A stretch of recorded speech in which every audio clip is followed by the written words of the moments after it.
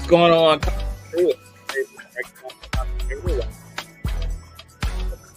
TV platform. I am happy to have you guys in the building with this impromptu live stream. You already know what we're here to get into, and before we do so, go ahead and thumbs up the video. You guys know that thumbing up the video not only helps the YouTube's algorithm, but more importantly, it triggers up YouTube's notification system. Okay. So thumbs up the video. When you are thumbing up the video, you are literally knocking on the digital door of another conscious crew member and telling them to get their black asses into the sanctuary, because the king is in fact Gang. Also, please share the stream out to wherever it is you have digital community, whether that be your YouTube community wall, your MySpace, your Twitter, your Facebook, dark side Twitter, Tumblr, or OF. I don't really give a damn where you let the link. Put some horse know the real out loud and in color. Also, shout out to all of the new subbies. Make sure that you guys have your notification bell set to all. And after you guys subscribe and share and turn on your notifications, I want you guys to go ahead and join me by getting straight into it. Oh, I know a place where you can recharge your soul. Baby, that's Consciouztv. And in the midst of brokenness, he gon' see your asshole. Baby, that's Consciouztv. You gon' heal, you gon' laugh and catch a little shade. Ooh, girl. Y'all know he be slaying, y'all better stop playing. Come hear what he's saying. Ladies and gentlemen.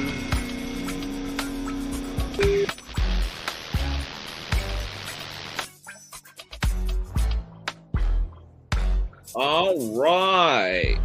Hold on, you guys. Just getting some last minute things in order here. Hold on. Just getting some last minute things in order. Thumbs up. You guys know all donation information is in the description box below. You can $sign Consciouztv at Cash App, or you can paypal.me/Consciouztv over on Miss PayPal, child. All right. Y'all know how we do. We work. We work, honey. We motherfucking work. All right.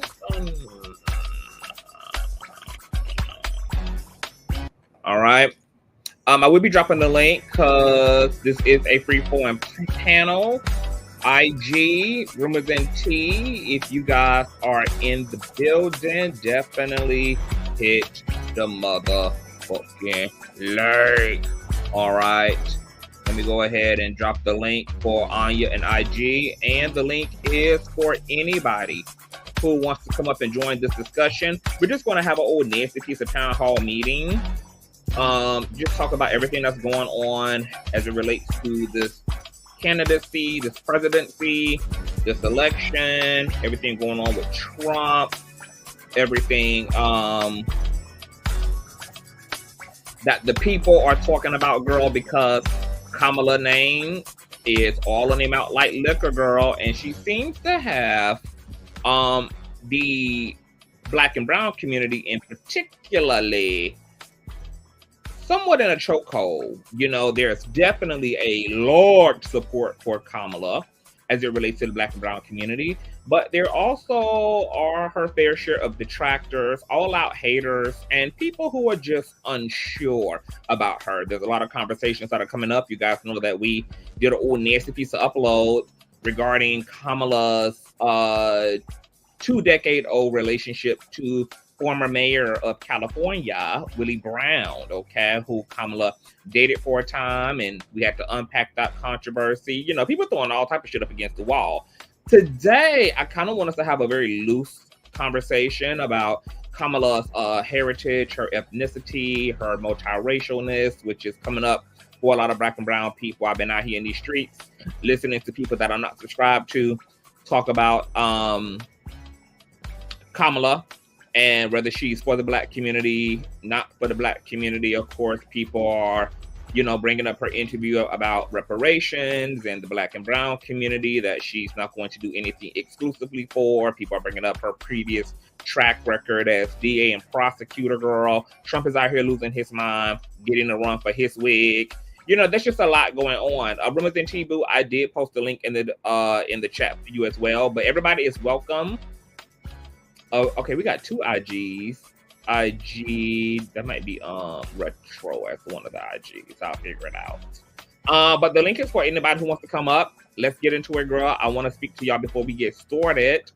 What's going on, Coach Leslie? Hey, Boo. Hey, Sin. What's going on? Ruma, supposed to have her ass up here. What's going on, Rugby? Hey, Brittany. Hey, Willow. Hey, Katie. Carolyn. What's going on, Kenny? What's going on, Deshaun? Hey, Gemini. Visions Infinity. What's going on, Tracy? What's going on, Pangal? Hey, NY. What's going on, Jazabelli? Hey, Lorraine. Hey, Boo. Hey, Tam Tam. What's going on, Sister Phyllis? Hey, my food expert. What's going on? Hey, Nicole. Hey, y'all. IG in the building. Hey, Andrew. What's going on, TST? Hey, St. Marquise. Andrew, come up here and hit the link, love. What's going on, Regal Essence? Hey. What's going on, Tracy? My other Tracy. Tracy's girl. Everybody in the building.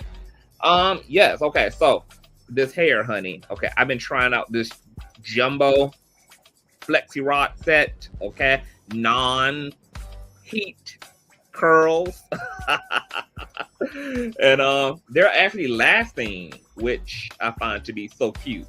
Okay, so yeah, this is what your hair would look like if you use the jumbo size flexi rods that look like sex toys. Okay, the bigger, the wider, the harder, the better the hair. All right. I was sitting around doing absolutely nothing. Hey, Intersex, what's going on, Stephen Black? Hey, Boo. I was sitting around doing nothing. I said, you know what? Let me come on, kick it with the people. Kind of dressed down, looking like your average content creator. Busted. And I got my panelists in the background. Thank y'all. I love you guys so much. I didn't have time to do my eyebrows and all that, so I just put on my little glasses, child. What's going on, NY, mate? All right, IG, Rumors and T. Hey, y'all. What's going on, panel? Hey, Conscious. Hey, IG. What's happening, my baby? Rumors and T. Oh my God, that extra IG does it every time. Yeah, what's happening? You my favorite. You my favorite. You my conscious crew crush. You my conscious crew crush. I'm just putting that out there. I'm so glad you guys could join me tonight. I know there's a lot going on, honey. We could reasonably expect things were going to get super intense as it relates to Miss Kamala.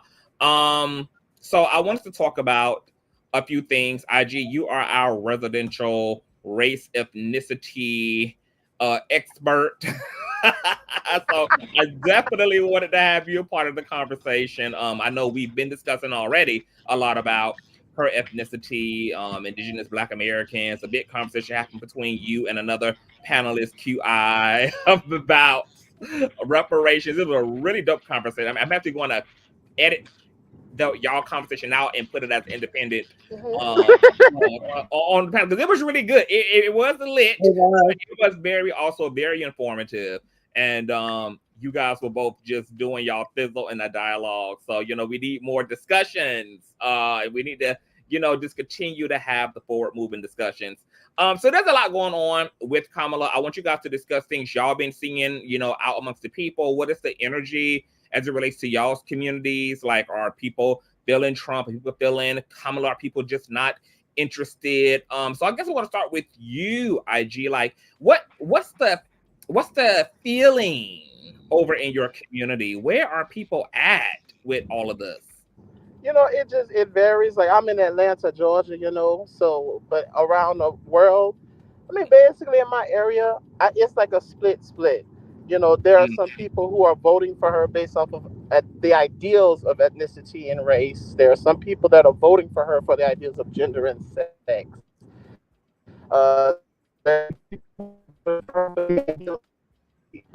Your audio's breaking up, IG. Can you hear us? It's still I'm in my breaking up. I'm in I know you're moving. Ooh, it's breaking up I'm gonna bad. go home. Go to the Huh? next person. I'll be home in 5 minutes. I'm okay. I'm gonna go to the Five. next panelist so you can have time to land the plane, child. Rumors and tea. What's going on, Boo? So, what is the feeling? Because I know you have had discussions, and you've been having discussions, over the past few days with your people, with your relatives. What seems to be the general mood? Well, most people are feeling like that I've been talking to are more concerned with her days as an attorney. You Mm-hmm. know, a lot of people are misinformed. Not to say that she had a squeaky clean 100% in favor of blacks ratio where she just did everything right across the board, but they're really distrusting of Hold on her for one because of second. Hold on that. for 1 second, Boo. I don't mean to interrupt you. We already got a weirdo in the chat. Roberta says, I believe you are low-key wanting to tear Kamala down. She is not black, but she is a minority. Trump essay to 13. So obviously, Roberta don't know who the fuck I am. She obviously hasn't been in the building keeping up with any commentary that we've done. It actually would be the contrary, Roberta. Like, you might want to zip it and actually listen, or at least inform yourself before you make an ass out of your dumb ass self. We've been doing the complete opposite over here, okay? We've been dispelling a lot of myth about Kamala, etc. And I don't have to low-key tear down their bitch. If I want to tear their ass down, bitch, I'm burning the house down. Ain't no ifs, ands, or buts about it. And I'm not covert about nothing that I feel. I ain't covert and low-key. I ain't subliminal, bitch. I don't speak in parables. Anything I want to motherfucking say and rip apart, I am going to. And I'm here for all the smoke, okay? You talking to a bitch who done had 80% of the internet on his ass at one point in time because I know how to slam dunk and keep my foot on my motherfucking square, okay? So you probably know. You don't know what the personality give. You don't know what the energy give, baby. But we don't do nothing kinda over here. We either is or we either ain't. And everybody is clear about it. I'm sure the comment section can properly inform Roberta about what neck of the woods she done ice skated her pigtail ass over into, honey. So y'all let her know what time it is and what energy it is up over her. Oh, go ahead, Rumors and Tea. I didn't mean to interrupt, boo. No, we needed that public disclaimer. We definitely needed that. But yeah, it's those people are feeling like she's not trustworthy. Mm-hmm. In that aspect, she doesn't do anything for blacks, but just incarcerate them. And then you have what I'm seeing over social media. People are obsessed. They are obsessed. They want this woman to identify as a black American woman. And what he's saying is, I'm an American, but I cannot identify as a black American woman. And I don't think that's anything wrong with that. I know we're going to dive further into that, but that's the general consistency. I'm seeing that people are also discussing, with the naysayers, and those that are confused. You have a lot of people, different groups coming out and supporting her. The Latino community has stepped up, which we know that Biden was losing them. They're stepping up. We also know that the Okay, so white put a men. pin in it then. So put a pin in it right there, Rumors, because you've been sending me some stuff, and let's go ahead and reference some of the stuff because as you just said, a lot of people are coming out of the droves. And before we even get here, let me go ahead and just lay down a little disclaimer. Now, even though, everybody has their own feelings about things over here on the Consciouztv platform, we try to keep it very open and try to be non-biased, which is why I allow people to sound off. I like my chat to be free-flowing and oppositional. I want everybody to have a sense of autonomy and have a sense of their own mind here on the platform, so we don't always have to agree. For those who are new, because as one of the Conscious crew members just reminded me of, if new people are here, it means that the algorithm is algorithming. So hello to all the new folk. I am Consciouztv. I will be voting for the first time in 38 years of my life on this coming election of 2024. Matter of fact, the Conscious crew sponsored the vote. They literally paid me to go down there and vote, baby. So money well spent, and I'm going to keep my word and vote. Because of the dire situation that we're in, obviously my vote is going to be leaning toward Kamala's end and the Dems end. I am definitely not here for Project 2024. And as the oppositional person in the chat said, I'm damn sure not here for a pending president who is currently a convicted felon and was found guilty not of 1, 2, 3, 4, or 15, but 34 felony counts. Okay, indicted, baby. Okay, the pale version of Bishop Whitehead, girl. Okay, I'm not here for a president that also has a pending lawsuit against him from a 13-year-old girl accusing him and Jeffrey Epstein of essaying and trafficking her. Okay, I'm not here for a president that took classified documents and spread them around as if he was handing out Jehovah's Witness pamphlets, okay? Putting the American people in further compromise. I'm just not here for it. So Kamala has my vote, okay? And because Kamala is somewhat of a controversial figure, we also have to have as much honest discord as we can, too, around her time as DA, her time as prosecutor, what she's done as VP, because a lot of people are uneducated. There's been a lot of urban legend and mythology around Kamala, etc. And we're not going to shy away from any of those conversations. We're going to tackle all those things head on, even for those of us who are supporting Kamala in contrast to Trump, okay? So we're not going to hide away from the fact that she allegedly stepped her way to the top. We can deal with that. I just spoke to that a few days ago. Check that out. There's going to be no conversation that we're not going to be able to have. Reasonable concerns are just that, reasonable, etc. And we're going to just try our best to just, keep a proper narrative, have informed conspiracy if we are going to yield to conspiracy. But more importantly, we just want to really make sure that we're going out of our way to be informed. But Rumors and Tea just stated that everybody's coming out in the droves. You already know that Black men sat up on the Roland Martin platform and raised 1.3 million big bucks in support of Kamala within a 24-hour period. You guys know once she was nominated, she accumulated 81, was it 81 million?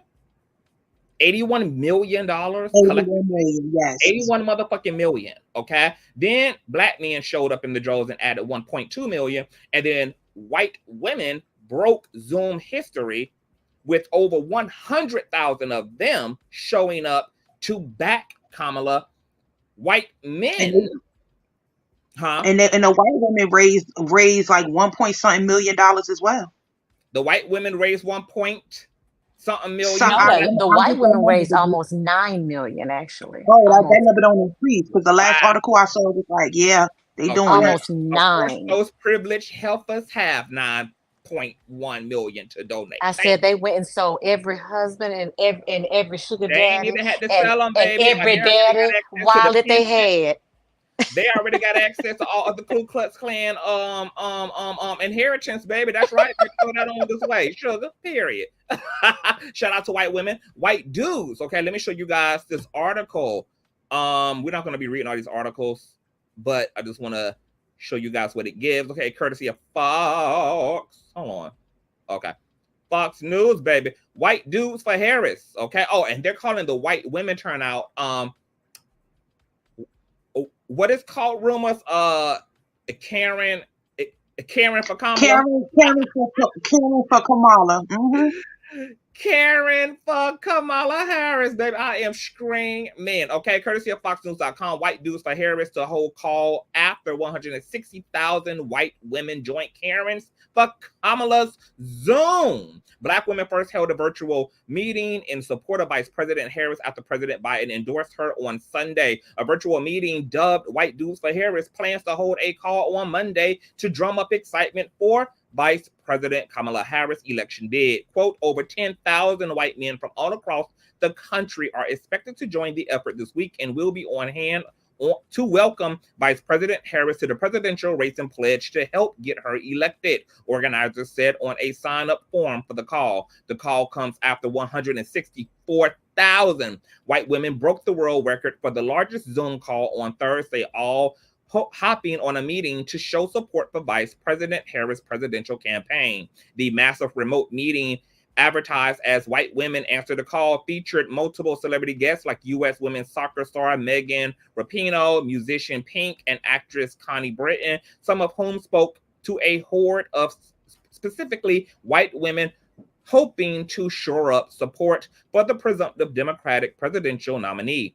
Britton, who also spoke during the virtual event, jokingly called the meeting Karen's for Kamala. The Thursday online gathering was inspired by a previous Zoom call directed at Black women last Sunday that was organized by activist group Win with Black Women, only hours after President Biden announced his decision to withdraw from re-election campaign endorsing her baby. Black women jumped on that shit like flies to shit, baby. They're on her ass. That event had around 44,000 attendees and raised more than $1.5 million for Harris' campaign.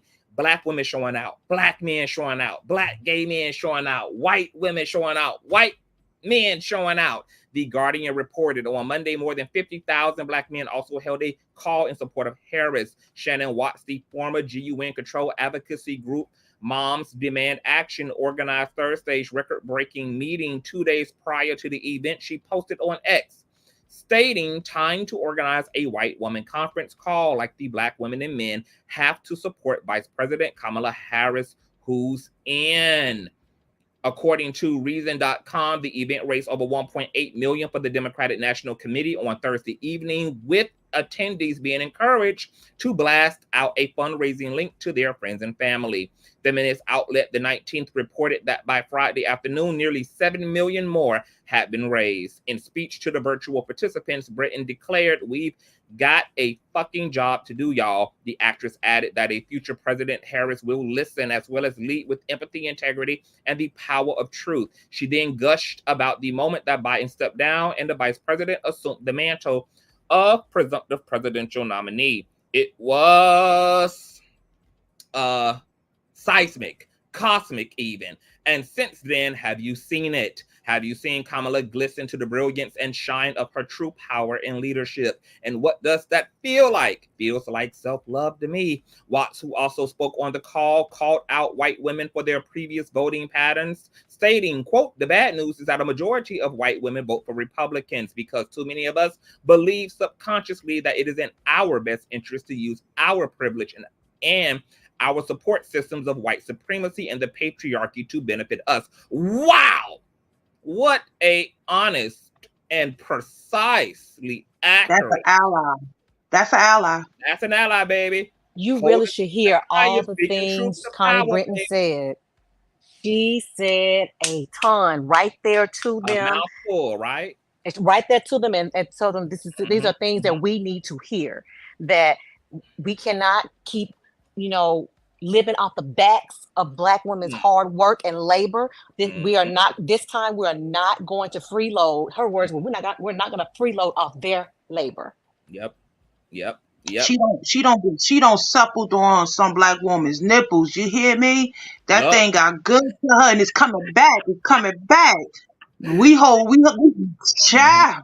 She calling out the pale mammies of white America, baby. Y'all been hiding behind and riding the back of patriarchy in order to benefit yourself. You've been selfish as hell. You've been short-sighted.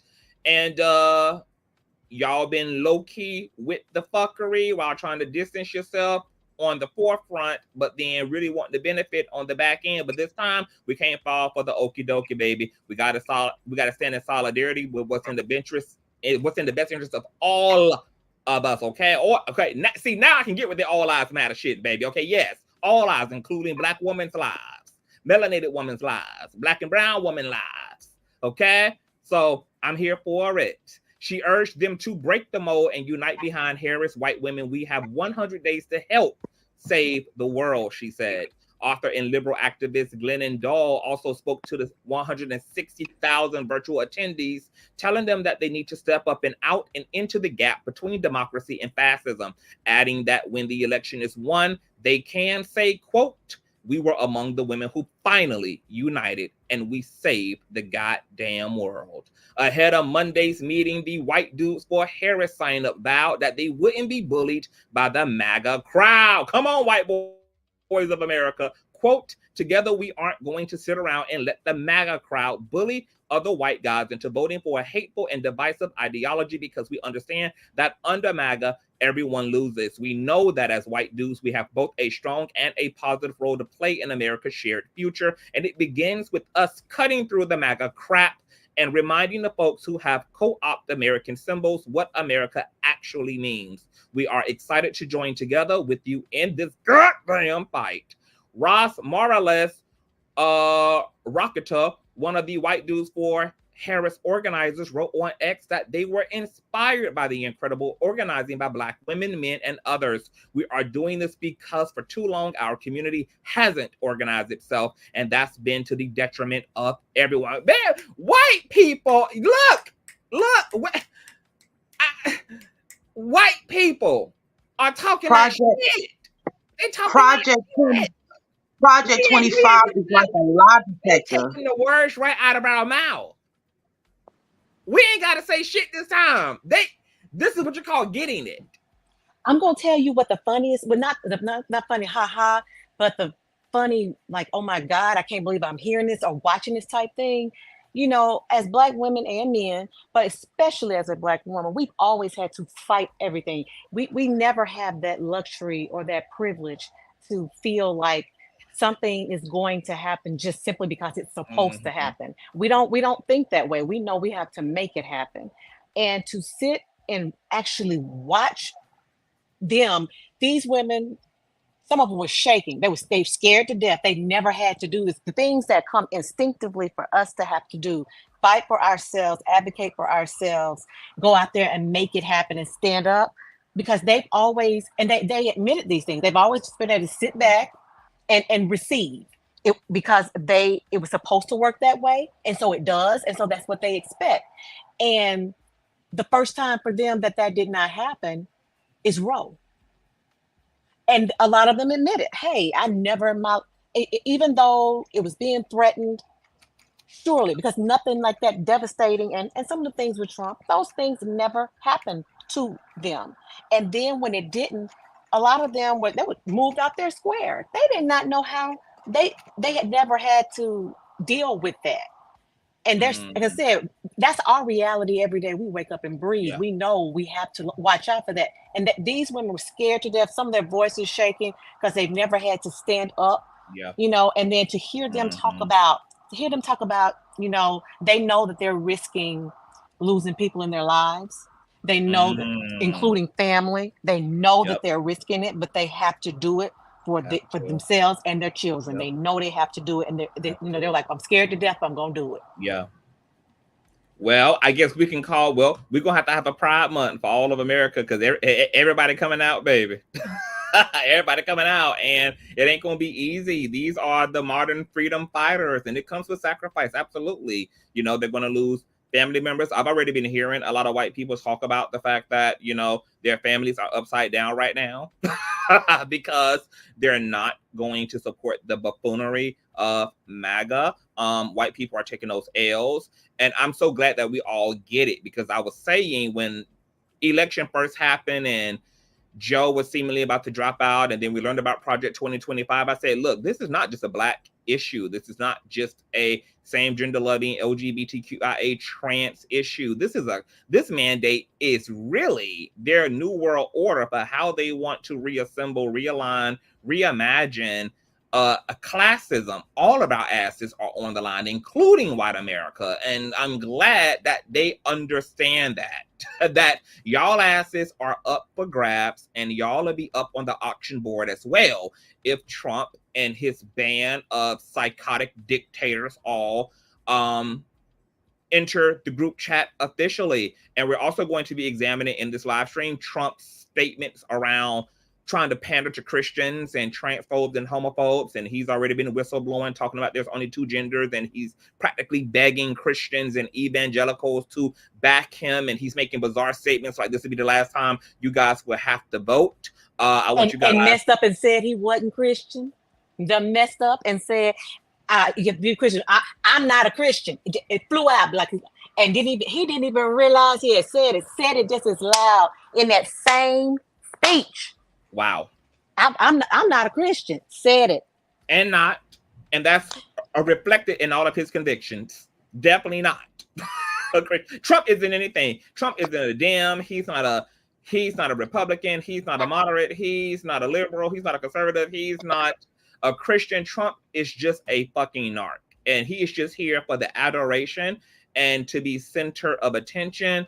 And he is here to ensure that he can make that a permanent position for himself, because this is an ideal position for any grandiose narc. I mean, to be the president of the United States of fucking America, to literally be going down in history. Trump is not going to give this up. But we also know that Trump is fighting for his life when it comes to immunity, because the only way he's going to be able to avoid having to be penalized for what he's been found guilty of is if he gets that presidential immunity.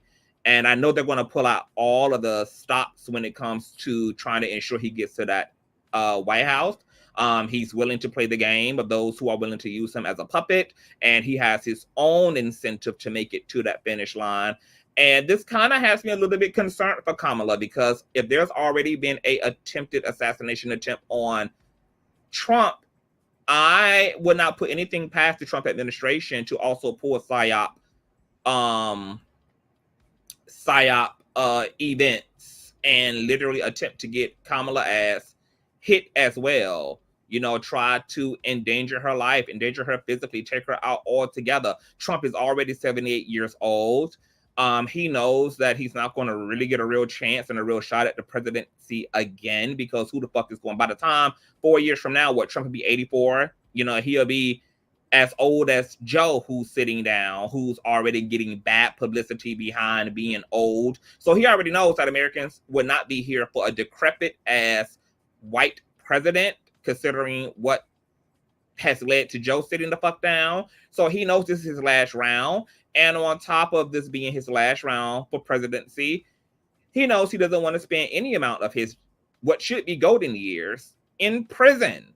And I hope that what Kamala says at the end when she wins is that the first thing I'm going to do when I get into office, Trump, is I'm going to lock your ass up.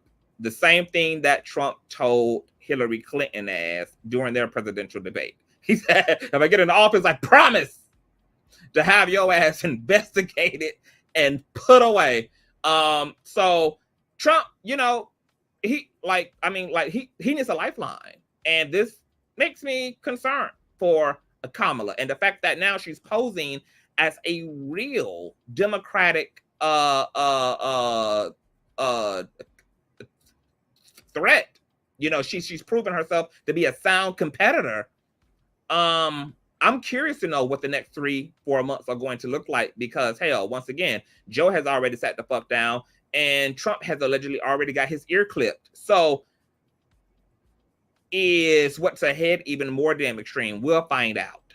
Other demographic specific calls in support of Harris have included South Asians and the LGBT plus community. Many supporters are now excited at the prospect of the first female president who is also Black and South Asian, but some have expressed concern that Americans may not be ready to vote for a Black woman. They are, baby.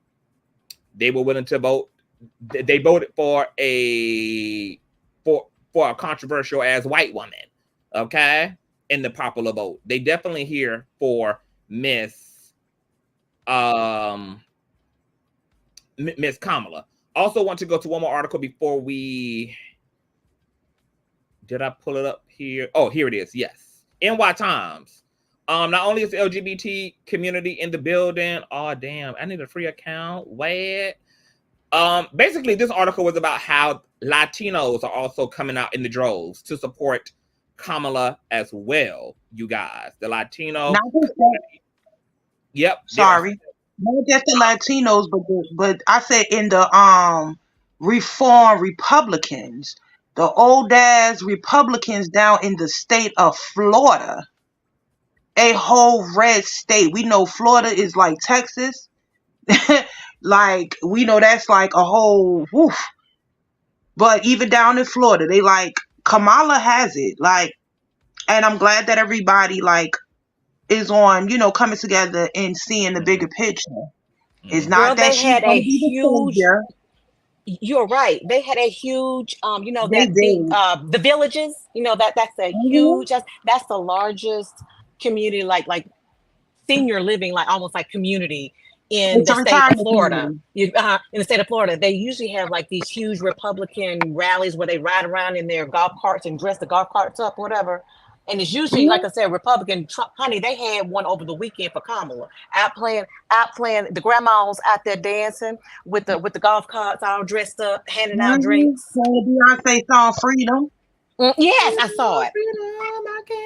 Wait, look at Look at IG. IG. Like, girl, IG, let please. them play. Okay. Let them play whatever, as long as they dance on to the pole. So speaking of that, let's get in. I want to get you guys' thoughts around current controversy. Y'all can go first. I need to smoke first for this kind of conversation. Let me Good. Okay, so I'm gonna give you a soft opener and appetizer. So get your blood rolled up, IG. It is about the assassination. You guys know that there's been a lot of controversy around whether Trump got shot, whether he didn't get shot. The FBI initially had issued a official statement that he got hit by glass from a teleprompter.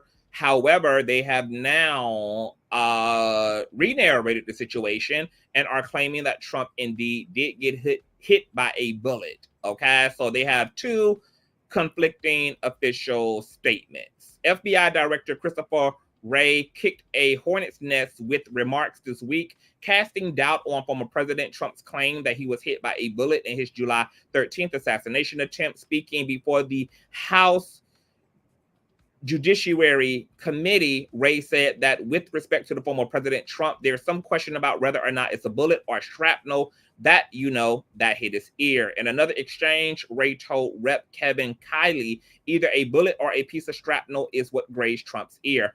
Wray's remarks drew the ear of Trump, who soon after the shooting said that he had been hit by a bullet at the Butler, Pennsylvania rally and has since framed his survival as an act of divine intervention.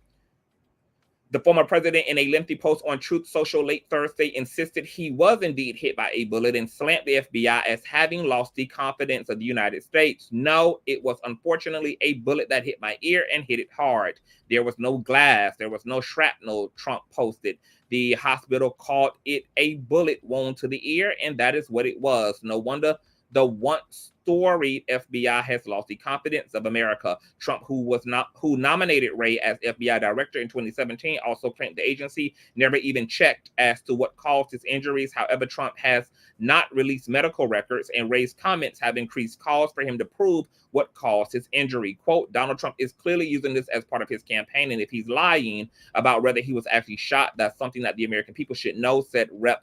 Dan Goldman, according to the CBS News reporter Scott McFarlane. Quote, I've waited a while to say this, but the burden is now on Trump to show he was shot. Juliette Kayyem, a former Undersecretary for Homeland Security, wrote on the social media platform X, quote, I can condemn the assassination and still demand the truth, especially since Trump is now politicizing taking a bullet, she added. Wray has now opened the door. This is not a conspiracy theory. Wray, known for exact phrasing and being careful, didn't say this was an accident. He's begging us to act. The FBI is leading the criminal investigation into the shooting, which unalived one rally goer and seriously injured two others before the GUN men, Thomas Matthew Crooks, was ooted and unalived by a Secret Service sniper. Video of the ooting showed Trump reach for his ear after GUN fire could be heard. He quickly ducks to the ground and is sworn by Secret Service agents. Upon getting to his feet, Trump's ear has visibly begun to bleed, with blood streaking across his face.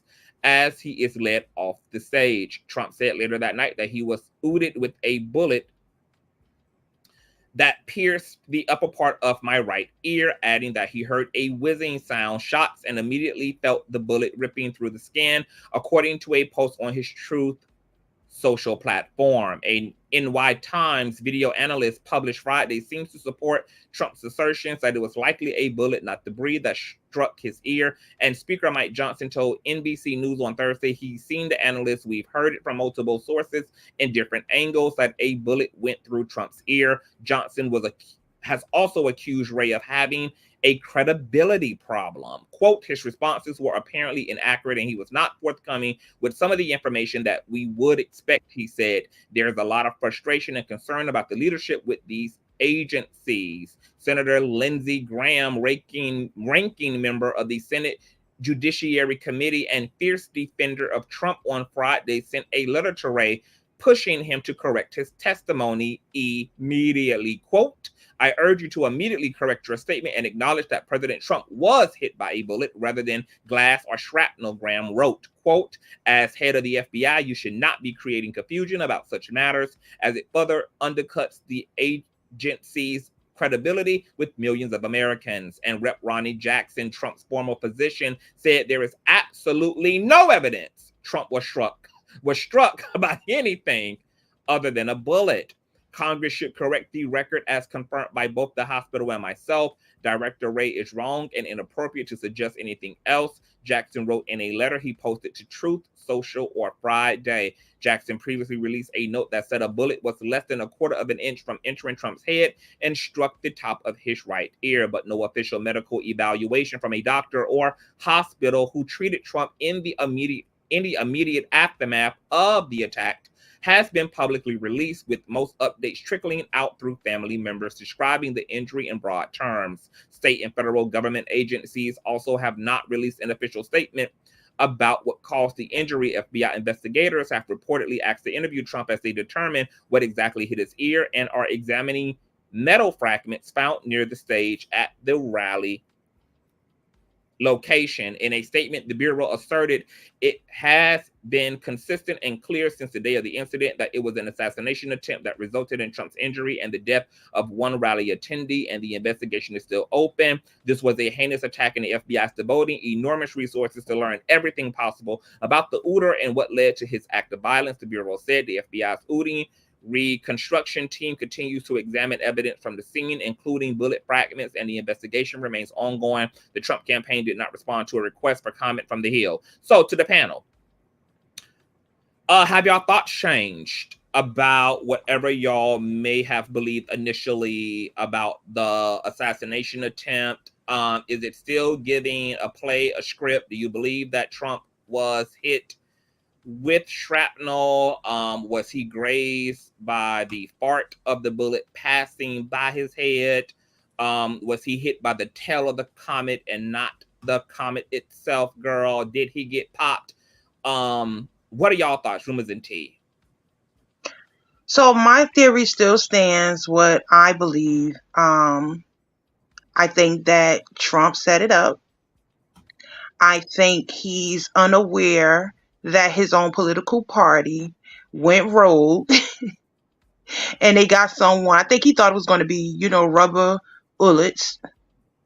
I don't think his narcissism allowed the reality that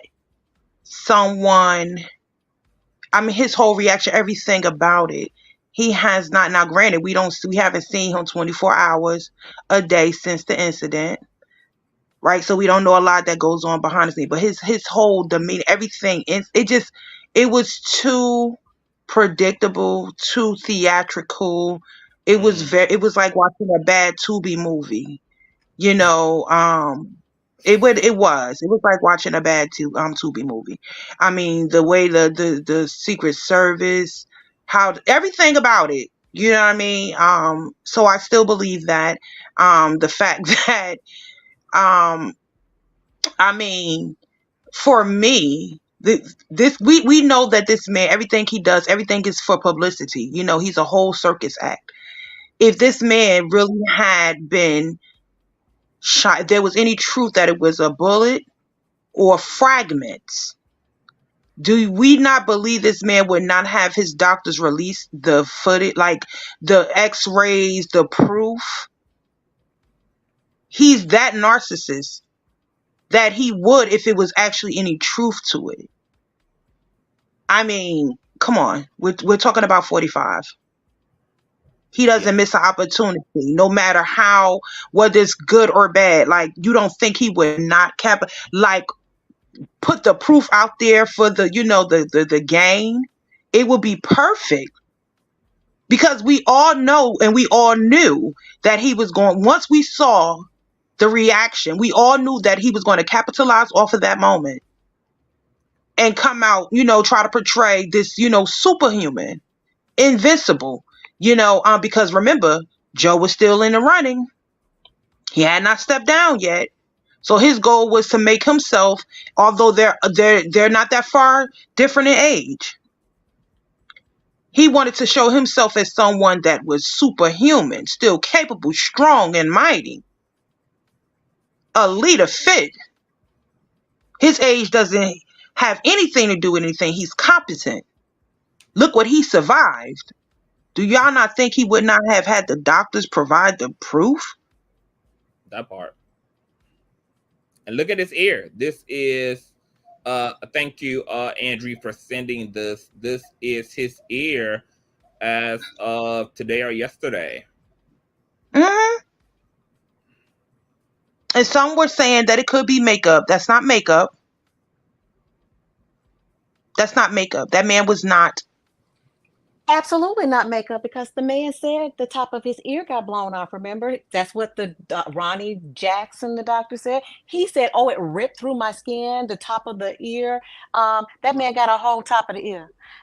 So that mosquito bit him mighty hard that day, I guess. So where do y'all believe then? So my question to y'all is, where do y'all believe he was bleeding from? Like, where was the blood coming from on the ear? Honestly, I personally, I can't even say that I understand what happened, but I know what didn't happen, right? I know what didn't happen. I'm of the thought that there was either shrapnel, glass, or even if he had a grazing. Think about it. When you're grazed by something, it's almost like a carpet burn. You know what I'm saying? Yeah. It doesn't shoot you. It grazes by you, and what usually has, if there's any blood from it, it's from the heat of the bullet, not because you were shot, because you weren't shot. You were grazed. So the heat of the bullet, may have had a quick draw of blood or what have you. But what didn't happen is the top of his ear was not blown off, because as we can see, the top of the ear is still there. Top of the ear is still there. So that lie. Think about the amount of blood. Yeah. For there not to be any evidence, any scarring. Think about, it wasn't like let's be for real. And where did that come from? It could have been hitting down somewhere. I don't know. But I just feel like it was all, I do believe that it actually happened. Yeah. That I believe. I believe that it went rogue. I believe so. I'm telling you, these people are not playing with this man. Like, he should have never. They should have never. See, they got too caught up and too cocky within themselves, because and I'm glad they did. I'm so glad that they did, and we all now know. But if they would have never gotten so cocky and even put out the information for Project 25, if it would never been leaked out, they would never been so braggadocious about it, right? None of this would have even happened. I do believe the reason why they were so proud with Project 2025 is because if you think about the last 18, 24 months, the decisions that have come out of the SCOTUS, out of the Supreme Court, the decisions that they've been making there, wild, just outrageous decisions, right? I think they had a false sense of security, wherein they felt invincible. That's what always happens. No, I know. That's why I was saying, like, the pride. Most of your bad guys, yeah. Their pride. But they should have realized one thing for certain, two things for sure. when it comes to them Karens, like the one thing you don't want to do is have the audacity when it comes to them Karens. Okay, that's one thing that will trigger them for the rest of their lives is the motherfucking audacity to make them feel equal to us. To feel equal to us, as you were stating earlier, they never had to go through Right. what we go through every day. So to put them on an even level with us, because they can't take away our rights without taking away their rights as women. Well, that's also how he the thought of him at all becoming president became to fruition, because think about it. In their minds, well, if a black man can do it, I know I can do it. You know what I'm saying? That's how you get people to that level of arrogance, right? Where if he can do it, I know I can do it, because and then you have a person wrapped up in him, this is a man who, if you listen to his niece, who's actually a psychologist as well, so it's actually kind of good to listen to her talk about that, the psychology of that family, and what it was like from the father down to him, down to the entire family, to listen to her break down. And who better than somebody that sat there and watched it, their entire life. The way that he is made up, right, convinced him of that. She said, because he's a rampant racist, and because her family were all rampant racists, and that is what they believe. She said, but also he has this, in her opinion, several different personality disorders that would lead to somebody to believe themselves to be competent to do things that we know that they're not quite competent to do. But as far as like what happened, the only reason I feel like he may have been either grazed or had shrapnel or glass or something to hit his ear is just when I watched the video. The man is not a good actor. Okay, he's not a good actor. So when he snatched back, when he grabbed towards his ear, I don't know what the original plan was, because I hate to even say some of that stuff out loud, because I hear myself and I'm saying, girl, you sound like a conspiracy theorist. But nothing logical makes sense in this whole thing. Nothing. You can bounce around every logical thing, right? And none of that makes sense, and so I just decided, since my rational mind cannot fathom what the irrational mind can. I don't know what happened, but all I do know is he's not a good actor. So, but I do not believe he was shot, because like I said, his ear is still there. I do not believe he was shot. I believe something grazed past him. And like you said, if it was some sort of plan that they had, now that probably scared him to death. Like, whoa, you weren't supposed to get this close. You know what I'm saying? What's going on here? You weren't supposed to get this close. And the fact that all those people were put in danger. You know what I'm saying? And then some man that came there because he thought you, well, whatever you lying and saying you are, now he in the ground. You know what I'm saying? It's just the whole thing. But when you say all them people you muted, Conscious, I think. I muted? Now you are. Now, there you go. I can go after you, woman. Go ahead, boo. No, I was gonna say her saying all those people put in danger. Those people, them MAGA people, they live for the danger. They welcome the danger. Girl, they ready to get out here. Like I think they think they live for this danger. No, ma'am. They do. No. I don't care how you want to surmise it. Them people are ready to go up, and they have proven it time and time again. They are ready to go up. So I don't think that any of them, I don't know if they go out consciously. I don't know if they go out consciously thinking today is going to be my day. Some of them do. Look at the man that set himself on fire at the courthouse. Some of them do go knowing that today is going to be their last day. They know. So, I'm not going to say, because we do know that there are some people that were completely delusional about this person. Like, even though that's what I'm talking about. That's what I mean. He's been very direct. He's been very direct in what he says. But somehow there is like they're hearing the character from Charlie Brown. It's like womp womp womp womp. That's what they make me feel like. They when he's talking, they're not really listening to what this man's saying or something. Like it's either When that you you are have lived definitely your for this or you just ain't comprehending. I when got a you have little. lived your whole life with everything always working out as it should, then you believe that everything is going and however as it should is that's in the mind of the beholder.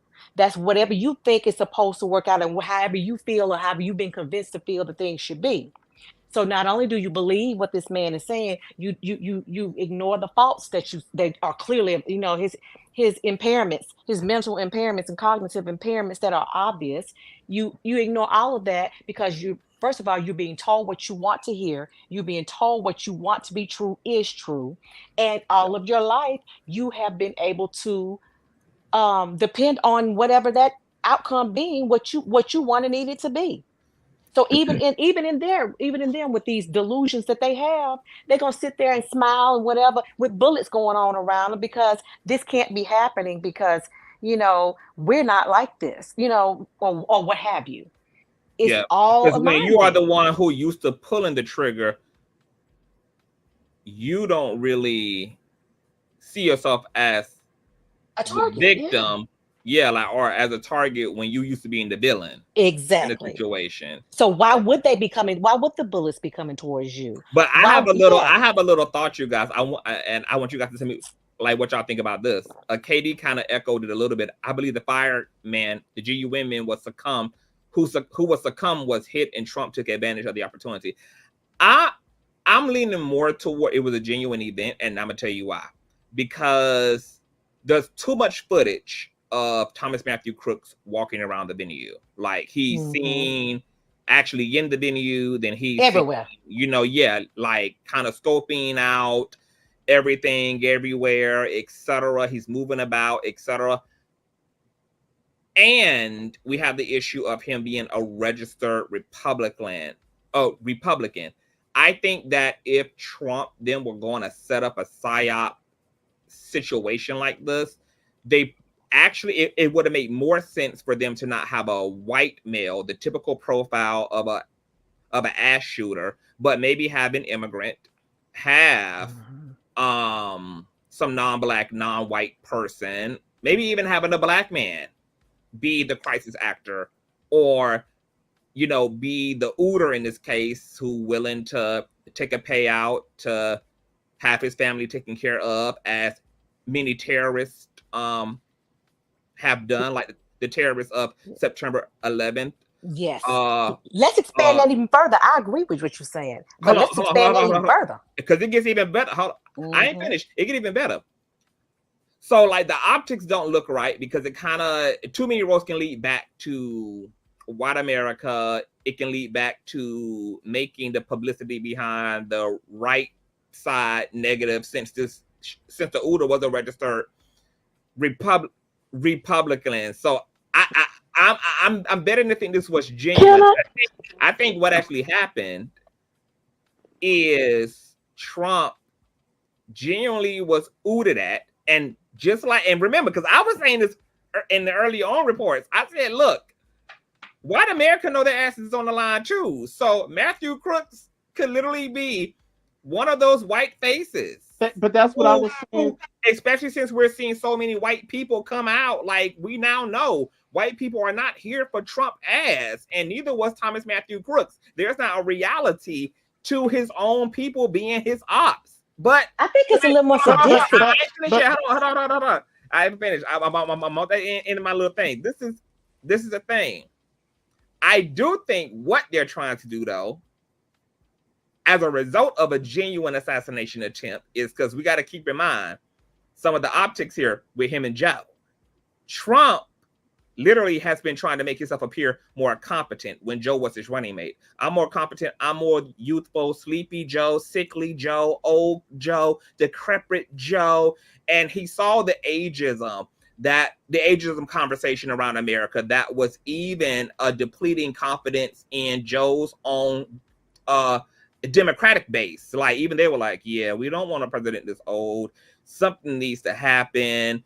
Sponsors were pulling out. So I believe that as a result of a genuine assassination attempt, what they tried to do was further the God complex around Trump by making him appear practically invincible. I believe that what we're seeing are prosthetics and or special effects on Trump's ear, because it plays into the whole Trump is resilient, Trump has regenerative power, Trump is divine, Trump is strong, he's damn near immortal. I mean, they're almost trying to turn MAGA into the beehive. Like, remember when Beyonce almost became so unreal that people literally start to fucking think of her as a goddess and churches were resurrected?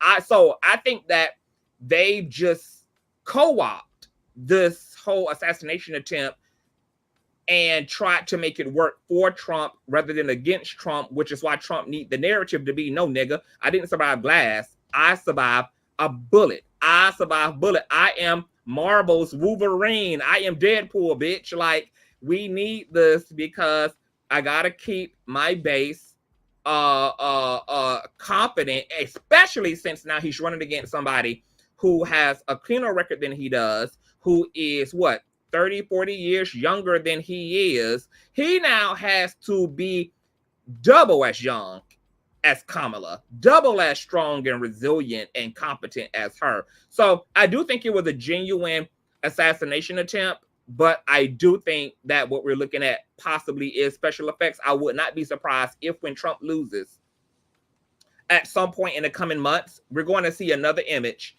of Trump and it's going to show some type of actual damage to his ear, and the truth is going to be in plain sight, and people are going to be like, wait, what the fuck? How did you end up with a wound and then not end up with a wound and then now have a fucking wound? I think that this is special effects. And once again, with so much on the line, the Republicans need to get the mandate for leadership in. They need to make this a reality. Trump needs the presidency so that he can have criminal immunity. There's so much on the line. These people are going to pull everything out of their fucking ass. Out of their ass. So I believe these are special effects. Y'all can sound off now. Oh, okay. So Can I say something? I guess. Oh yeah, you go first. You go first. You go. Thank you, Conscious, for taking my point. But I said even earlier, though, when we was having a conversation, I said, nah, just being in Texas and being around different white folks from America, they're even to the right that are Republicans aren't gonna go for necessarily that, because that will infringe on their rights. And one thing about white people, when you infringe on what they feel entitled for, they will get violent. So I don't think especially him being a Republican, only shows testament that this person doesn't give a damn about party over what is a threat to democracy. So it's not far-fetched for a registered Republican. He could be a Republican but not be a conservative or hard right. And this might not benefit him, even though he's a Republican. Something that happens to the ADOS American Descendant of Saved Black American community all the time with the left. So I think that he was a very much genuine assassination. I was just about to say that, Conscious, but you was already into it. But I believe that's the result of the good white people. Now, good white people don't mean nonviolent white people. I hear that, but mine, and again, it may be a little bit off, but you know how if you understand street culture a little bit better than somebody who may not, you know how somebody can be a mark and then maybe but they don't understand that they are the mark. What I mean by that is my friend and I were discussing how it all just looks strange, you know. Well, if you're a loose end, you're going to be wrapped up. This guy was a part of an extreme far right gun club. They had a lot of really, really, really far out the way views, and were known to plot things like this, right? Or at least plan. You know how they have these doomsday plans, or at least plan for things like this, right? I think he was. I think he was convinced that he was going. I think he was. They convinced him that he was going to be the hero and the savior. Mm. I believe that he bought into it. I believe that he thought that he was convinced that he was going to save the country, save this presidency, XYZ, right? Or save whatever movement that they had. However, he was the loose end. You see what I'm saying? In doing so, they convinced somebody who doesn't realize, okay, well, I know.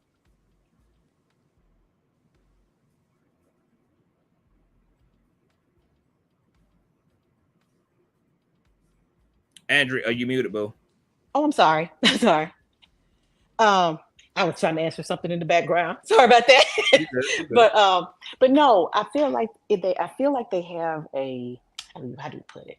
I feel like they have a weird how, how do you put it? You know, how, if you go out and how you like you said, an assassin or a hitman or whatever, Mm-hmm.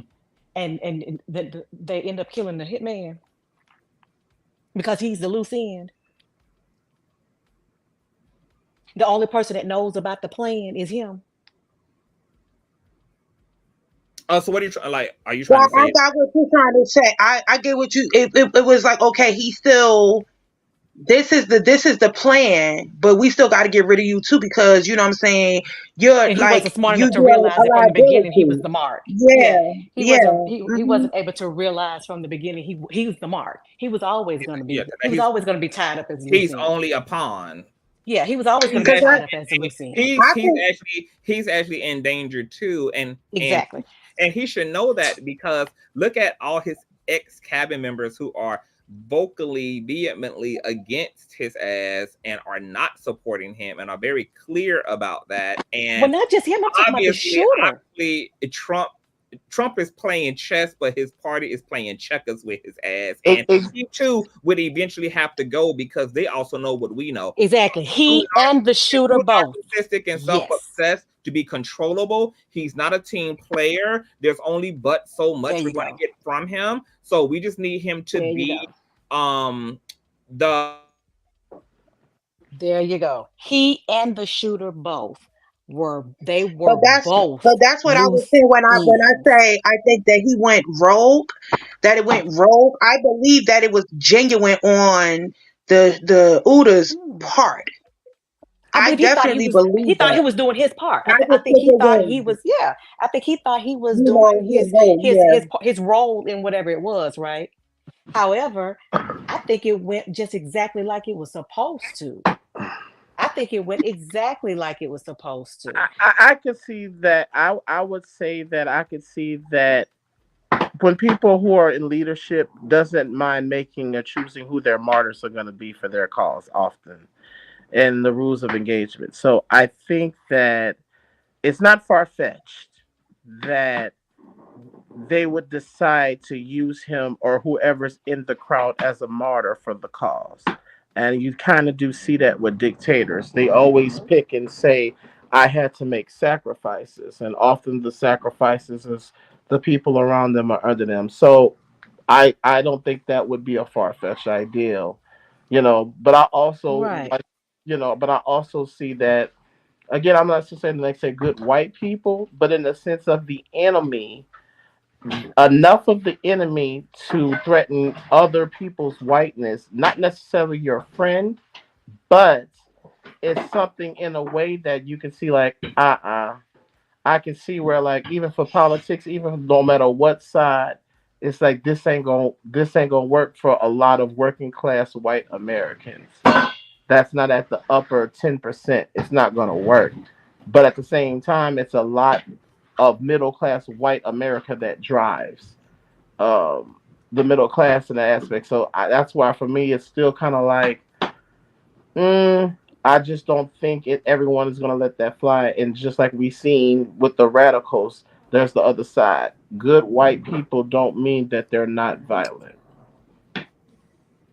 Oh, yeah, I get what you're saying. I just, like I said, I feel like they pumped him up to make him think again that he was going to be the hero in the story.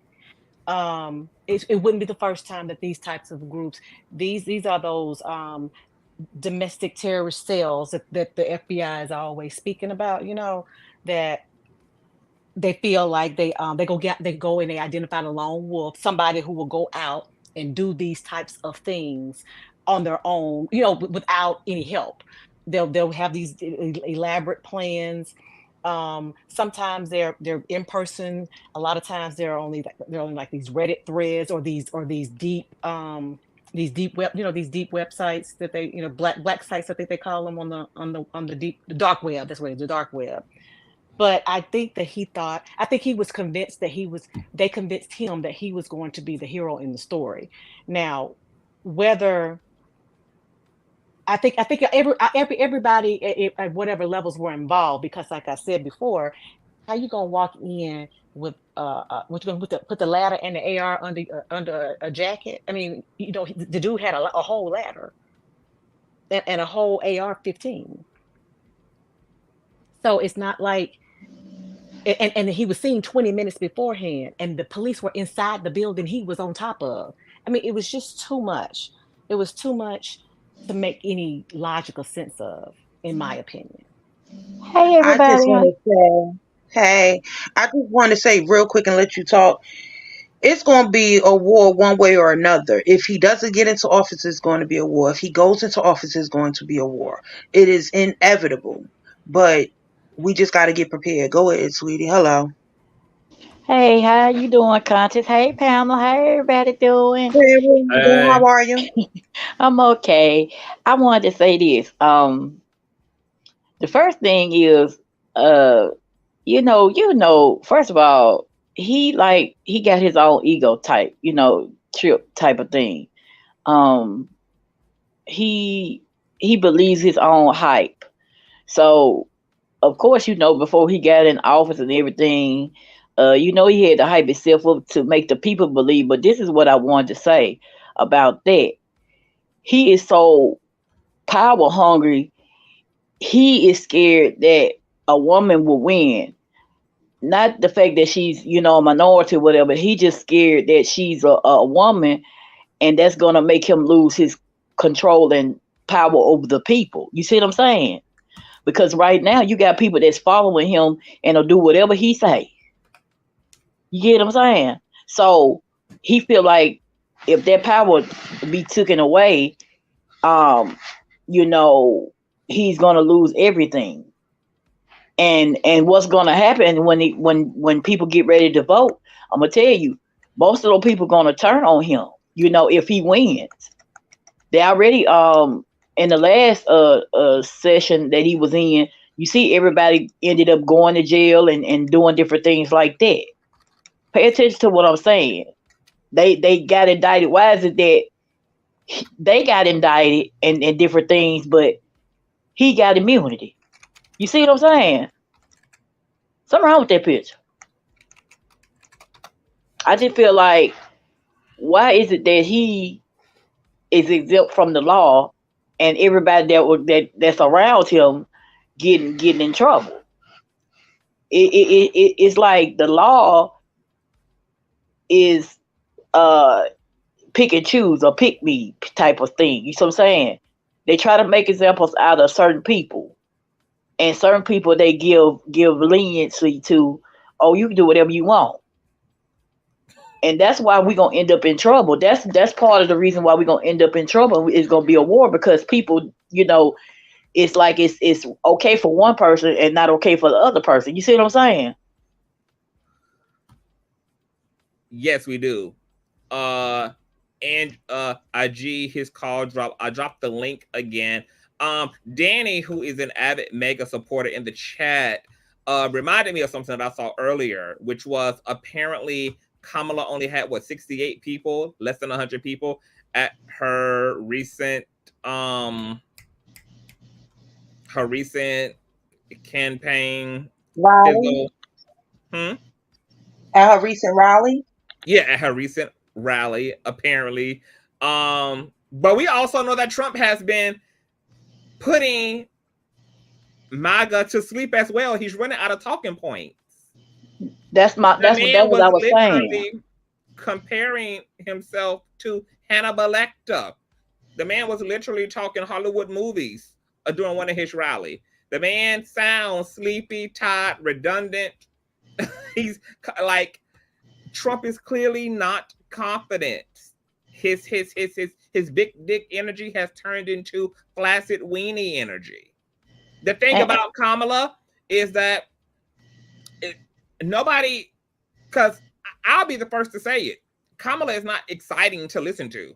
I gave her constructive criticism, even as it related to her her campaign ad, which is great. However, she's not convincing. It gives too much of like high school principal vibes. Like Kamala has a high school principal vibe. Like it's very commercial. It's very, prim and proper.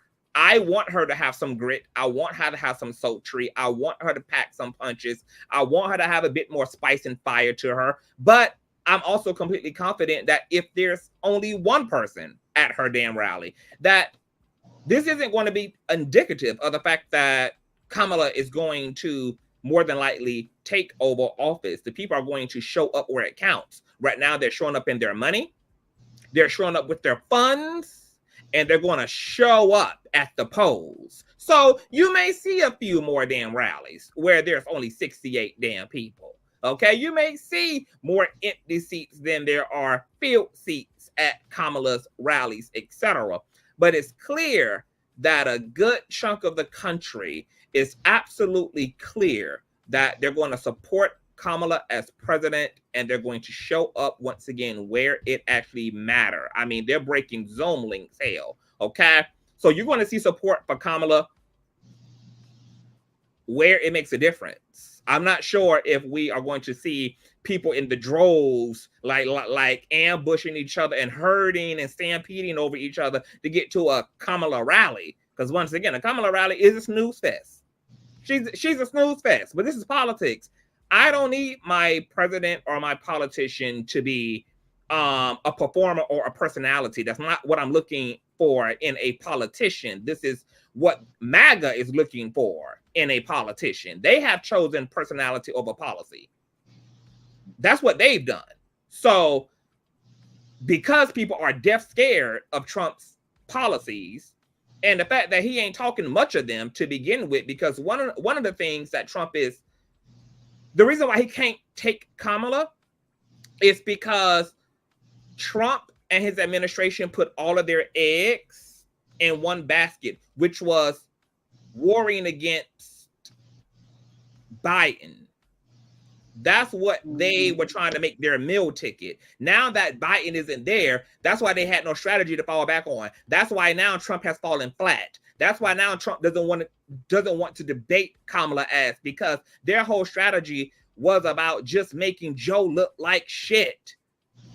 They were not prepared for the alternative. They were not prepared for any other option. They damn sure wasn't prepared for an intellect, somebody from his administration who can spin the block, who the people were going to love, who were going to essentially, even if it's defaulting to being the people's champ, being the damn people's champ.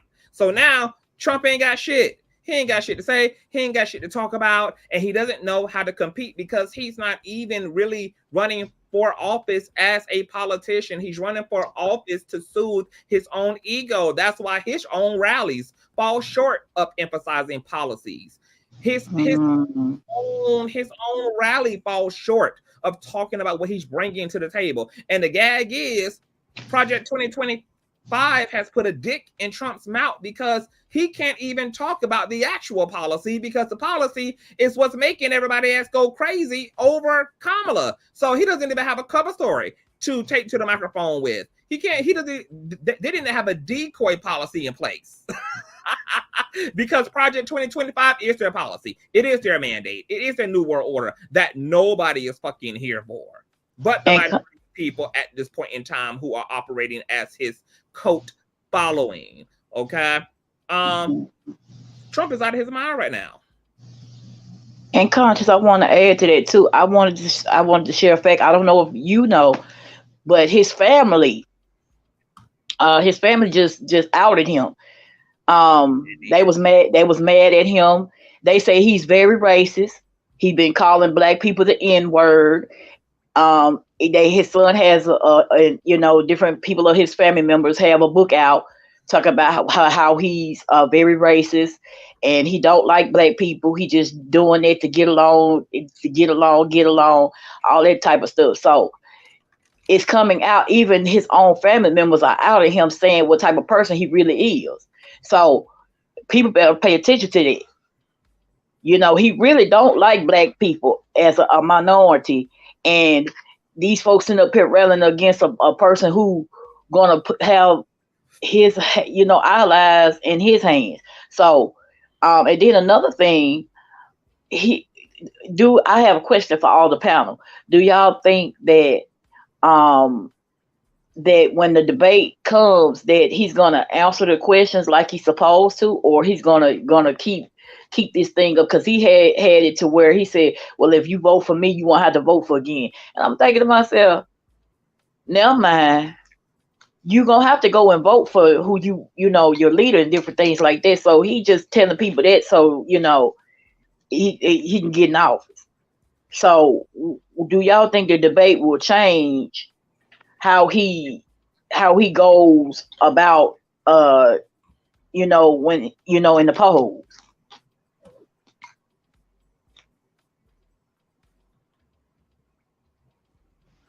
For me, I don't think, to answer your question, I don't think that he's going to actually deal with.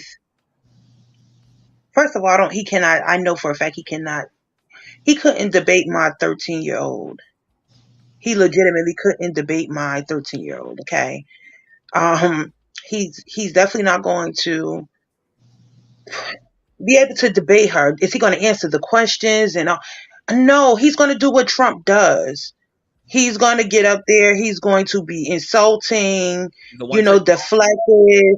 Yeah, like it's the same thing he did when he was debating with Hillary. You know what I mean? Like he's not going to, when they debate, they have people legitimately that write out the talking points. It's the shit be on a teleprompter. Okay. We know he don't stick to the fucking script. I don't know if he can't fucking read. I don't know what it is, but Of course you can't. like the thing about it is whether he actually debates Kamala or not, right? Vice president. And I'm gonna start saying that because I feel like we be a little disrespectful. I know it's just us because we be seeing her like a homegirl and all that. You know what I'm saying? We did the same thing with Barack. But I want to no, because I don't like the fact that they really trying to take away this woman's credentials, her capabilities, all that shit. I don't give a damn. Every last person that's motherfucking sitting up here, unless you're a virgin, every last one of us don't had a sugar daddy, had a what you call him, a sponsor. All of us, we don't all lay down. Listen, we don't all lay down for a profit of some sort. Okay, I don't give a damn. But whatever she did, she still put the work in. And I'm going to, from now on, acknowledge her as my vice president. So y'all keep me conscious to that. Vice President Harris. Hell, President Kamala Harris. You understand? Like, fuck that. Like, for me, though, this is my thing.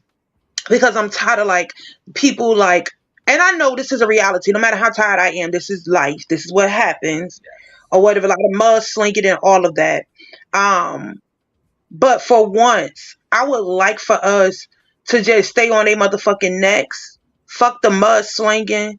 You know what I'm saying? I love the fact, Conscious, the other day when we were discussing the whole whether her and the guy, the brown guy, or whatever. I don't give a damn who she fucked. Yeah. That part. If they can do the Every job, last president that we don't have, every last politician that we don't have is out here fucking. And if they ain't fucking, that's because they impotent. Well, Okay? look, her running. Look, her her opponent was literally allegedly busting a big nut during his wife's pregnancy with the whole PSAR. Oh So my Do you what are we understand what I'm talking about? saying? Like, at the end of the day, everything he does is like it's a circus. And at this point, it ain't even like a, you know what it's turning into? Like Hunger Games. I never saw the Squid Game stuff, whatever, but I'm assuming it's like the Squid Game. Like, it's very like, I don't think people understand. This man don't give a damn. You know what people are waking up to understand? He don't give a damn about anybody but himself, his own agenda. And I believe he would sacrifice anybody, even down to his children. Okay, I believe that he's Because that his Sherman diabolical. rumors, I mean, he say he would have married his daughter had she not been his daughter. That he would have dated her.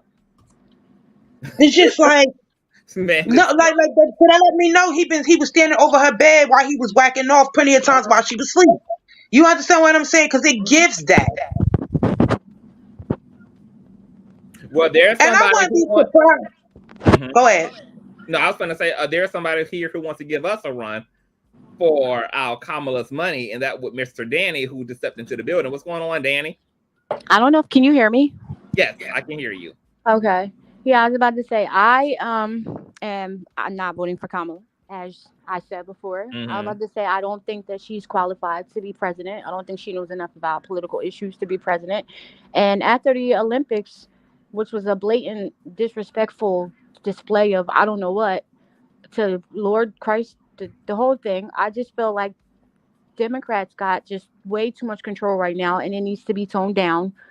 And I think that Republicans need to step in and control the narrative a little bit more. To be honest with y'all, I think that it's a lot of everything going on right now. I think it's just a lot of too much going on. And I think that it just needs to be controlled a little bit better. Okay, so give us some insight into like what you believe needs to be toned down. Like, what's too much for you? I think that all the schools, I think that the schools being able to teach about sexuality with children is too much. I think the things that children watching on TV is too much to see right now. I think that they're not letting Such kids as be what kids though? Like you got to be like with exactly. homosexuality, with just the over sexualized narrative, with the music that they're listening to. All of it is just it's ridiculous for kids.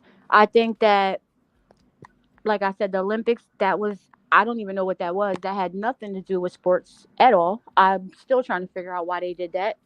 But it is what it is. I was about to say everybody has, what they believe. I was about to say, but I've been asking people, trying to figure it out. Like, you know what I mean? Like what people think. And I don't have that many people that are Kamala fans.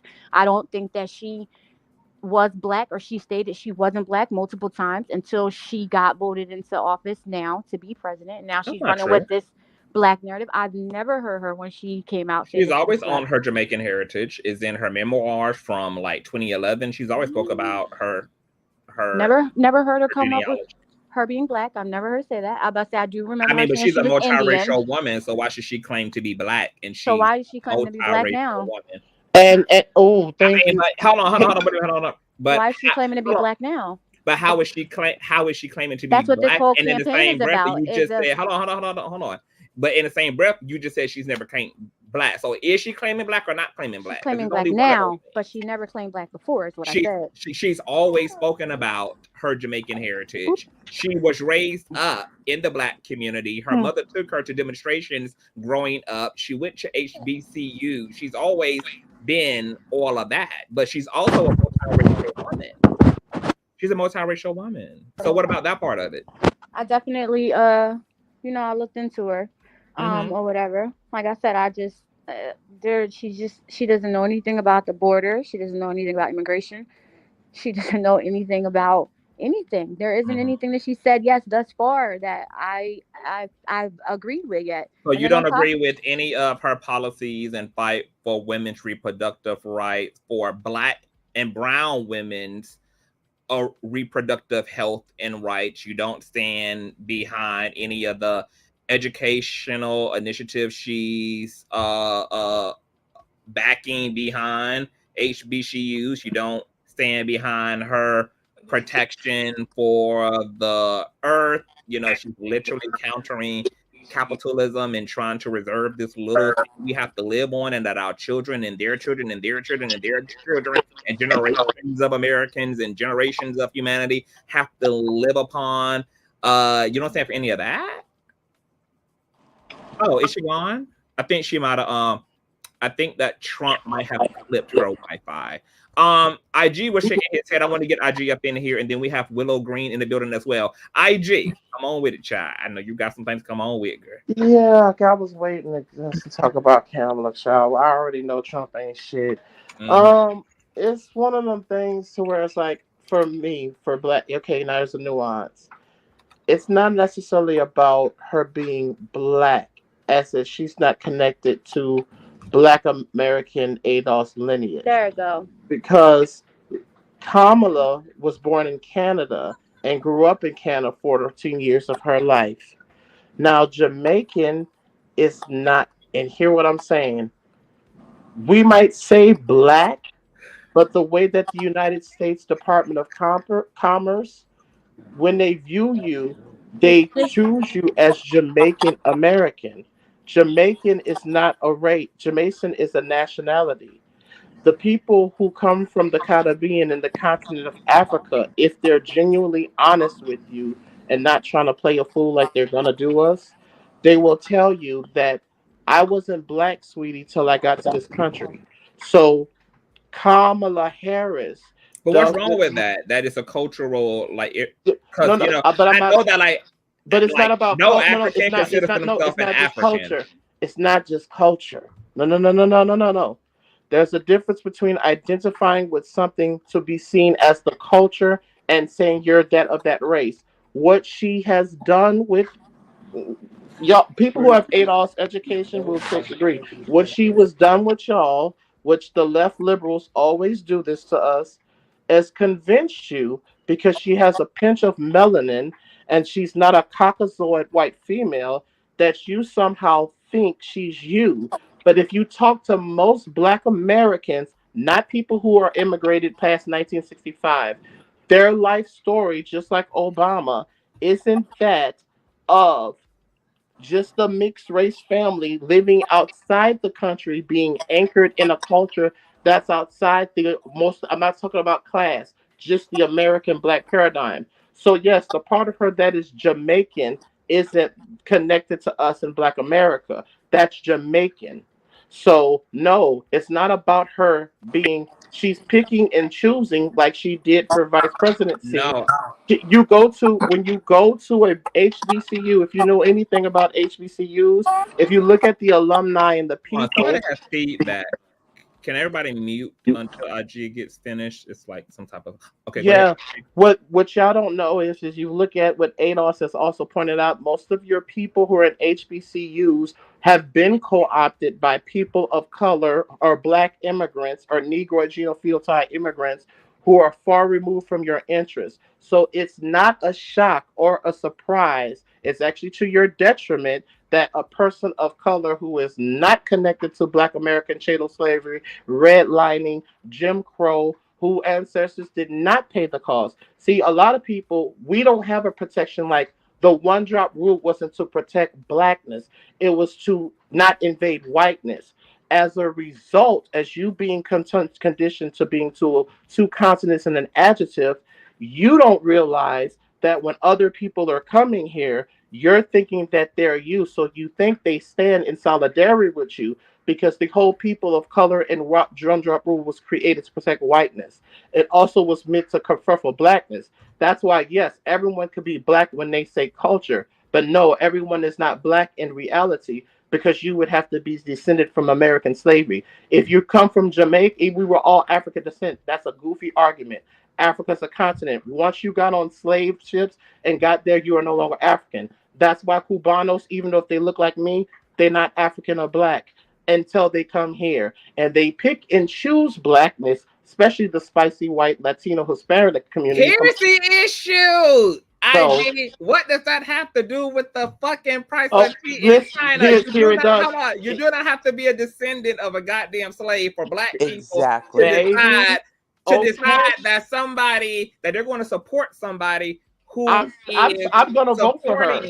Who is I'm voting supporting for her, but things not that for are that important reason. to Black women, that are important to Black and brown people, and or supporting someone who definitely is far better of a promising choice. I agree there. Donald Trump. And we know that we're onto something, because Trump can't even fool white America at this point. If you have white men and white women getting behind Kamala's one drop ass, one Jamaican ass, she's now pandering because they know she's not, and they still coming out of the volcanoes and the caves of the earth to get behind her ass. Because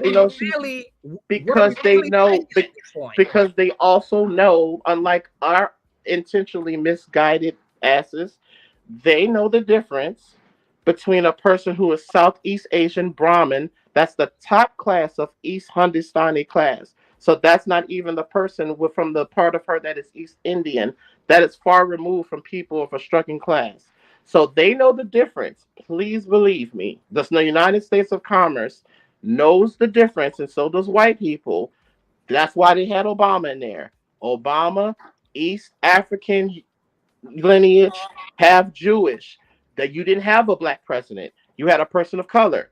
That's why. Okay, IG, I'm clear. I understand all of that. I think what Conscious is saying, and I feel the same. What does it matter? Let me wait a minute. Let me finish my sentence.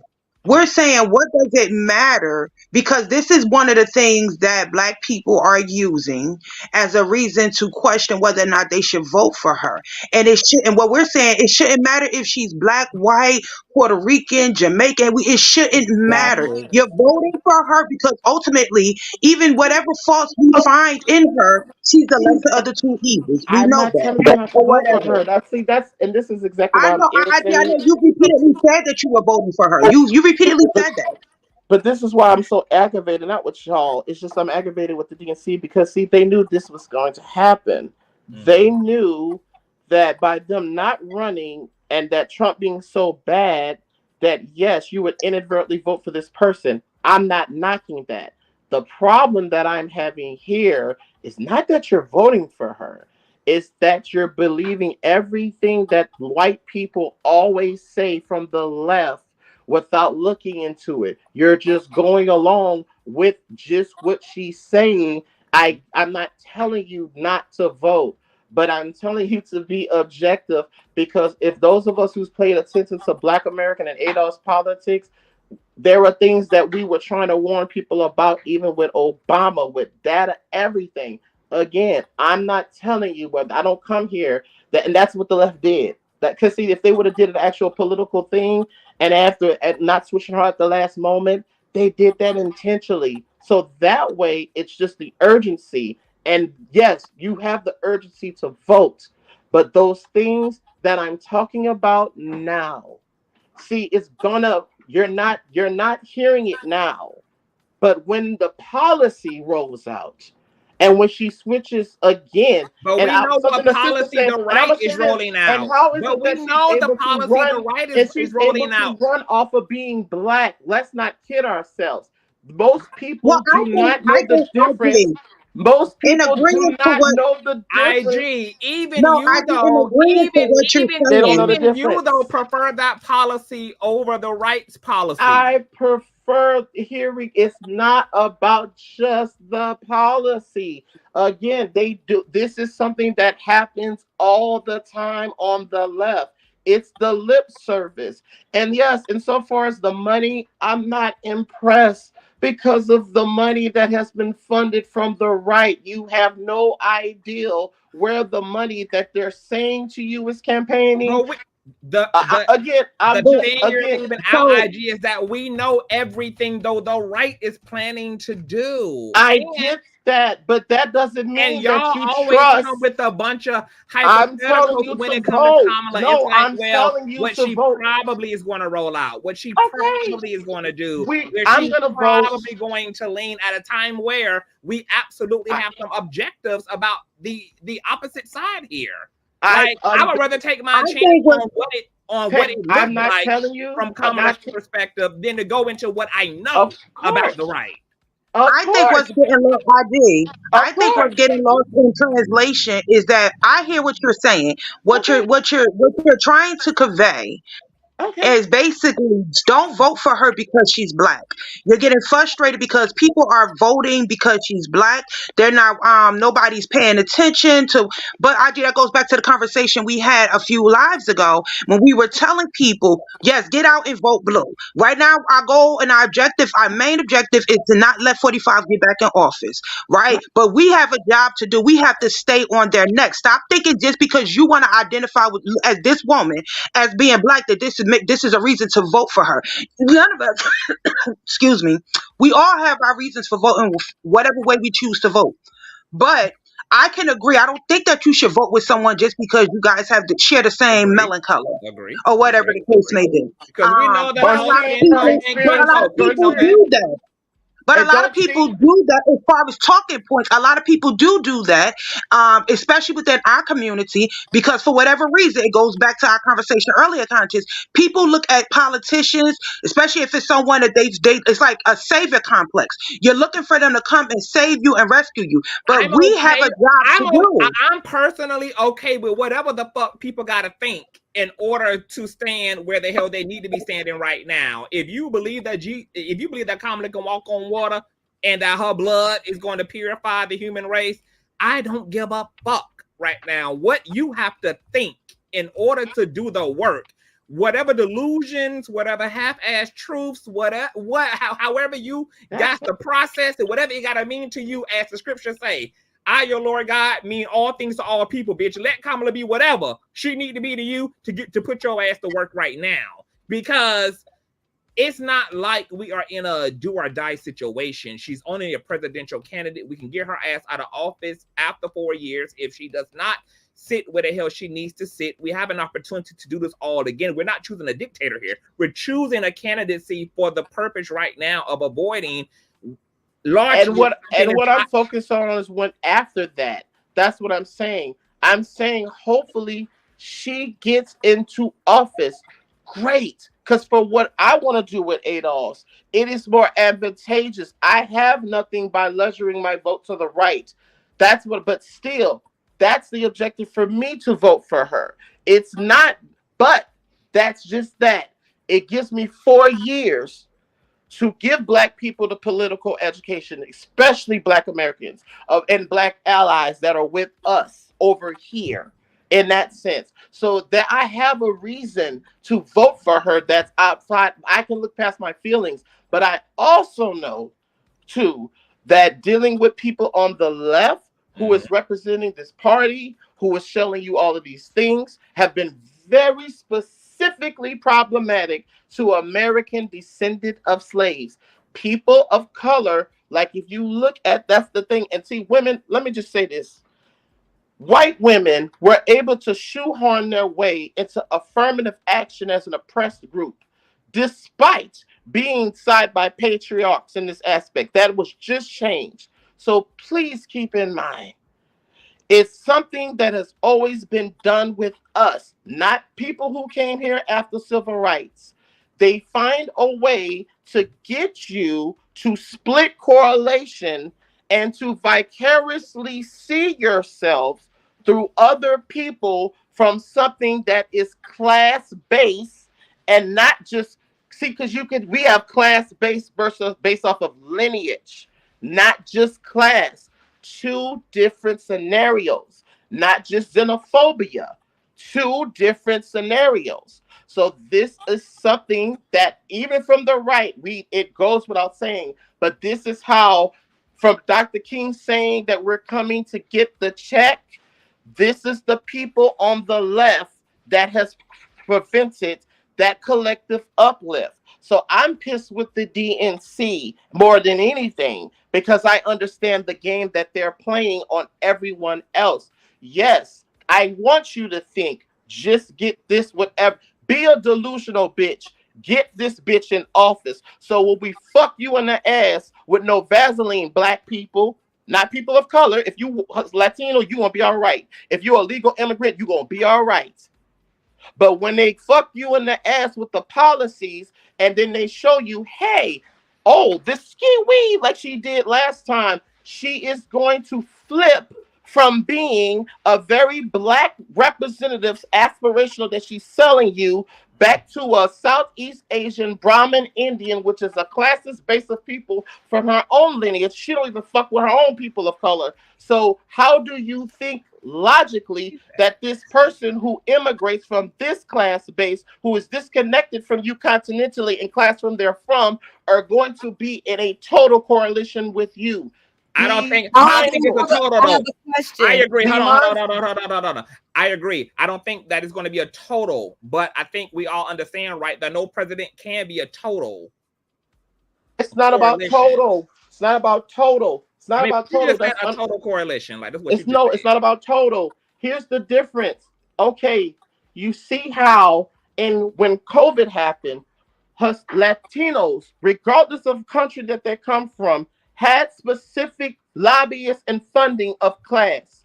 Asians, hate bill, specific funding and lobbying of class. Now, this is just a lesson for DNC. It ain't just Kamala. How are you the only group of the people of color? We vote only monolithically. No other group of people does that. Hispanics always split. Asians always split. You are the top contributor to the DNC. You are the only group of people who vote, who keep this party in a critical mass. Yet, your presidential and vice presidential candidates will tell you, not just tell you, show you that they will specifically say, I won't do nothing for you, even though you're the top captured vote. And that's why Joe Biden was able to say, you're not black if you don't vote for me. See, that's the thing.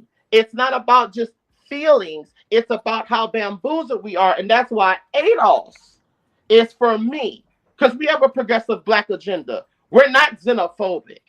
But for me, I'm going to focus, make sure, hold on, yes, we have a right as Americans to be concerned. We have a right of things. You're absolutely right. However, what's happening with us, everyone who is voting for Kamala, you best believe they already have someone that is lobbying to do something specifically for them. You are a captured vote. We need to stop being, regardless if it's Kamala. I don't give a damn if it's the left. We have to stop being a captured vote.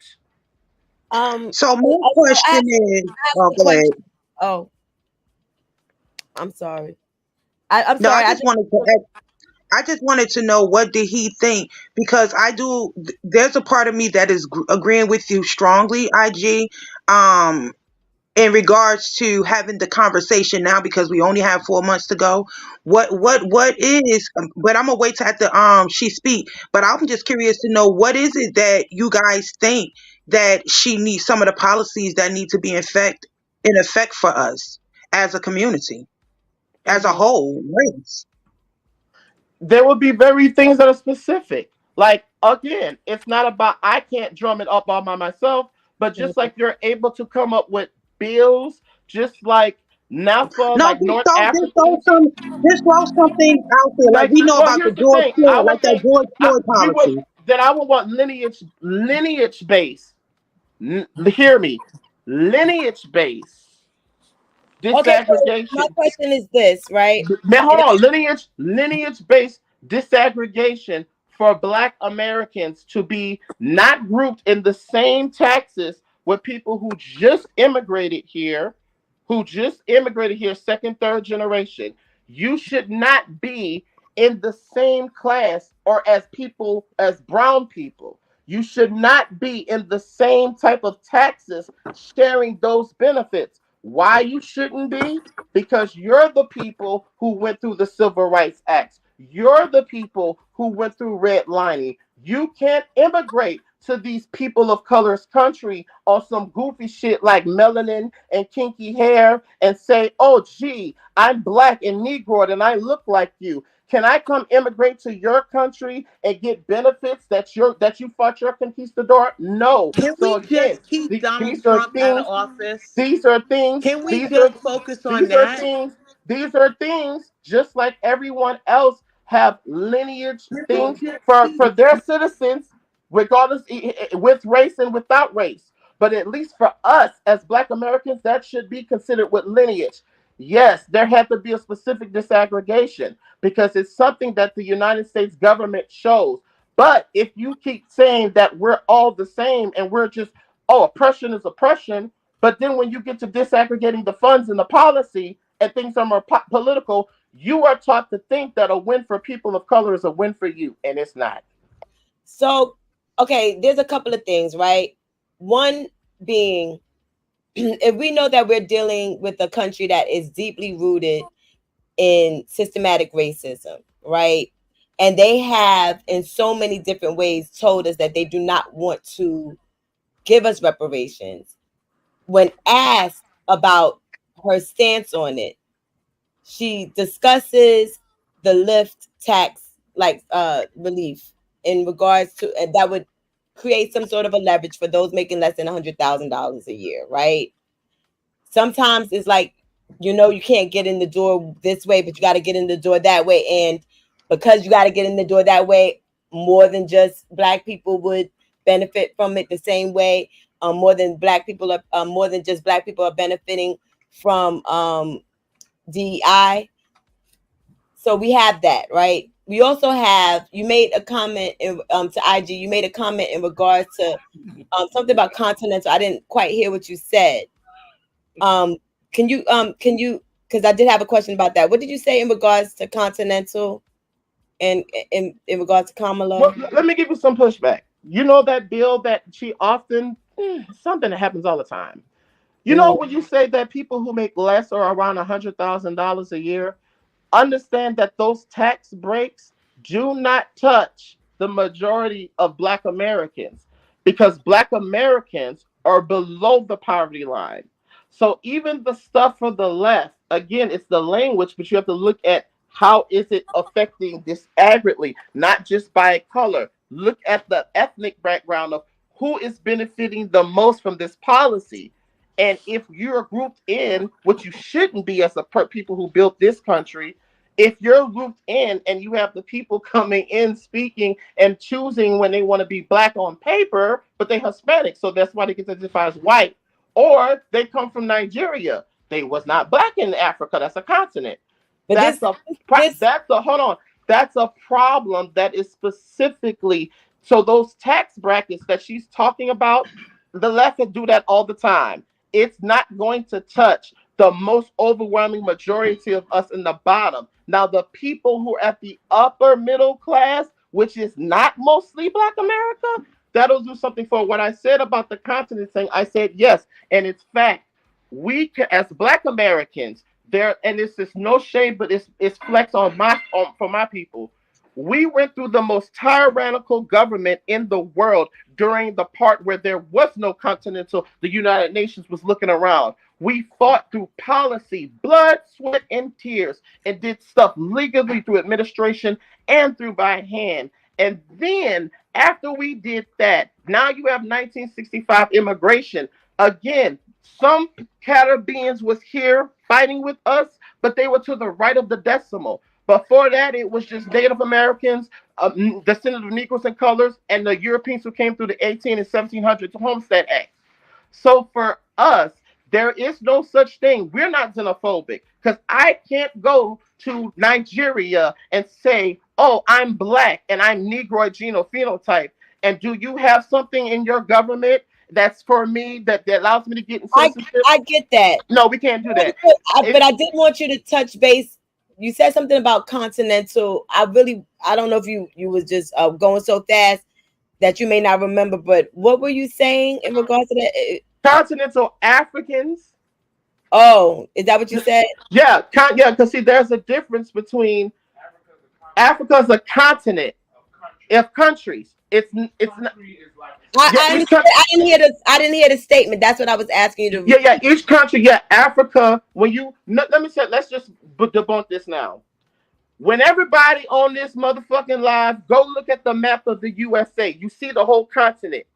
When you look at that continent, you don't see that whole goddamn continent as your home. Conscious, you from Alabama. And I see New Orleans.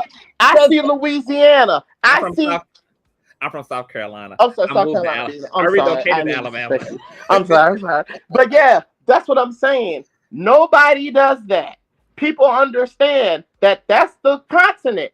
But baby, when I say even for an Italian person, they don't look at Europe and say, "Oh, Europe. I'm European." Nah, I'm Italian. Same thing. But no, African. but you have people. No, you have people from the states. They say I'm American or whatever. They don't As it comes to specify their if I'm. nationality, but it's correct. But when it comes to them saying, where are you from or anchored in America, and I'm saying that when they look at that whole continental map, when they think Mhm. about where they're from, they don't just look at the whole map. No, you look at Texas. You took from Louisiana. Same thing with Africans. Except the Well, difference that's is, hold because on, but hold on. Only difference most is blacks here, can't say the what United part. States Most is blacks, united.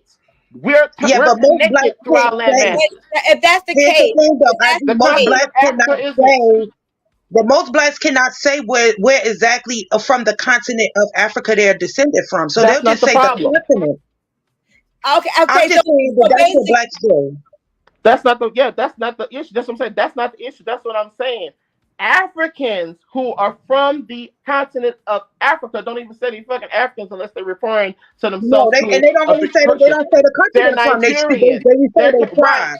They're Cameroonian. Mhm. Exactly. So again, that's why I'm saying politically we have been bamboozled by the left with the African American, with the people of color coalition. It's a trap for us. So I'm saying yes, we need to get Kamala Harris in office, but please, please, please, Agree with everything you about to say. Yes, please. please. Continue on. Because see, those of us who actually been doing politics, not trying to say that.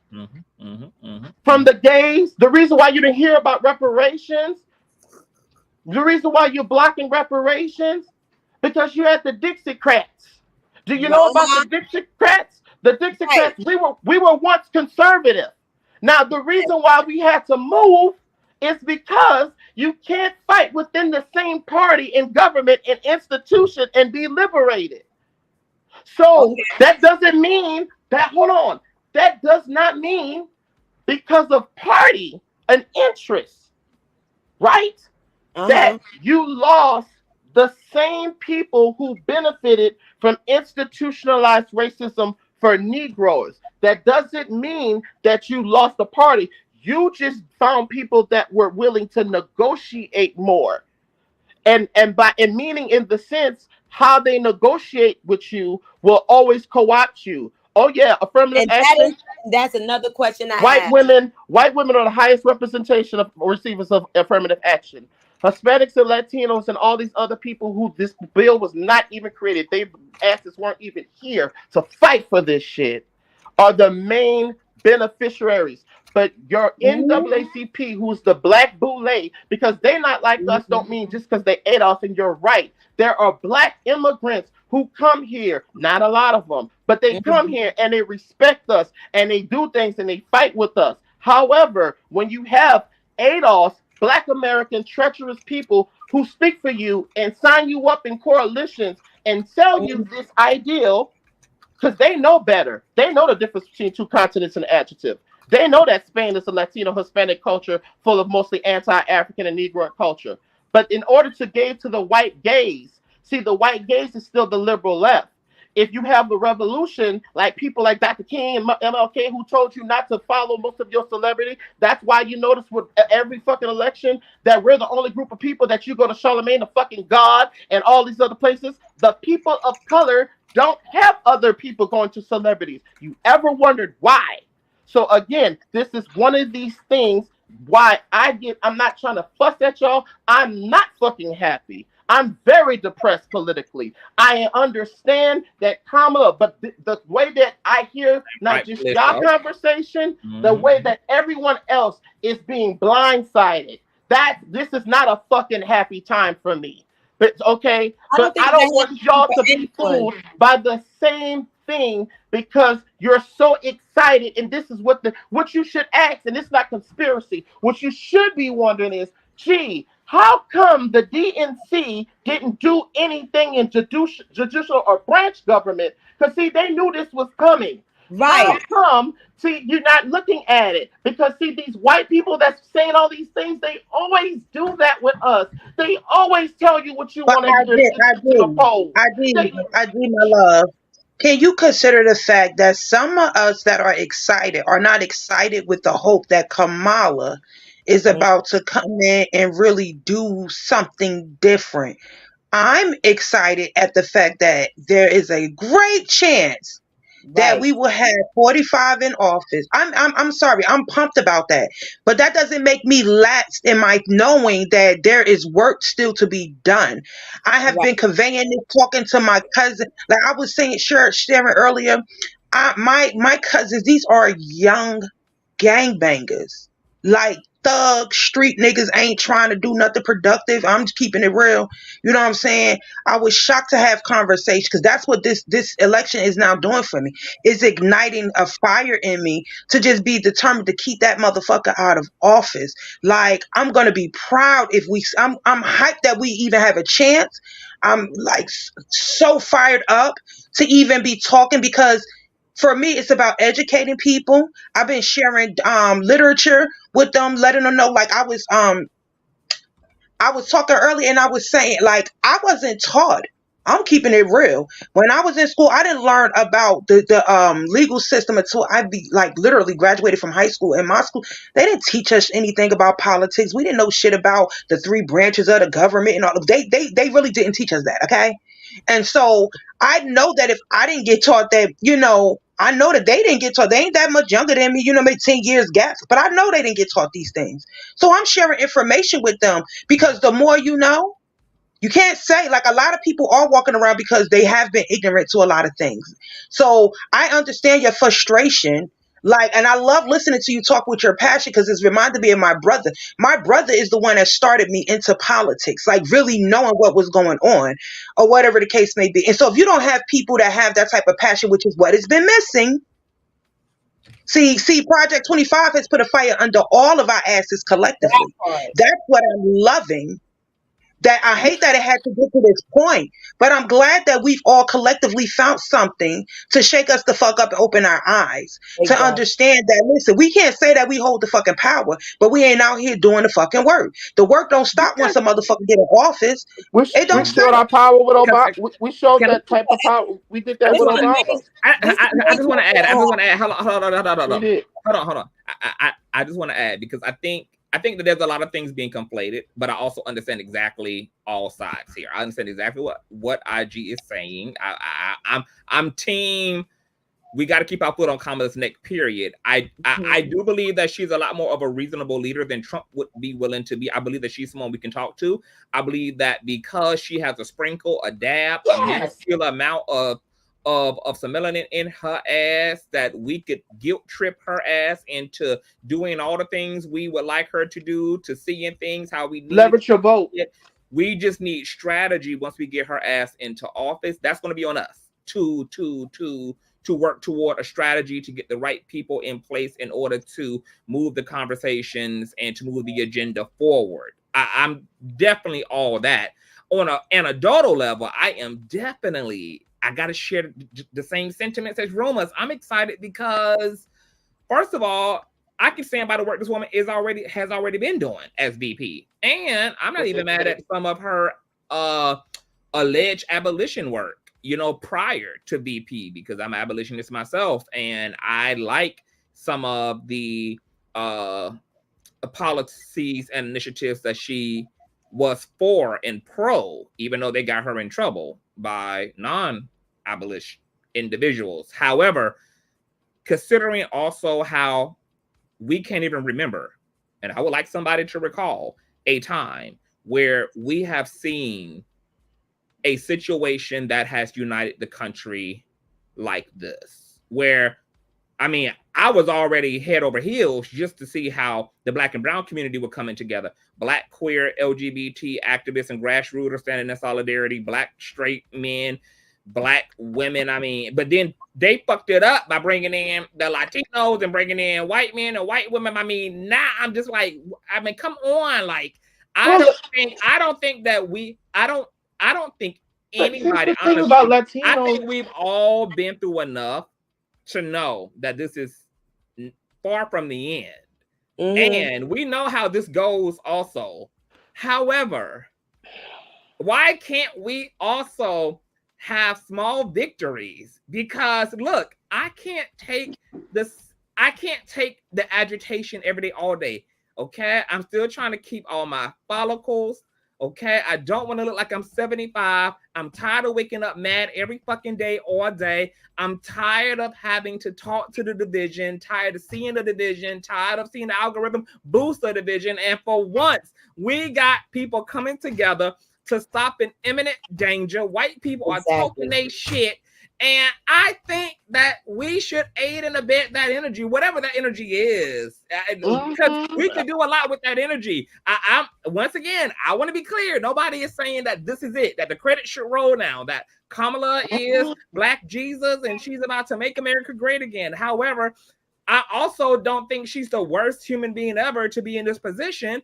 And I think that her policies are really awesome. And I think that we have a lot of potential for the change that we're talking about now, that this is a candidate who allows us to play into the potential. Now, the question is going to be not if Kamala is going to do the work, because I believe she's here for the conversations. My question is, are we going to forward those conversations? Are we going to completely apply all the pressure necessary? Are we going to get into that room, get into those spaces, get to that motherfucking table? Are we going to battle it the fuck out? And my question is, we are at ADOS. We at the ADOS Foundation. We've been catching strays. We've been dealing with Howard and Harvard University, pulling out false advocation about us.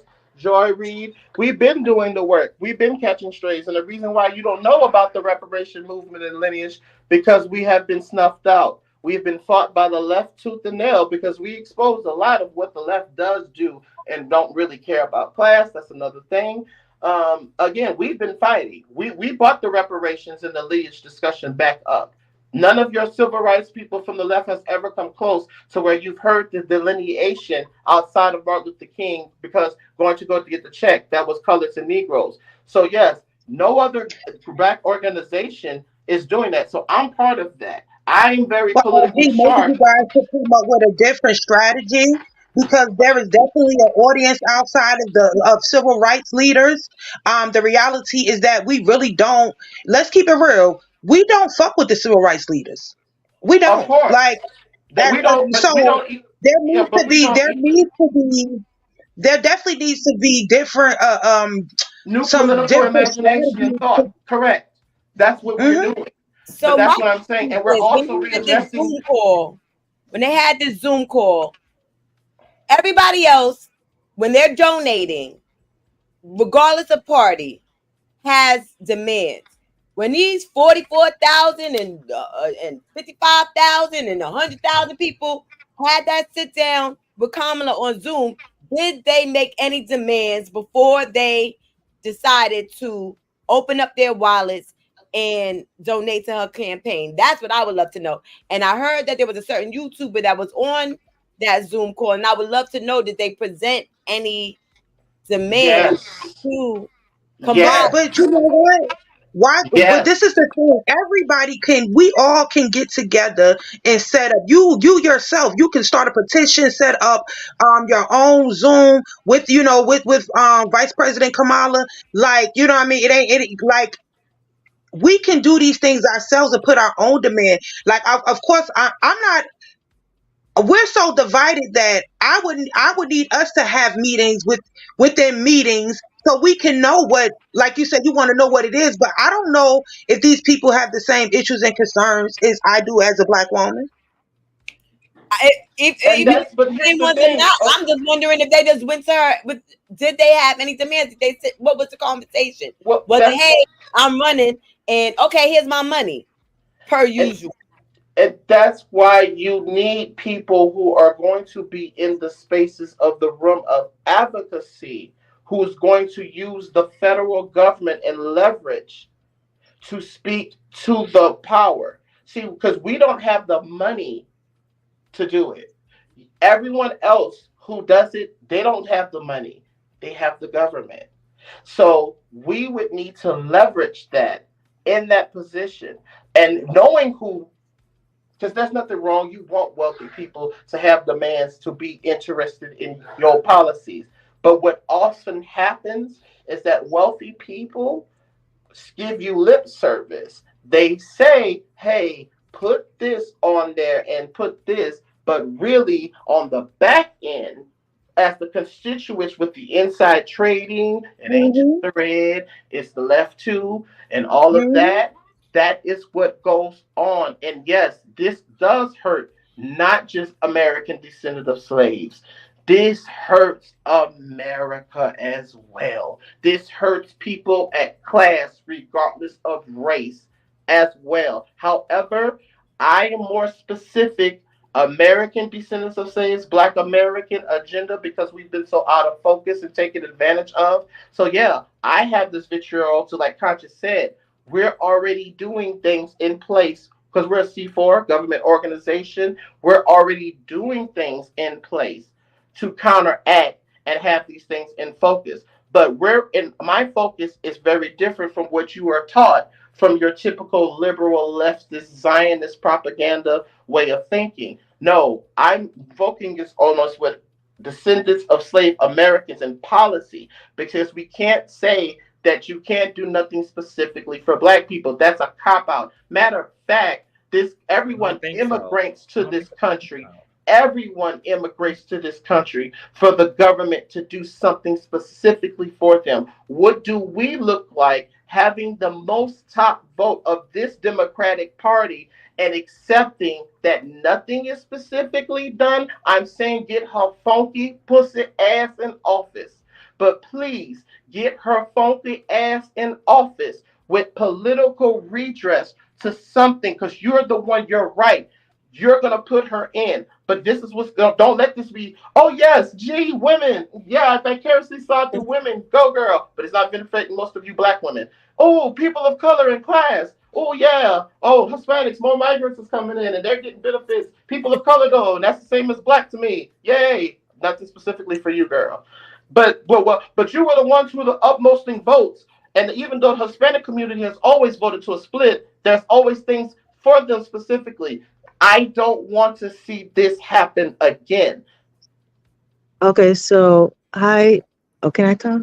Hey, Cat Mouse, welcome to the platform. Yes. Hey, And then after you talk, Kat, I want to read a little bit about Kamala's father and get into an article about her ethnicity and all of that. Once again, I agree with everything and all things. We need to get her ass in. That's on point blank period. I think, like, can we all at least agree she needs to go in? She needs to go in. Agreed. Yes, okay. We all agree. So agreed. We all agreeing. She agreed. needs to go in. Agreed. We definitely agreeing that foot on her fucking neck. I don't give a damn if Kamala looks 102 by the time she's done with 4 years of putting up with us, honey. Even if she ate off, even if she was a Black woman, even if she was a dark-skinned, non-ambiguous woman, you should always have the foot to the damn neck, because it's your vote that puts them. But right now, see, here's the thing, and I'm going to just shut up.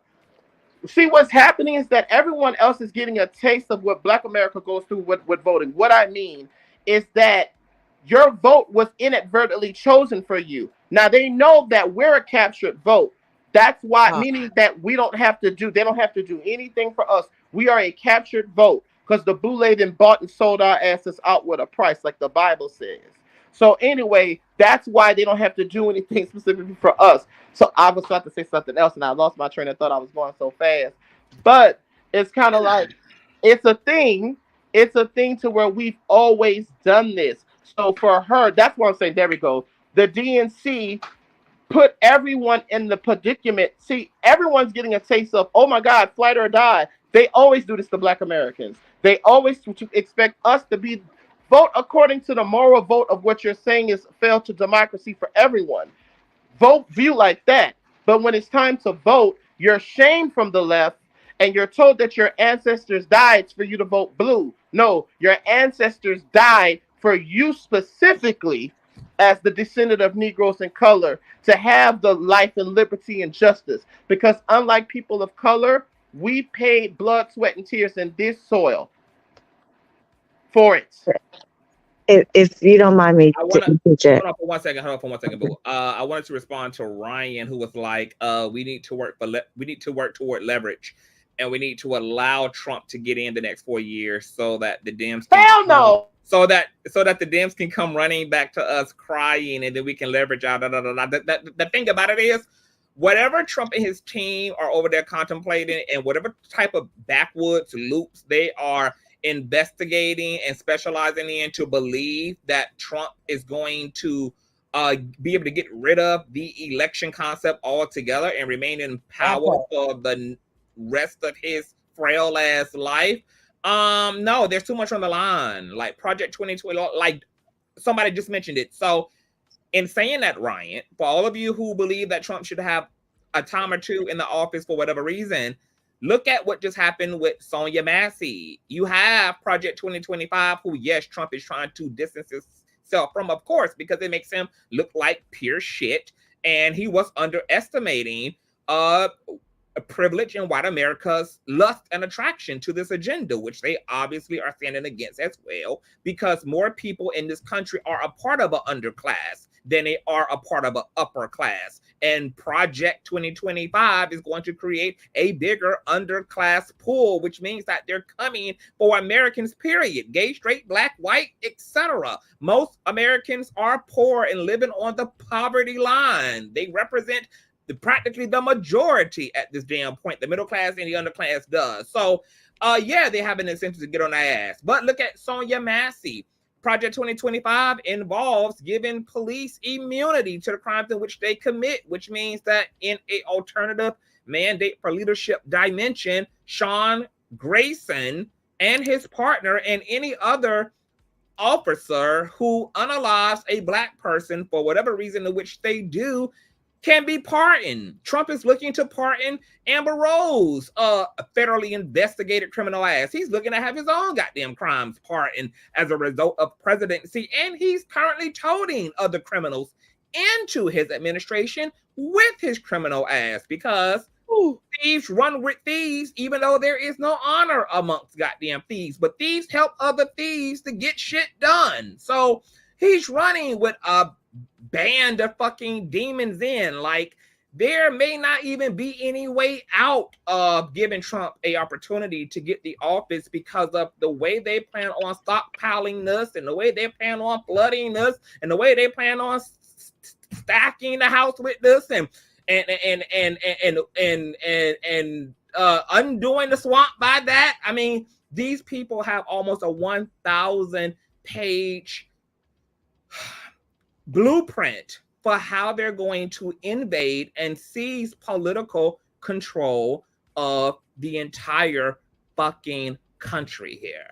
I mean, if we think that what we've already been going through has been hellfire and much of brimstone, I can't imagine that you don't know that the earth is going to be singed once Trump and his players are done playing on that chessboard.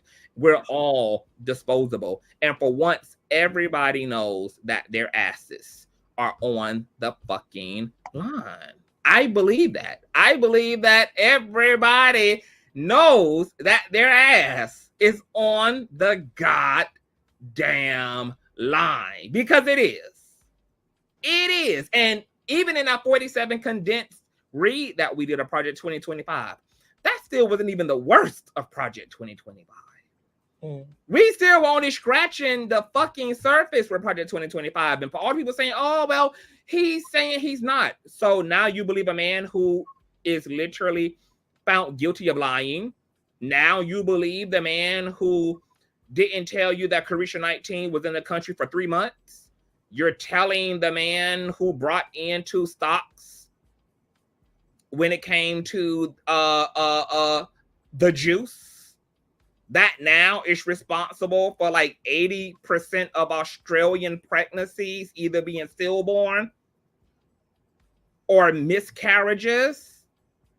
that are unaliving and creating significant medical harm to our military, which is why they want to recruit your children out of high school and want to force kids who attend public school to pass a military entrance exam, because medical doctors don't expect us to have a functional military in 5 fucking years as a result of the bats, as a result of the juice, as a result of the pandemic. I mean, we're talking about diabolicalness, and we're talking about making American people sweat it the fuck out. They're trying to put a period on the end of the suffering. They're not put a period on it. They're trying to permeate this shit into the fabric of America. And I honestly think that what's ahead is going to be even far worse than any Black people that came after their freedom papers. I think they're going to deepen this shit and take us back to something that's even more unsurvivable than Jim Crow was. I think they've also learned from their ancestors. They've studied history. They've studied why their forefathers failed. And Project 2025 is a more refined way to seal off all of the loose ends so that there can be total and utter control of the back door and the fucking front door. And you guys heard, I'm going to let you hear for yourself what Trump said to the fellow Christians who he is begging for votes from. Okay, courtesy of routers. Let me see. Do they have a soundbite up in this bitch? Hold on. Okay, here it is. Let's listen here.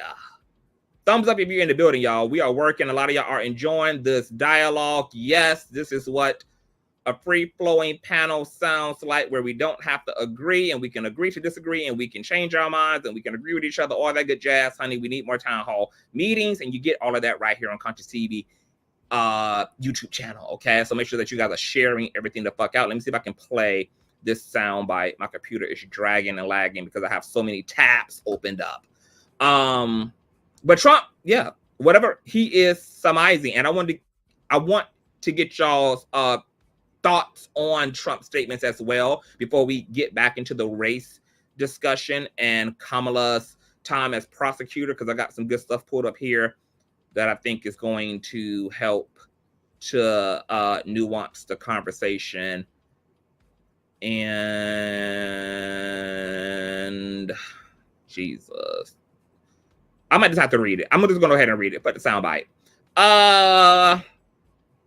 Republican presidential candidate Donald Trump told Christians on Friday that if they vote for him in November, in 4 years, you don't have to vote again. We'll have it fixed so good that you're not going to have to vote. It was not clear what the former president meant by his remarks in the election campaign, where his Democratic opponents accused him of being a threat to democracy. And after his attempt to overturn the 2020 defeat to President Joe Biden, an effort that led to the deadly insurrection at the U.S. Capitol on January 6th of 2021, Trump was speaking at an event organized by the conservative group Turning Point Action in West Palm Beach, Florida. So Trump is making sure and ensuring that he's not going to get the fuck out. We don't know what that means. My Cash App, the beautiful Cash App, is $Consciouztv, spelled just how it is right here. $CONSCIOUZ TV on Cash App. Moderators, could you guys put my PayPal and Cash App link for those who are wanting to bless the king? What do you guys think, really quick, about Trump's statements that in 4 years, Christians and everybody who's going to be Team Trump, Team Conservative, Team Republican are not going to have to do this in 4 years? Do you guys think there's any reality to that? Yeah, he basically wants to be a dictator. He doesn't plan on holding any more election. But my question is, like, can it happen? Because from what I have researched, it can't happen. Like, it's not. He doesn't want to be a dictator. You got to vote for a dictator. He wants to be king. Well, there we go. Exactly. He wants to be king. He wants to be, king. With a touch of communism. With a touch of communism. So that's what I'm saying. It's like, yeah, there is a thing, like, even with my gripes, I can be objective to say, I know how bad he is, but I also know that the DNC made sure that you have to speed rush this. So now we're in a position to where we have two things can be true, because you have to get her in office, correct? But see, if you don't have an agenda for a person, so you vote, and if you don't have an agenda, someone else is going to create the agenda for you. So you do vote. You can do both. Please understand, you have to do both now as Black American. You do have to vote and get her in office. However, you have to come in from the gate. Okay? Ski wee girl, Black American girl, blackness and all of this girl you advocated. Okay. Let's go down to the state. Let's go down to town hall and let's see what is specifically that we the people, especially the biggest contributors of voting for the DNC, always, here's our agendas as we the people, as Black American people. We have to do both. And remember, I can't fight. I can't fight. I got on our people's asses. I want to fight if Trump is in the office. There is no leverage for me to vote red. There is no leverage for me to pivot. There is no leverage. However, I have 60 to 70 years of documented evidence, or what you can see of how much that Black Americans vote 90% DNC. I do have something to leverage with the left. So yes, Tragic 2025 is the reason why I'm voting. However, I also know that, okay, we have to do two things.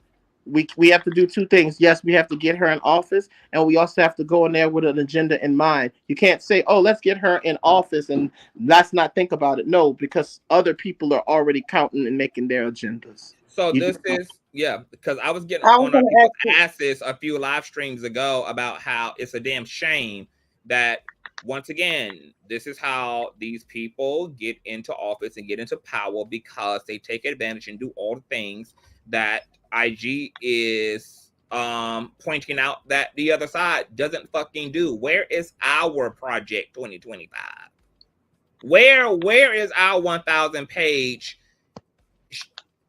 precept by precept, line by line, leave no stone unturned, unadulterated vision and strategy to the front? Where is our shit? It don't fucking exist. And this is why we end up being bamboozled and hoodwinked and taken advantage of and end up crying aloud once we have allowed these people to gaslight us in a state of emergency, in a state of anxiety, yes! and fear, etc. Like, this is why I say, IG, I agree with everything you're saying. I just keep swinging the pendulum back to the balance that that in this situation we're gonna have to do both, but we're gonna have to do both. We're gonna have to do it. We're gonna have to do it. We do got to get her in, but we got to do what we gotta do. Like, and the DNC robbed you of that. They knew ADOS was coming. They knew we was going to address the classism and the boule and the Zionism that not just hurt, that reparations for Black Americans. They knew we was coming. We had Harvard University retract. You understand how bad of an accurate bitch you got to be to have Harvard University put out a false letter and then publicly retract it? So my thing is, though, hold that real quick. I do want to let Cat Mouse. Yeah, I'm sorry. I'm gonna take off. But remember what you're going to say, Aromas. Okay.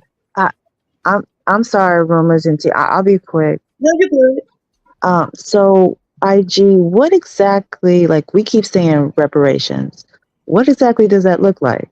Like, are we talking about like a check, like each Black American, okay, we get $1 million, and just a fixed rate? I mean, what is it? What are you talking about?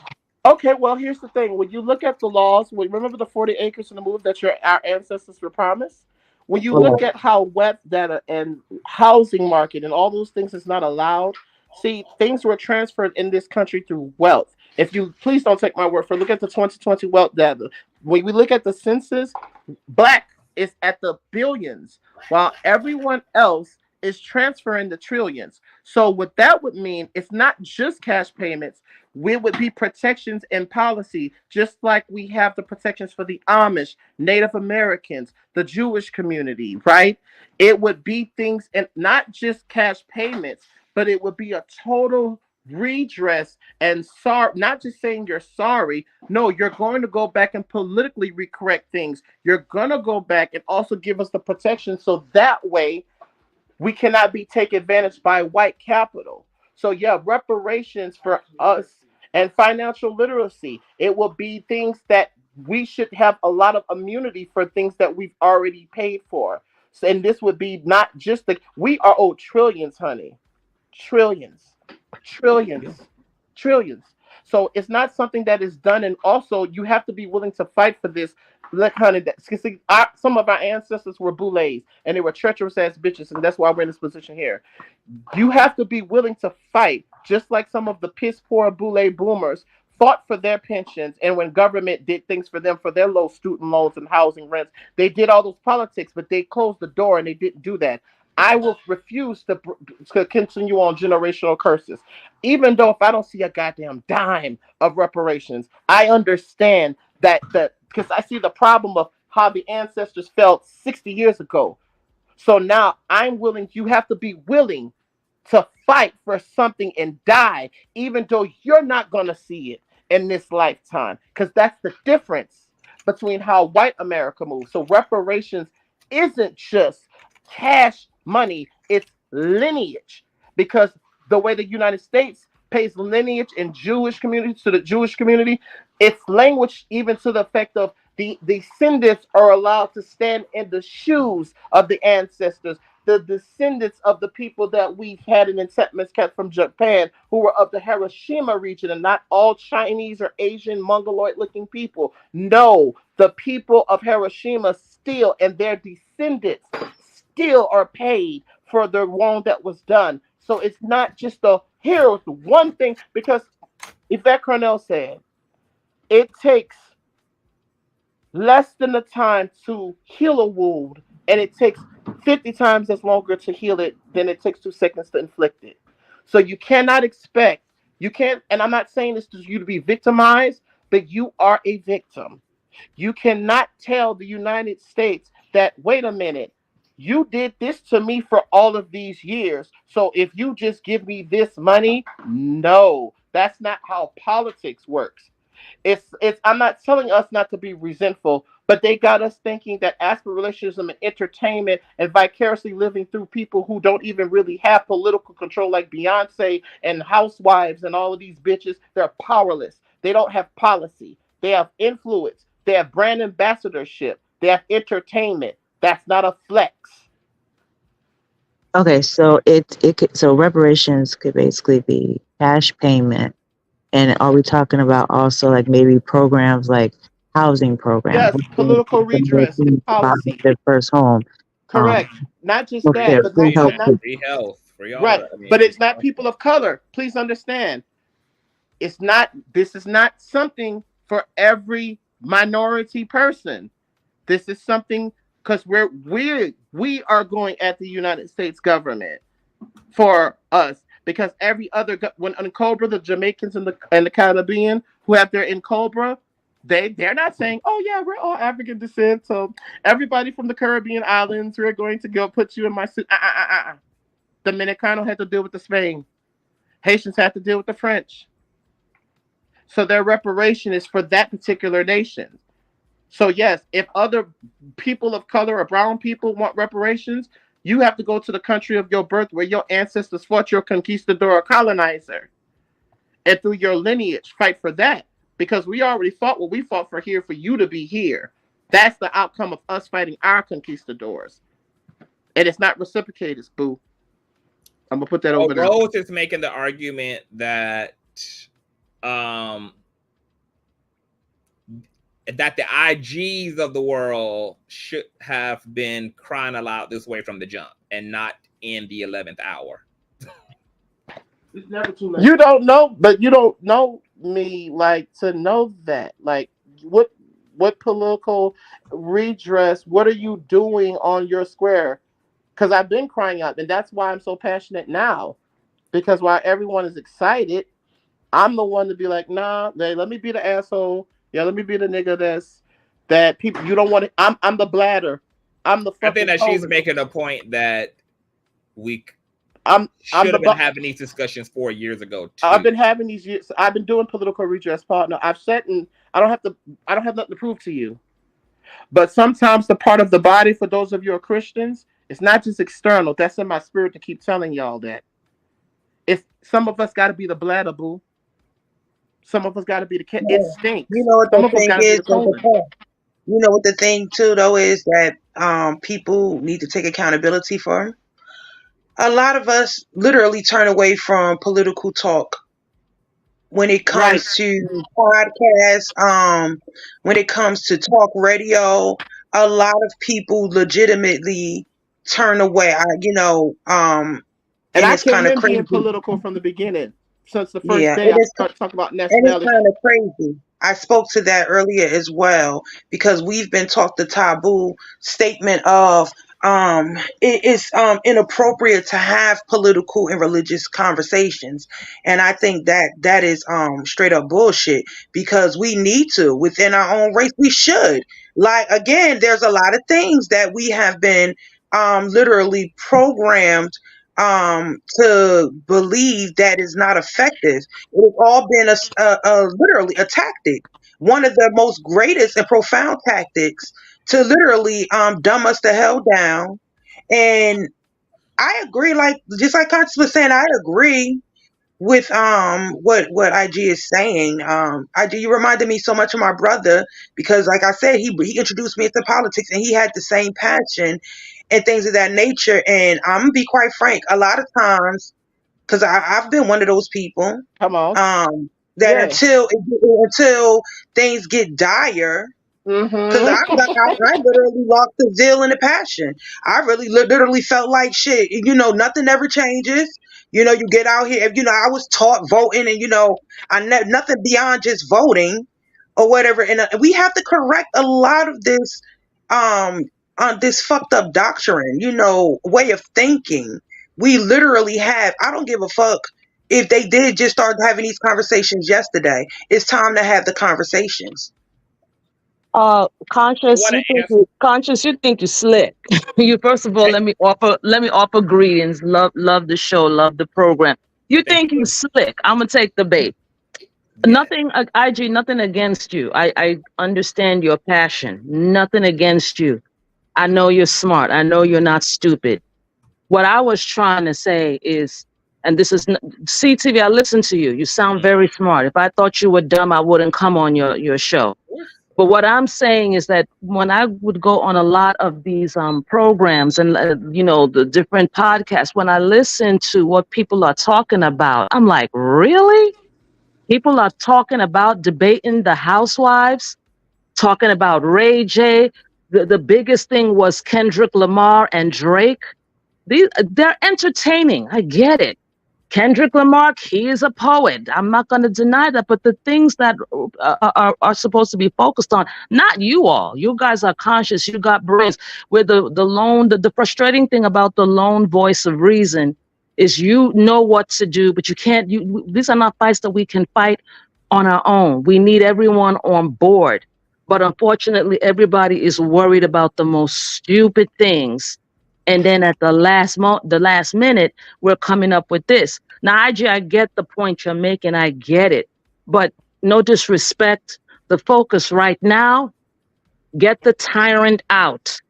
I don't know if I'm particularly love with Kamala, but what Trump has in store is dangerous. And I don't. Yeah, but sister, let me push back. The tyrant isn't in. Okay? The tyrant isn't in. And I understand, and you might sound like an ally, but for Black Americans who are beyond third generation, we've done this. Oh, no disrespect to you. We've done this. No, the tyrant is approaching. You have to fight the devil within and the devil outside you. So you no, I'm not telling you not to focus, But I am not going to redo what Dr. King said by allowing my people to go completely into a burning house. So that's the reason. I'm so glad you spoke. Yes, the reason of frustration. I'm gonna be cocky. If most of the people who were on Conscious, Storm Moreau, and Larry Reed's channel, if they were all engaged in politics with the specificity that I have and ADOS have, we would have a different outcome.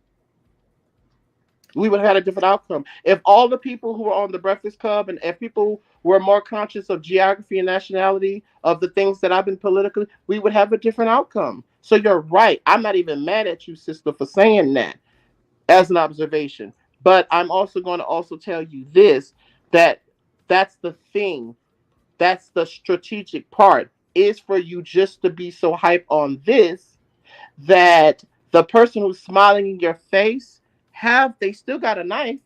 You just can't see that bitch knife with No, the wipes. can I cut in? I agree with what you're saying. I do, and this conversation is a good conversation to have because it starts the pursuit of what you're saying. Like, listen, you got another demon, but listen, if I'm getting you in, these are my demands. I get what you're saying.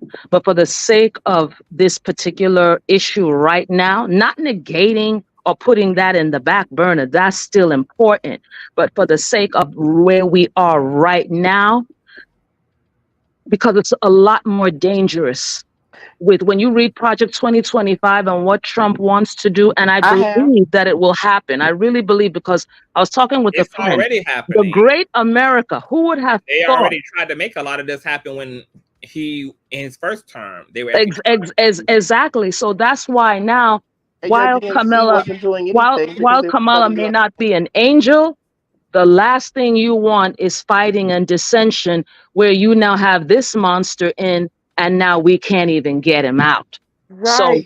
But it's So I not agree with you. I'm in agreement. I just want to conclude. I'm not against what you're saying. Yes. You are right. Have these things in the back of your mind. That's why I was writing in the comments what you're saying right now. Can right now, as we speak, I don't know how politics works, but can those things that you're saying be presented to Kamala right now as we speak? No, And no, somebody and going up? that's what can I'm be trying to, presented. and I'm not telling you. That's what I'm saying. No, that can't be presented until you get her in office. But if you don't have an agenda to present once she's in office, then what are you gonna do? No, you have to have these things. That's what people do all the time. I have a question, IG. Who would you, in the creation, because this is something that we're going to have to do, we're going to have to get a play-by-play. Hell, even if you, I, and some of the Conscious crew members and some of your other peers have to come together and put together Project 2025, mandate ourselves and build it from damn scratch, who would you have at, like, who would actually speak to Kamala? Who would you have? Cornell, Antonio Moore, the ADOS Foundation, who is an actual legit company and not a radical group, that is an actual C4 who's been doing real political work, who's been doing the political work for 9-10 years. Again, you didn't hear about it because we were snuffed out by your enemies to the left. So I would tell you to join ADOS.com. Listen to, she's on YouTube. Listen to Yvette Carnell, Antonio Moore. I might have them on the platform. I'm going to bring them through. This ain't just I'll tell them, please some. This ain't just IGs. Yes, it's my anecdotal experience, but it's also data that was able to be translated not just through my personal life, and then being able, as a musician, being able to sit in these right and left in these very elitist places and organizations, and people not knowing who I am because you just think I'm a fucking entertainer, but they're not understanding there was something else behind that. So yeah, I've seen things on different state levels that, honey, that you think because it has left and Democratic on there, it's a boule, it's a game. So yes, no, get her in office. See, politics, it's not simple. I really wish you could just make it simple. No, get her in office. That does not mean that you don't start having a specific objective for this person once they are in office. I have to get this trash. I'm sorry, that's not nice. I have to get, because I don't care about who she dates. It's not about that as much as our policy is to the right for me. It has nothing to do with that. So I don't care about all of that. I know that I have to choose you all for Project 2025. And the DNC knows that. But please be careful. The party who did not, who black people majority vote for, had not did things in a where we have been calling this out with data, different stuff from ADOS, what is coming. Nobody was not trying to listen. So yes, now that we are here, we're here. And she can't be talked to like outside the box. That's why she's going to care once she's in. There's a lot of things that Trump did once he was in office because there were people willing to be in the room with him. And I mean, Kamala. Now, what I have learned also about Kamala as a personality and as a prosecutor, as a DA, as VP, is Kamala is tangible. She's literally known in a lot of circles for being empathetic, for being good with negotiating, with sitting down and being reasonable, finding middle grounds. She's a tangible player. Hell, if Trump was tangible, then we know damn well that Kamala is. Once again, I honestly also believe that there's a way for us to literally pigeonhole her to the HBCU, to the Jamaican claim. Like, I think that there's a way to. But what does the Jamaican claim do? But here's the thing, and that's why I have these conversations. Her Jamaican heritage, her claiming that, doesn't do anything for. It's not like it doesn't make you. Just that it's really her. It's really also her sorority sister, right? And that whole culture as well. And that's a class that thing. That's a class thing. See, when you deal with university aristocraticism, there's a reason why most people don't go to Howard. There's a reason why most people don't go to Yale or Princeton. I went to Howard. I came from the project. Right. Yeah. But when you pay attention over the last 20, 30 years to alumni and to the Boule class of people that are there that are not even from this country, there is a reason you going to a prestigious HBCU past the 2000s doesn't indicate Black American paradigm anymore. That's not what it's about. You can go to a university that makes you proximity to Black university academia of class. That's not necessarily you being connected, because the overwhelming majority of Black people, we have college degrees. Okay, so let's put a pin in it right there, because we're going to get directly into her upbringing and stuff, because according to Kamala's actual life, she very well was raised in the culture, amongst the culture and the people, etc. But I want to answer the question of Millionaire D. So let me ask this: lots of Black Americans get free housing, food stamps, welfare, other free stuff. Would you consider that? No, because that's not specifically for Black Americans. That's for anybody who is broke and need help and falls under a certain economic line. And that's why there's more white people on those welfare programs than there are Black people. So no, that cannot be considered reparations, just to get that out of the way. I want to pull up this article, actually, no, I'm going to pull up an image because sharing my screen slows down my computer. This is Kamala's father, all right, according to marieclaire.com. Who is Donald Harris, Kamala Harris's father and renowned Stanford professor? Vice President Kamala Harris has spoken openly and frequently about her heritage as the first woman Black person and person of Asian descent to become the Vice President of the United States. Harris has made a point to be open about her background and upbringing, which includes sharing information about her immediate family. In her 2019 memoir, The Truth We Hold, Harris spoke candidly about how vulnerable it is for her to share her history with the American people. Quote, "I want you to know how personal this is for me," she wrote. "This is the story of my family. It is the story of my childhood. It is the story of life I have built since then. You will meet my family, my friends, my colleagues, and my team. I hope you will cherish them as I do, and through my telling, see that nothing I have ever accomplished could ever have been done on my own. Now that President Joe Biden has dropped out of the 2024 election, Harris is the presumptive Democratic nominee in the upcoming 2024 presidential election.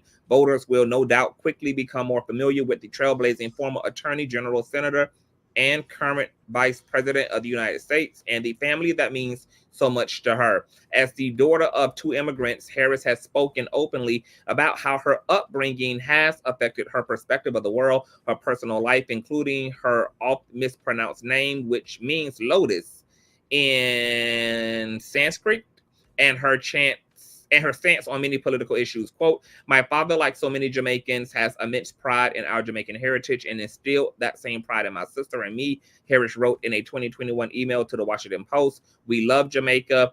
He taught us the history of where we are from, the struggles and beauty of the Jamaican people, and the richness of culture." According to the same 2021 Post article, Harris and her father, Donald Harris, a former economics professor at Stanford, are on good terms still. Some of her previous comments also suggest that she was much closer to her late mother. Here's what we know about her father and their relationship. He was born in Jamaica. According to his Stanford bio, Donald is a naturalized U.S. citizen, which unfortunately sparked bogus and racist claims that Kamala isn't eligible to run for office. Donald attended the University of California, Berkeley, and worked at the University of Wisconsin before moving to California. During his time at Stanford, Donald acted as an economic consultant to the Jamaican government and advisor to various prime ministers there. Renee Ann Shirley, former advisor to the Jamaican prime minister, said in 3 years he got tenure. Think about it, a Black man, and then he left and went to go to Stanford. He is a big thing for us. He pushed the boundaries. He was way ahead of his time.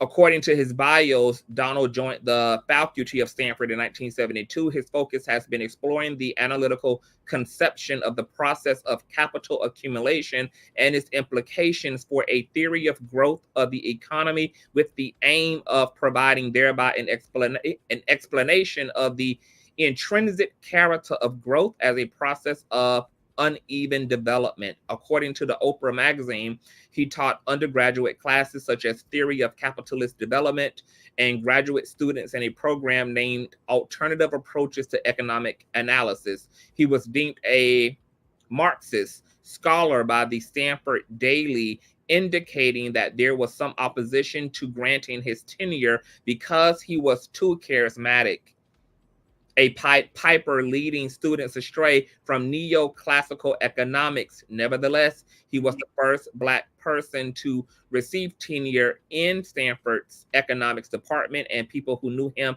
have said they can see his tenacity and spirited argumentation in his daughter's political debates. He retired in 1998 and to this day holds the title of professor. Currently, he works on a developing public policies to promote economic growth and advance social equity. He and Kamala's mother divorced in the 70s. Donald immigrated to the U.S. to attend Berkeley, where he met Kamala's mother, Mrs.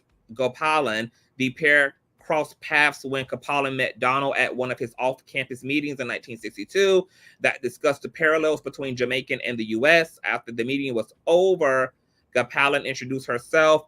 Donald recalled her to the New York Times, a standout in appearance relative to everybody else in a group of both men and women. Despite growing up on opposite sides of the world, the ideas Donald presented intrigued Gopalan. "This was all very interesting to me," I quote, "and I dare say a bit charming," he recalled in the interview. At a subsequent meeting, we talked again, and at the other, and the one after that. The rest is now history. Funny enough, Kaplan didn't plan on staying past her college years. I came to study at UC Berkeley, she said to SF Weekly. I never came to stay. It's the old story. I fell in love with the guy. We got married pretty soon. Kids came. The pair were married in 1962. 1 year later, in 1964, Kamala was born. 2 years later, her sister Maya joined the fold. According to the Harris autobiography, the truth we hold, their marriage and decision to stay in the U.S. were the ultimate acts of self-determination and love.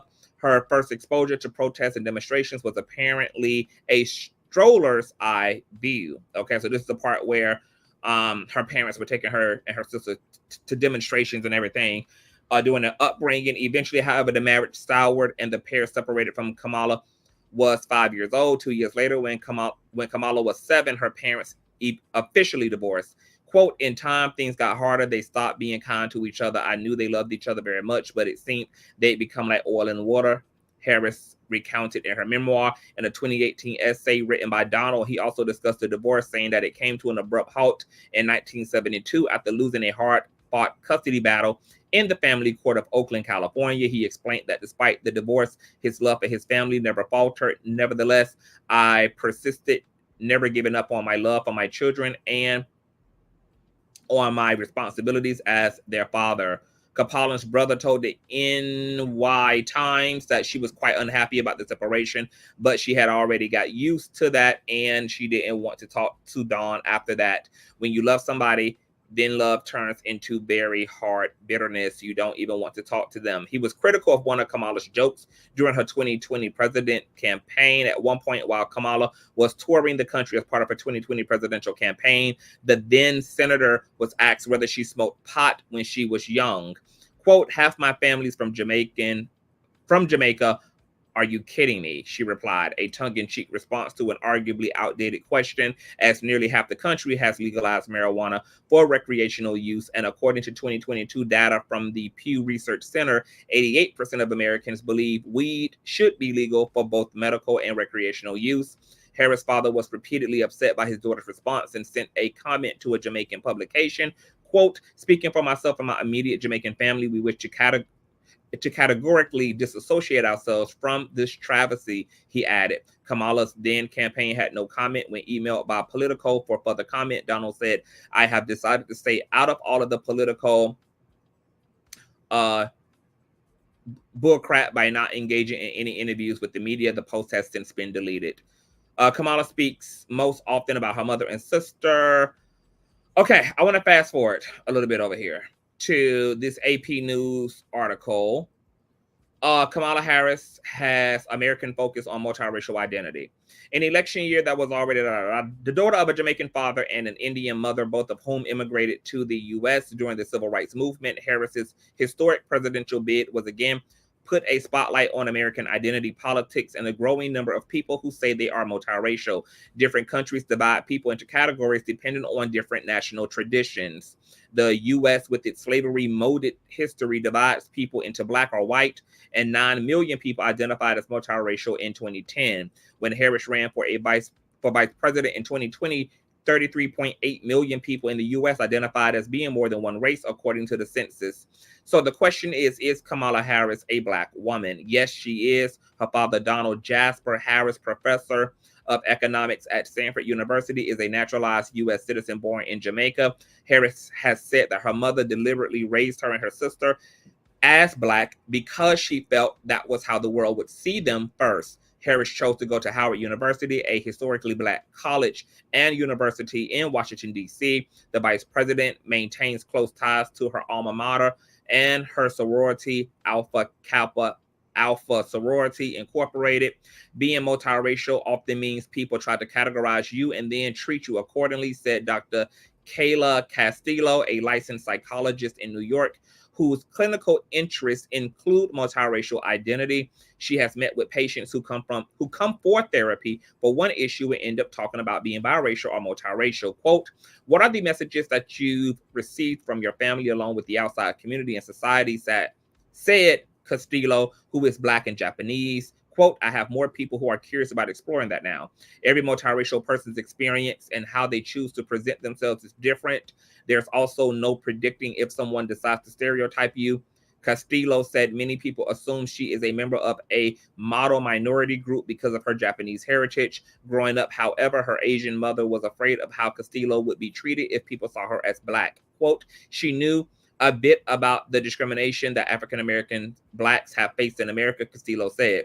Is Kamala Harris also an Indian American woman? Yes, she is. Her late mother, Miss Gopalan, a biomedical scientist at the Lawrence Berkeley National Laboratory, was born in India. In 2020, there was criticism that Harris's Indian heritage was given much media attention. Some wonder if that's happening again. Quote, what I already seen just in the last 24 hours is folks who are advocates for the South Asian community arguing or complaining that her Asianness is getting erased, said Stefan Calindo, co-founder and co-director of the Project on Race in Political Communication at North Central College. Quote, she's often referred to as a Black woman candidate, he said.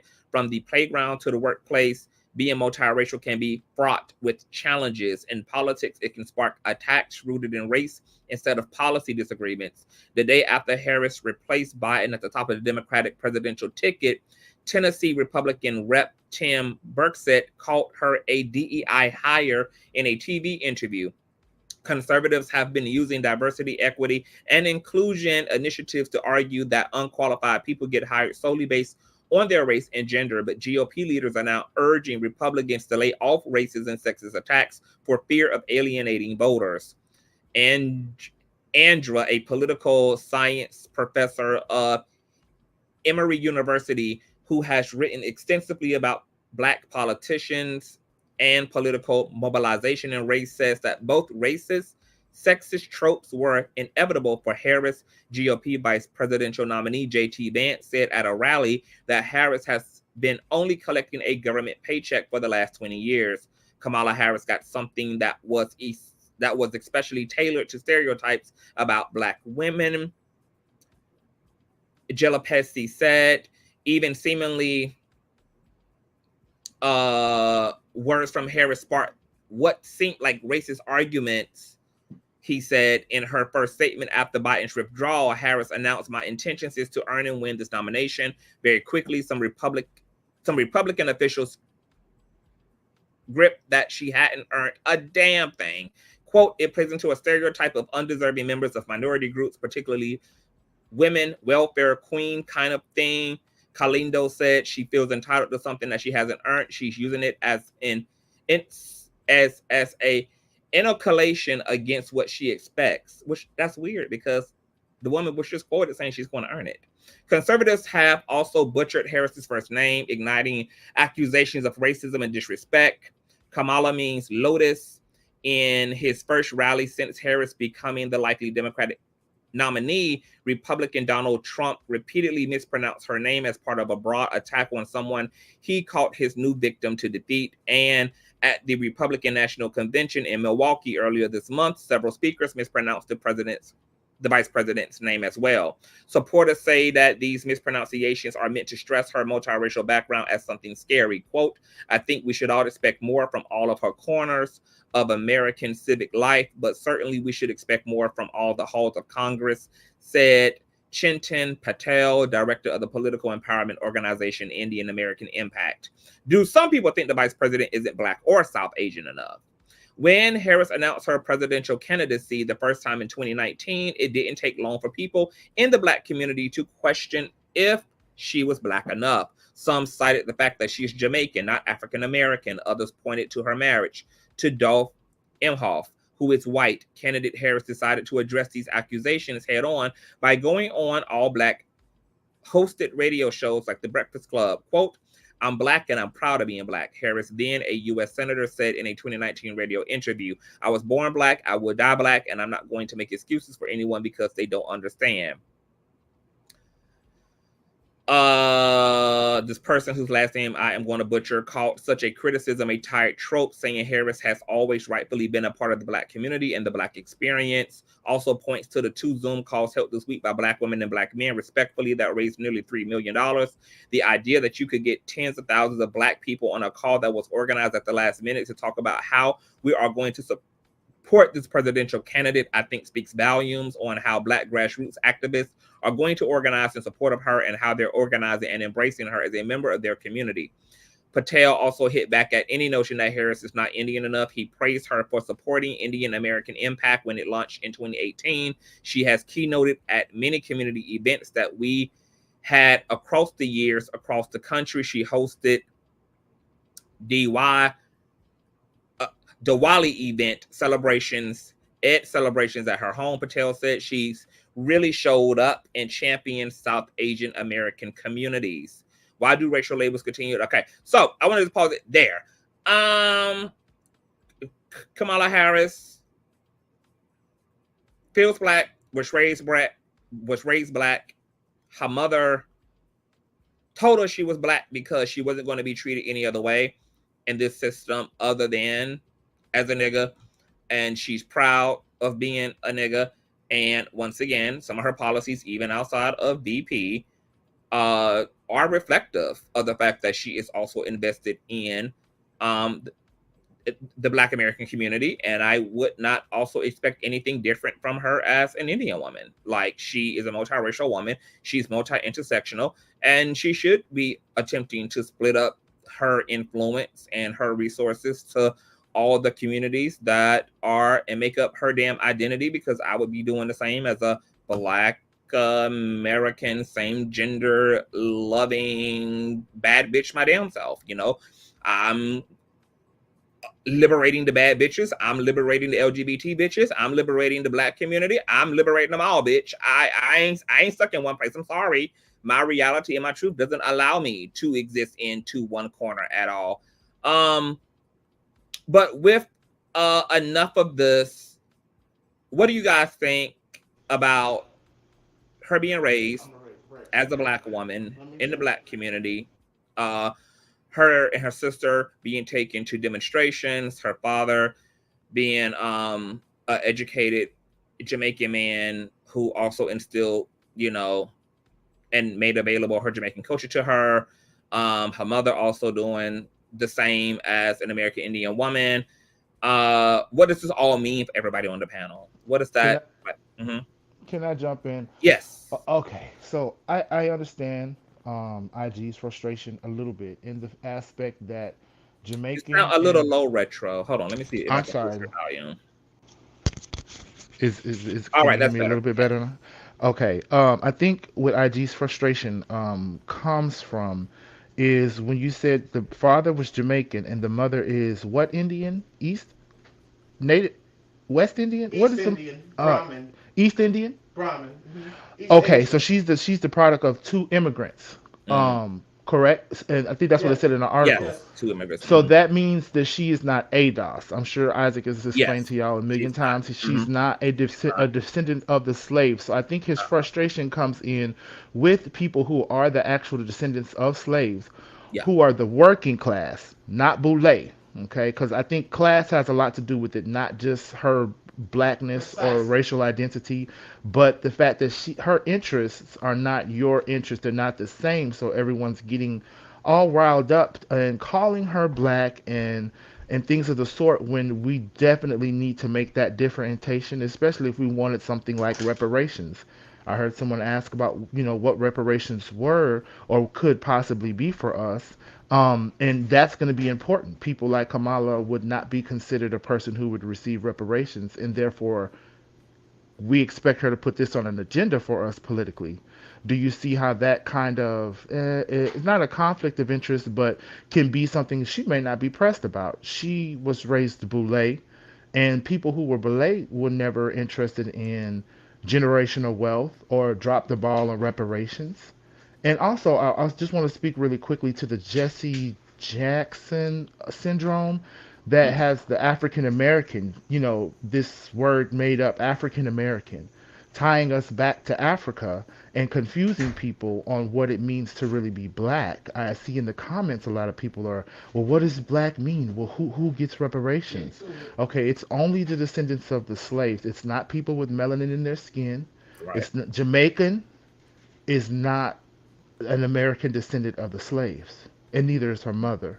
So technically, she is not black, even no matter how black she looks.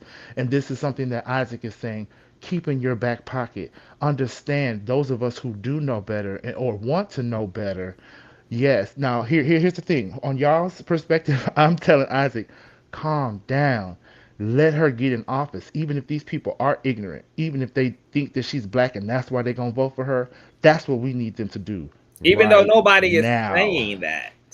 Yeah, even though they may not be Even though saying like that, you know, it's a lot of us who are thinking that though. You know, it's a lot of our people who thought Obama was black, right? And just light skinned. But he's not white, and so that might be enough for some of these people to make a political move that can make all the difference for us here against 2025. And so what I'm telling him is calm down. Let them think she's black if they do, or let them think she's gonna do something for ADOS people and she's not going to. That's okay. It's not even up for discussion if we're stuck in 2022, 2025, transitioning into a dictatorship. So we. But this is my Go question to ahead. you, Retro. It's like, and maybe everybody at some point can answer this on the panel. Does every black president have to, or every melanated president have to be focused on reparations? There's also a lot of black Americans, including the descendants of slaves, who don't care if reparations ever happen. They just want the system of America to be functional. I was about to say that. I was about to bring that up. So Well, just to like, answer really quickly, no, that's not the only focus. That's an example of like a really stark example of where the frustration comes with Isaac, or the passion in what he's talking about. Why it seems like he's so frustrated and that Kamala is being, elected, and people think she's black. It's not about reparations, but just anything. Like you said, there are a lot of things that affect us as ADOS people, right? But if you got someone who's not ADOS and is not in the same class as us, their relativity and how they handle this situation is going to be different than what you might expect, just because you see melanin in their skin and want to identify with that, or with this one drop rule that we've kind of all been indoctrinated into. But go ahead. Can we do hold on for a minute, because I also want to bring in Agolf Twitler's comment, who says that you don't need to be a descendant to be treated as black, even though I know that there's like a standard metric in which we are classifying people as like black people or black Americans, and then these other black and brown people that we're talking about, that there's like a standard line of demarcation that we are using to establish that on an intellectual level. But like Kamala Harris's mother, and even like Obama, etc., like we know that people are nonetheless still having the black experience. Like they're still being treated like that. To what extent? To what extent, though? And can we To what extent? clarify, please? Because we're saying America.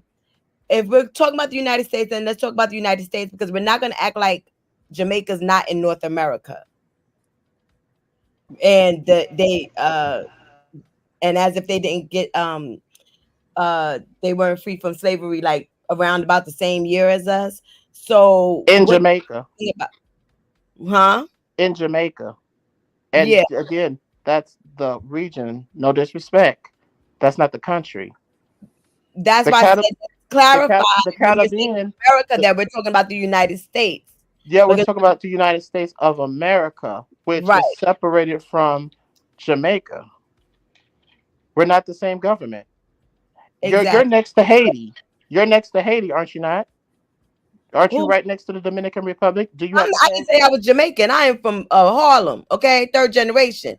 What I'm saying is, for the purpose of this conversation, that's not what that's not what we were just asking. You were saying, I was just saying, you said that Jamaica is part of America, but Jamaica didn't get their huh? I said North America. Okay, North America, right? North America is no, North America, the continent or the country? Because if you say North America is part of Jamaica, you mean in the land? America is Canada, right? So isn't Jamaica an island, right? Located not too in far North America. So what I'm saying is, for the purpose of this conversation, can we clarify and say the United States, because we keep saying America, and the Americas. Gotcha. Yes, so the United States, yes. So when it comes to the United States of America, North America, but that's what we mean in that specificity. Because when we deal with slavery and chattel slavery in North America, we're referring to just North America, not the Spanish and the French who went to the Caribbean islands.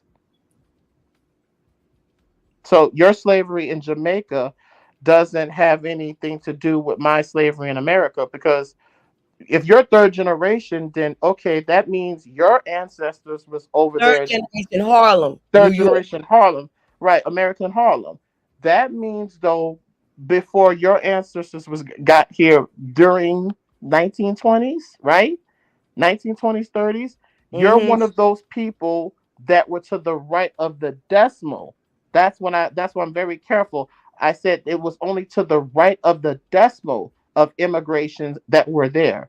So yes, and I've even said that too. Caribbeans have a closer history to America and civil rights than other people of color.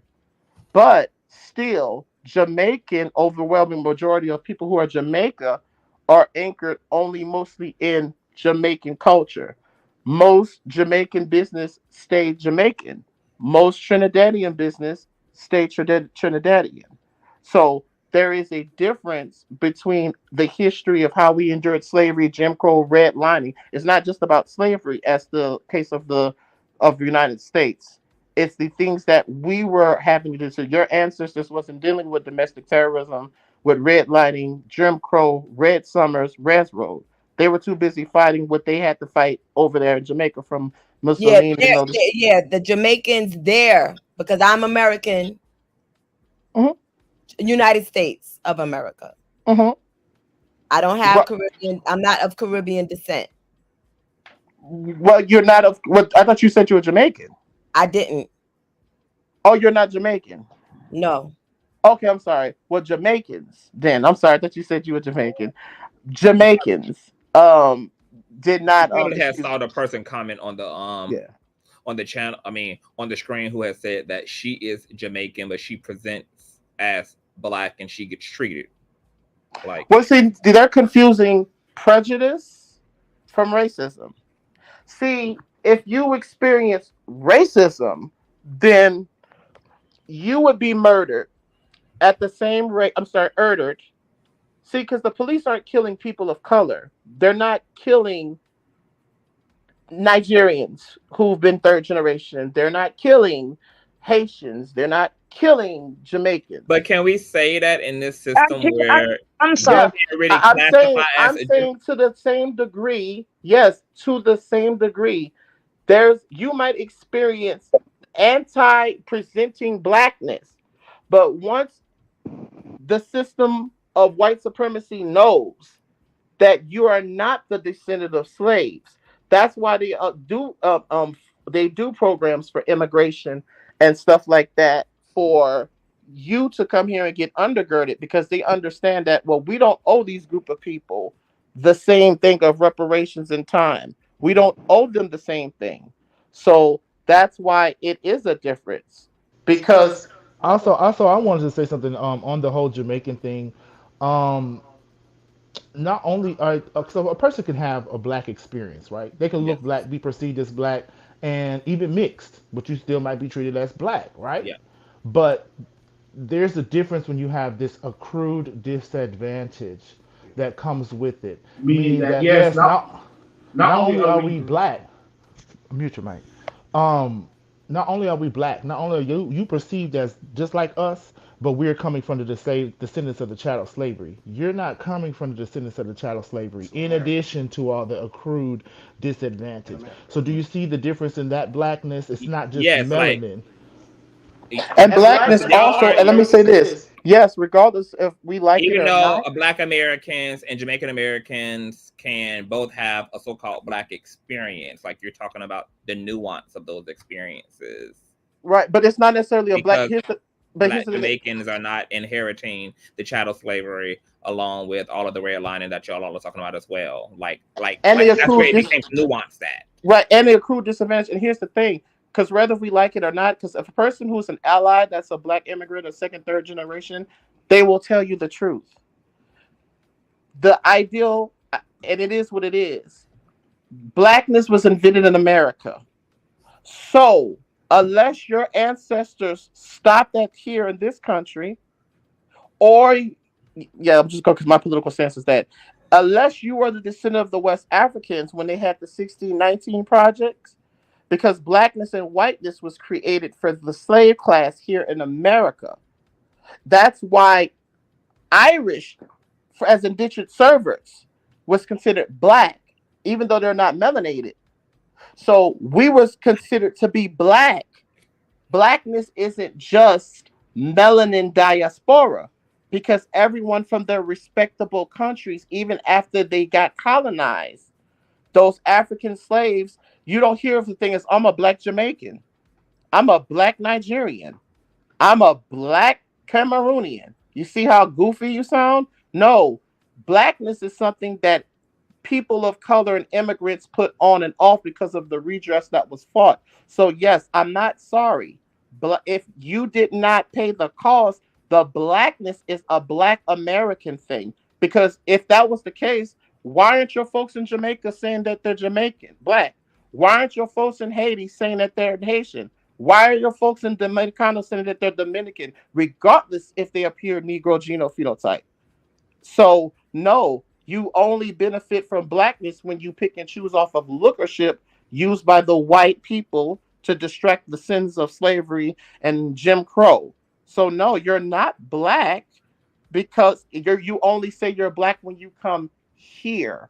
You chose to move here though to be black. I mean, but isn't like that what this No, system IG forces people to do? IG people didn't choose to come here to be black. When immigrants, Exactly, but they only pick up and choose. But they came here to be American. Exactly. But here's the gag: the people who are choosing to be black, despite if they look like us, if they're coming here to be American, then they're going to believe the white propaganda about the American Negro. They're not going to educate you about civil rights. They're not going to educate you about the Red Summer. They're not going to educate you about any of those things. Because you're right. People don't come into America to be black. They only say that they're black when it's convenience. And the difference with other people of color, regardless if they're say they're black because they're convenient. That's what they're seen as. Whether you're from Nigeria, no, they see you as black. No. But listen, hold on. That goes back to the nuance. Even though you're seen as black, you're using the benefits and protections that are there for black people as a result of them being descendants of the chattel slavery. You were not a descendant of the chattel slavery in America, so even though you're perceived as black, that doesn't mean you're entitled to those benefits and protections. But what are the benefits? When I have a question. Like, what exactly are the benefits, though? Because aren't all anything that's specifically for black people, technically, right? Affirmative action. Hold on. Hello. I'm asking that because Black Americans are sitting here saying that there ain't been a goddamn thing that has been specifically done for Black Americans. So Well, what that's exactly supposed to be are the new focus. Jamaican Americans actually benefiting from? Like, what space are they actually taking up? So let's say they're going to college or situations where you're a token. Hold on, it's too many people talking. Like retro. Yes. So let's say anything where there's there's a token where they have a token black person. Mm-hmm. Okay, well if you're Jamaican and they need a black person, they're gonna select you. You look black. If you're going to college or you're going somewhere else and there's a scholarship for black people, is that correct? Yes. Then they would be taking advantage of that when he says you choose black and when it's convenient for you. However, if a person says you're black or it comes time to differentiate, I'm Jamaican, I'm Nigerian, I'm not black. You see what I'm saying? So that's what he's talking about, the double Dutch of claiming the nuance there. So what it seems like I'm hearing is that y'all, I mean, like that's not by design or not the fault of Jamaican Americans. I mean, if they coming into a system to prosper like everybody else here, I mean, and they don't have any, I mean, like, are they expected to not categorize themselves as black and forfeit a job or a college education as a result, like in protest of, well, the descendants of slaves should come before me as immigrant. That's the purpose of ADOS. That's our goal and mission, to specify protections and things specifically for the people who have suffered from that accrued disadvantage. Because as you can see, everybody's taking advantage of it, and we're the ones who have suffered and still suffering, and still at the bottom caste. Whereas we have people who are immigrants coming in here and enjoying. Yes, everyone wants to come in and get along, but first handle what you owe us. Okay, so my question is, because I want y'all to make it hooked on phonics plain. Are y'all saying that Jamaican Americans need to self-protest when they find themselves in situations being categorized as Black, where that is a space being taken up? Because what y'all are saying is that descendants of American slaves need to be first monopolizing and capitalizing off of that category of people, Black Americans, that Jamaican Americans need to say, I'm going to have to sit this one out, or go create, like, what are y'all saying that Black Americans need to do? I mean, like, that Jamaican Americans need to do when they find themselves face to face with the Black label? Like, so here's the thing. I mean, it would be perfect if we was it would be wonderful if we was in a perfect world and could expect everyone to just operate based on merit, but we know they're not going to, which is why we have to have specified specifications for people who are ADOS, whose lineage can be traced. And this is part of what we are kind of afraid Kamala may not do based upon her proximity. So what? She had proximity to whiteness, because here's the thing. People of color, because that's what you have to consider too, because again, the proof is in the pudding, and how Black Americans, who I'm speaking of, ADOS, we are embracing of every culture, but see, we are not invited to every culture in this country. So we allow people to come and ingratiate ourselves in our culture. We let them stand in the place of us as us. And that is the thing that has hurt us, because if it was a Black coalition, and this is the truth and it's painful, if it existed, then we wouldn't have this one Blackness thing. The United States government knows it's not the same, because that's why, even though we've been here longer, they have disaggregated the specificity of saying you can be Jamaican, Haitian, etc. African American is confusing, because it's telling everyone else that we identify as a continent, that which they know their African descent if they're Jamaican, but they know that their ancestor and their lineage and political history lies over there. They know that they're African descent in Dominican and Cubano, but they're no longer calling themselves African. No. They now identify with the Spanish conquistador culture, but even with the Spanish conquistador culture going from South America to the Caribbeans, there's a disaggregation based off of nationality and culture. So what I'm saying for my square, because there are Black immigrants that are in our organization that stand with us, they will be honest and say, yes, we were told the propaganda about Black Americans, about being lazy, and they use that to say, but this is why you can't get where you get to, because look, these people got over here. But the government undergirded for you to be here, sweetie. You came after the fight. You came after the bloodshed. And again, I can't help that my ancestors fought the most tyrannical government, just like you can't help that you're fleeing the nation of your birth to come here. If you come here and you do your politics and your interests as just trying to be American, then you see why it would be problematic. Then you should create your own coalition and not shoehorn and get into the ways of the things that we fought for, if you feel that way about it. But we already did it over here. So let me simplify this for everybody who's confused, because to a lot of the listeners, retro and IG sound unwelcoming and gatekeeping and divisive. But the reality is, they're talking about the way for us to finally stop having to complain about why it seems as though everybody else in the system can get specific and or get access to and or excel, whether that be the conversation around reparations, whether that be the conversation around what we're talking about here, that this is the answer to that this is the way we have to create the lines of demarcation in this system so that we can be distinguished from other people that look like us but have not in fact had the same historical experience that particular Black and brown people have had as a result of chattel slavery and all those other. Can I cut in and respond to something? Yes, if y'all can let the host come to complete of a sentence, that would be great. Like, so I don't want to make it clear that IG and Retro are not, in fact, being divisive. They're trying to tell us how we can get situated in the system so that we don't have to keep watching Asian Americans get this, and we don't have to keep watching immigrants get that, and we don't have to keep watching that.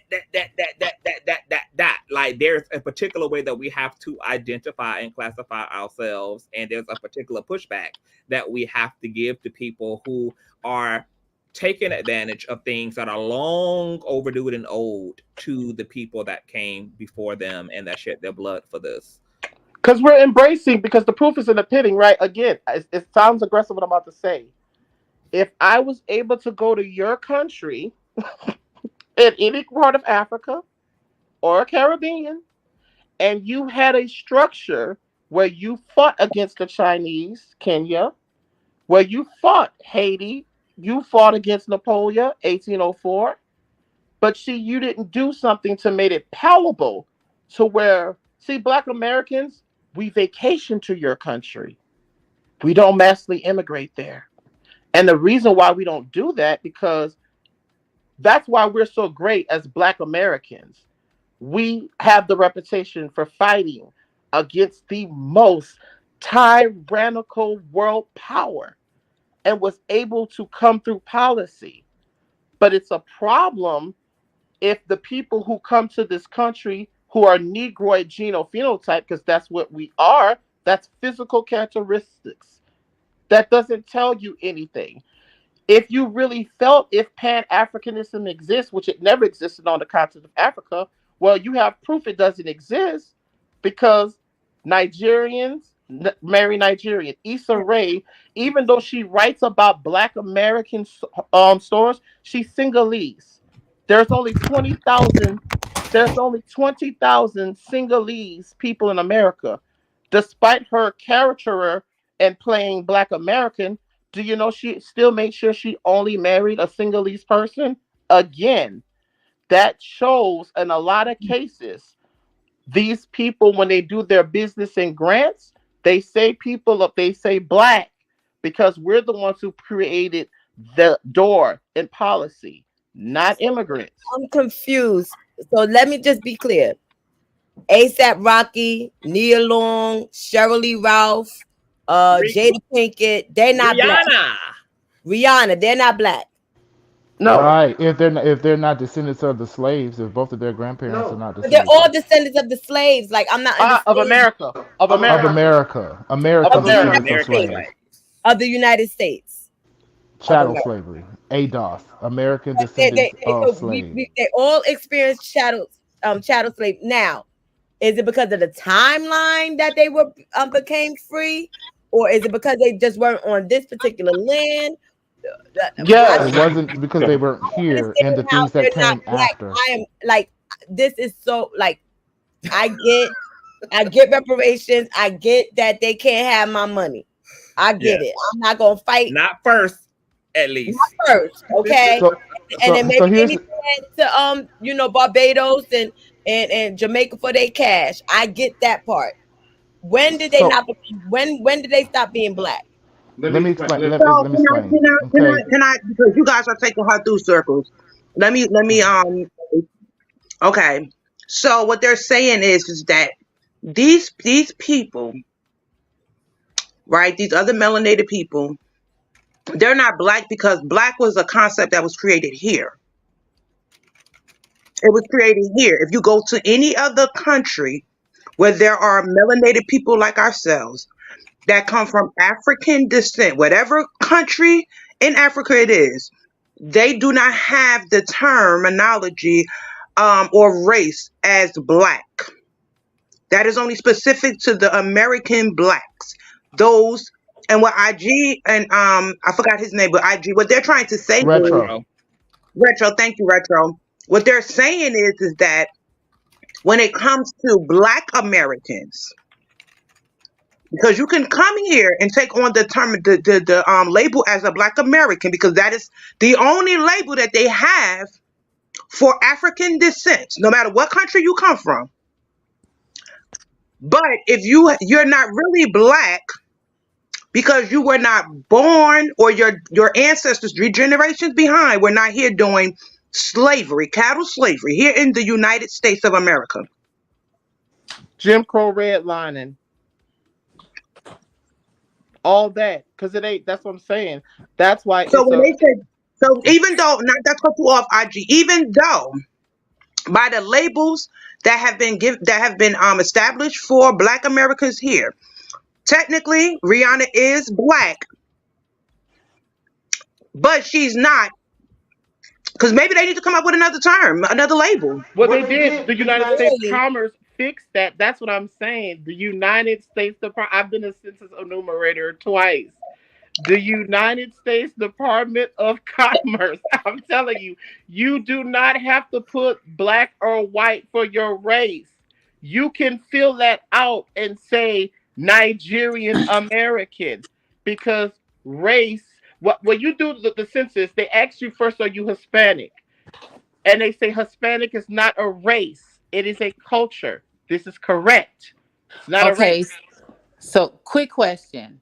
If you were a Jamaican American, okay, you're Jamaican, but you actually are American. You're legally an American Correct. to the United States.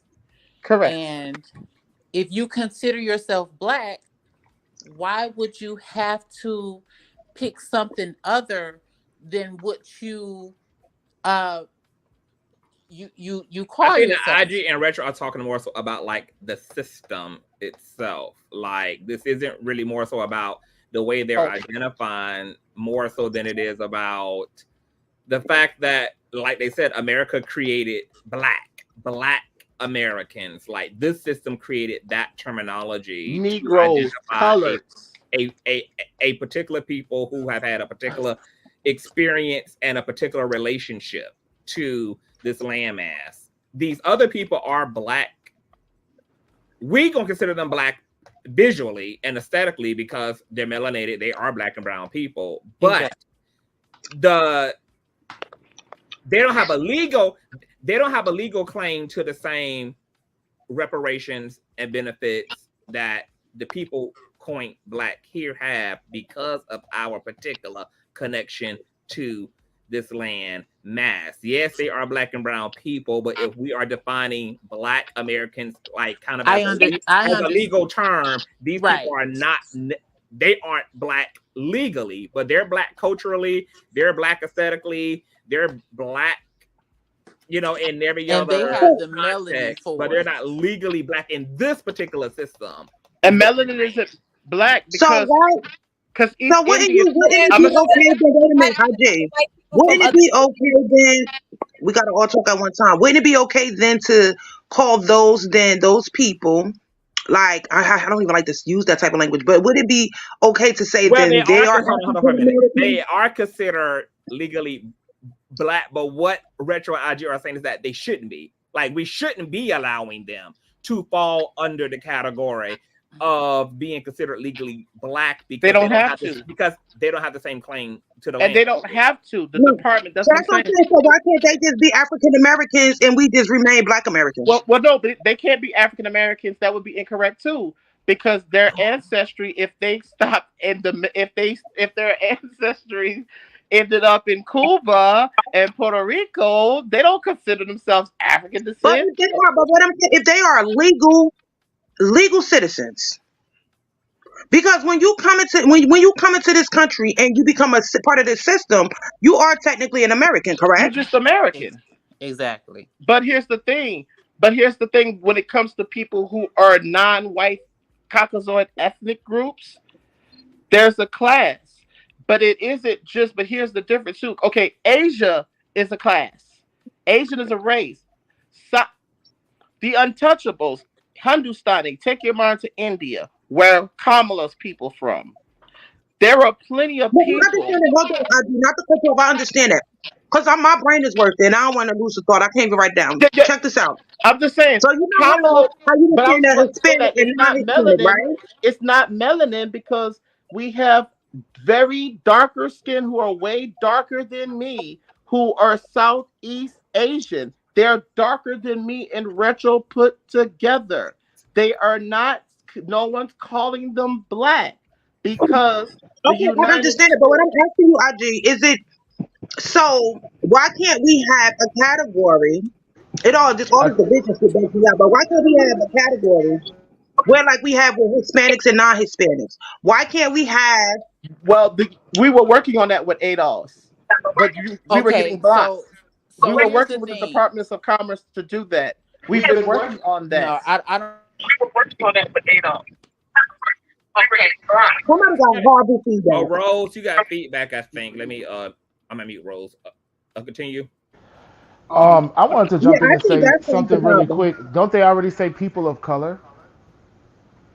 People of Aren't color is not on the application. Jamaicans People and of color is all? not on the application. They're what?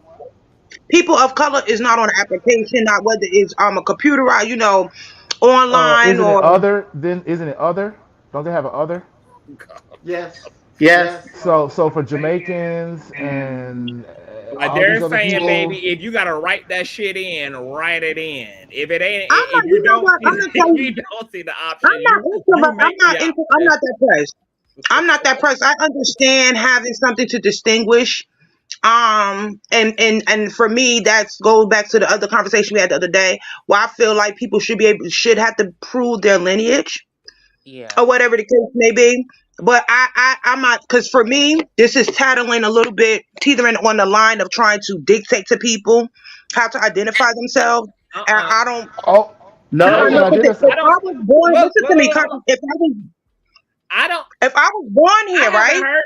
I haven't heard that. I think that what Retro and IG are making a case for is us as descendants of that blood that has gone unrepented, unrepaired, has gone undealt with.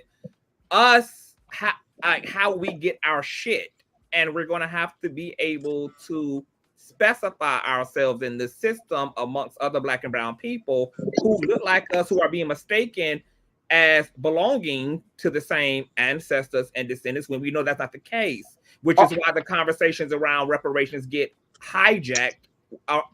And there's so much confusion about how that would play out. How do we break this all down? The only way to do that is by what Retro and IG is saying. And I know it probably sounds like discriminatory, but it's really not. We're just talking about like a particular bridge to particular resources and particular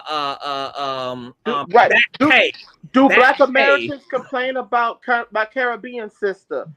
When it's But time for no, them to have Labor Day in New York, do we go out there and say, how come you don't have the American flag? When it's time to have Cinco de Mayo, we don't go out there and say, what about people of color? So there is nothing in political redress. That's the thing too. We advocate for everyone else's specificity. Where is the Jamaican American Congress for Black Americans? Where is the Haitian I'm not American? advocating. No, I'm definitely not advocating for anyone else. But I'm saying, but you are, because you're saying, well, you're worrying about me policing. So for me, by me standing on my square and telling you you can't stand on that square, it's me policing somebody who comes over and doesn't advocate. Why would you care? But IG, I don't know Well, no, anyone. no, no, no, no. Let me say, because what I'm saying is there is a way. We had this conversation before. There is a way. I believe that we should prove who we say that we are. Like we should, because for me anyway, the knowing your lineage is important anyway. Yeah, not So I genealogy, think, lineage. huh? Not Lineage, yes. genealogy, lineage. So that's why I said lineage. So I think that we should, because of the reality is a lot of people don't know their damn lineage. Okay, and I think it's important for us to establish that. But That is we a can, way that you but can get your reparations by proving your lineage. but we don't have to. That's what I'm trying to tell you. The way that ADOS does it, the proof is there. You understand? You don't have to go back to slavery. You can go to 1850s, 1860s. That's farther enough because according to the United States Department of Commerce and the 1965 Immigration Acts that y'all have heard me spit this out so many times, the immigration population in this country was to the right of a decimal. So no, it's not hard to prove that. They know that. That's why they brought all these people of color in to kerfuffle the waters. Because when Dr. King said we're coming to get our check, he wasn't talking about the Hispanic community. He wasn't talking about the Jamaican community. He was talking about, at that time, Negroes and colors. And for those of us who are Black American, our birth certificates. My partner was born 1964. His birth certificates say colored. My father was born 1926. His classification on the records shows that he was here before 65 because the classification Negro colored. Then to the bastardized Jesse Jackson in 1988, after immigration, did we start calling ourselves African. So no, what that silly sister QI said was talking about conspiracy genealogy. That's why I was so at her wig. Because no, there isn't nothing to prove. They know for us, it's very provable. But if you think that you don't know, if you think that you're African first, if you think that you're a person of color, if you think that any person who is not Caucasoid is you, well, that's part of the damn problem. I want to get a Janae in the building. A Janae, are you there? Yes, I'm here. Welcome to the platform, Janae. Sound off, boo. Yeah, okay. So I've been sitting here and listening to it for a minute. And my thing about it is because I have a lot of Caribbean friends. I've lived in Florida for many years. And I've never once had someone from the Bahamas or somebody who's from Jamaica to say that they're not Black. A lot of them do see themselves as Black. They recognize that because they deal with a lot of the racist issues in the States that many of us indigenous Black people, African Americans, go through. So that doesn't really give us a right as African Americans. You do have a point. I understand it, but it does not give you a right to discredit someone's melanin and say because of the fact that you're from the Caribbean that you don't exactly have the same rights as an African American from uh, the American states. It just doesn't make any sense.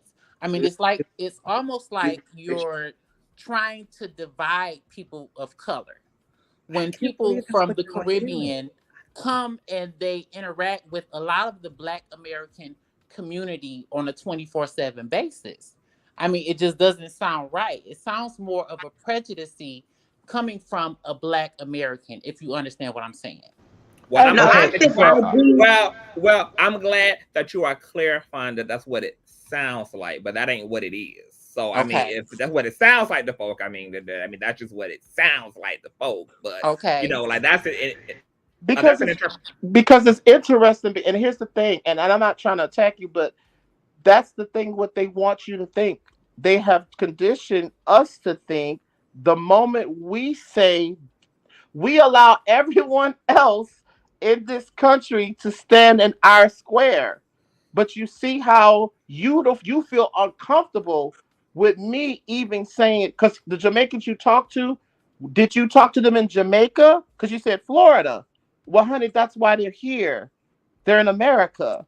That's No, of I'm course they're gonna originally say they're from black. Detroit, No, I'm saying Michigan. they're gonna say they're black when they're in front of you But in understand what I'm America. saying. No. Listen what I'm saying. I'm originally from Detroit, Michigan. I come from a black city. Okay. Right. So when I go to another state, I usually interact with people Me of too. color. You see what And I'm when I say saying? people, now when you say people of color, let me pause you one time. When you say people of color, who are you thinking about visually? Just tell me. It's no wrong or right. People with melanated skin. You are incorrect Okay. because people of color. Okay, here's the thing. So you think black and people of color is the same? It's okay. It's no wrong or right. Do you think people of color I and would see it as the same, yes. In my eyes, yes. And I'm an and that American. and I'm not trying to say, but you are taught incorrectly because if you look at the Rainbow Coalition, the language of people of color didn't enter the chat until 1970. 19. So yeah, you would be in you. I They was want born you. in the 80s, so I wouldn't Right, know right. about But I'm that. saying, but that's what I'm saying. That's exactly what they want you to think. Because when you say, that's why they say, yeah, we need a person of color, and you thinking black, but person of color could be Chinese, Japanese, white Hispanic, white Cuban, white Venezuelan. You see why that's important? You're not a person of color, sister. Oh, I'm not a person of color. Yo, if you're from America, is your folks? Did your folks immigrate here?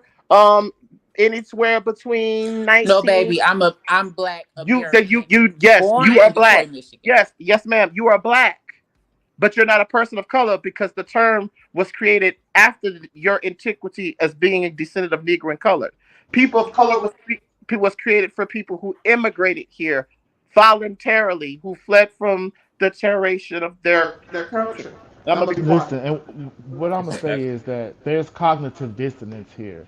This is kind of challenging you everything you thought you knew about blackness and people of color and politics and everything.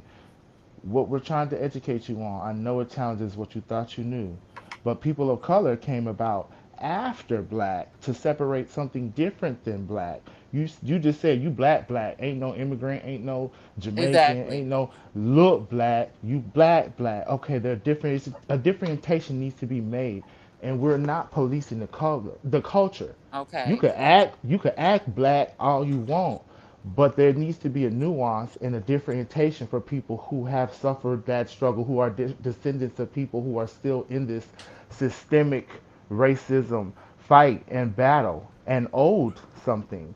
There's something going on. They've got us asleep politically because we don't even hope to get reparations. It was so easy for them to tell us no once they said people of color, y'all all the same thing. So if we don't give the Jamaicans and the Africans reparations, then that's discrimination. That's what And Obama y'all ate said. it up. And that's what your black president That's a Obama said. scam. Basically, a retro and IG IG. are calling the community out because we have, unbeknownst to ourselves, been on our all colors matter shit as well, and it has not served the people. I think, you know what I think.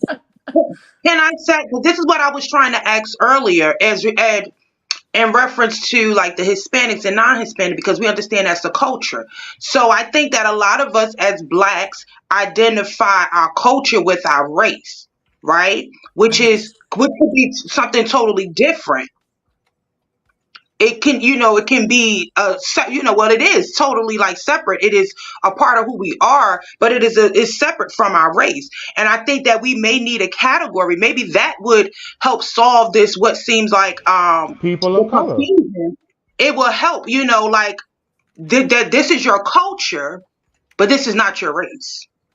Right, and POC, but that's the thing. But that's the thing. The United States called, but rumors are tea. They've already did that. That's why you have Asian. That's why you have North African. That's why you have all these other disaggregations. But when it comes to Negroid genome, and yes, peep game, the United States Department of Commerce knows that these Negroid looking people are not black, because that's why they put Nigerian, Jamaican, Haitian.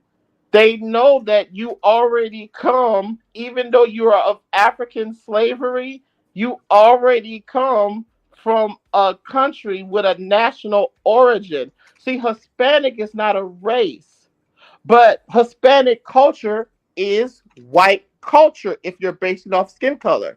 Hispanic culture is anchored in Spain. The Spanish language is Latin. Most of the culture that you see Puerto Ricans, Cubanos express, yes, it's mixed with some African slavery, but the overwhelming majority antiquity of their culture is white Roman Catholicism, which is very anti-Negroid, which is very anti what you call black. So riddle me this, Black Americans. How come your NAACP have you in a coalition with people that your HBCUs, this is the boule we're talking about, who have the Howard and Stanford degrees? How do you learn in grade school where Spain is at, and they show you these pictures, and yet when we get to political science, you say that these are brown people of color, and you equivocate them coming here legally and illegally to you coming here involuntarily in chains.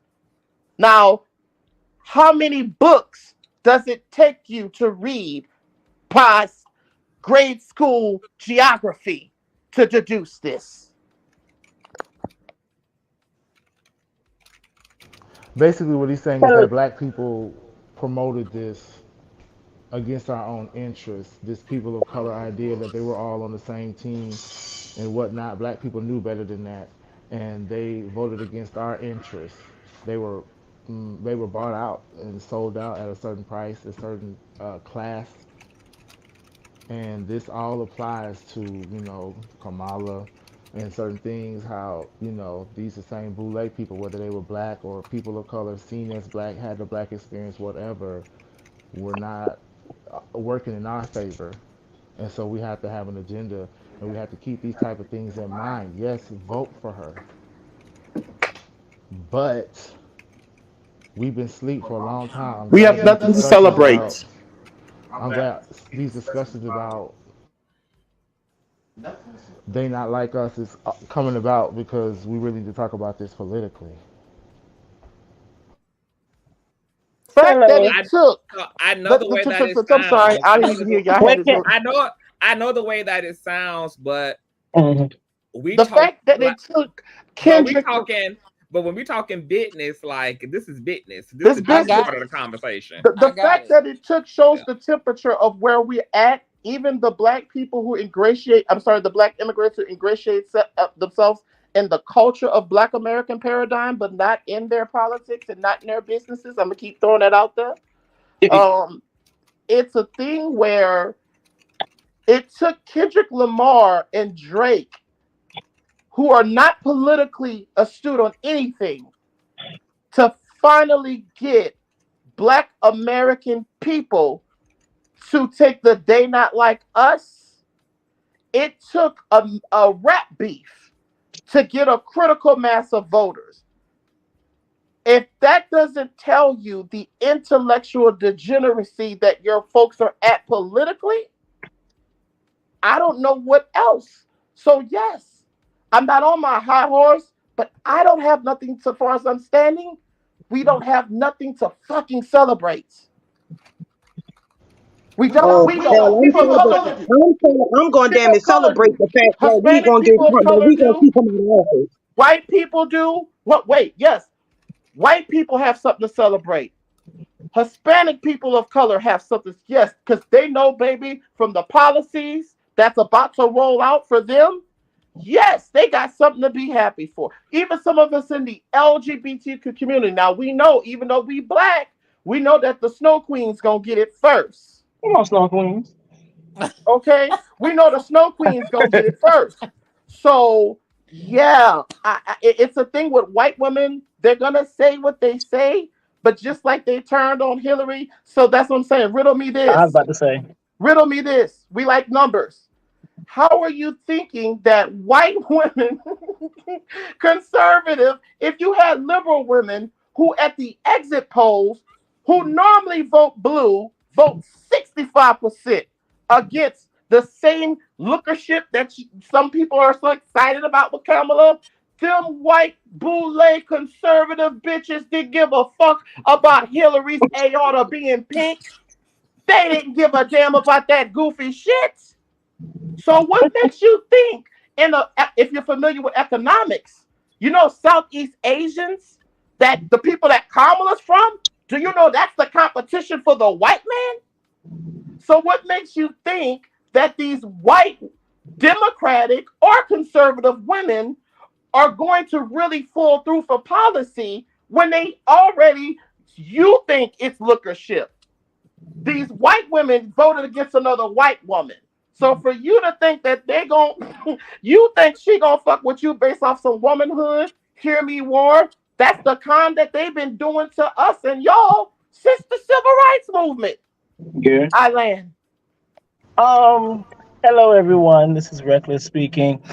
I've been watching. Hey, Quiz. hey y'all. Do I sound clear? To make sure I sound clear. Go ahead. The Oh, yellow okay. road is technically never clear. Girl, whatever.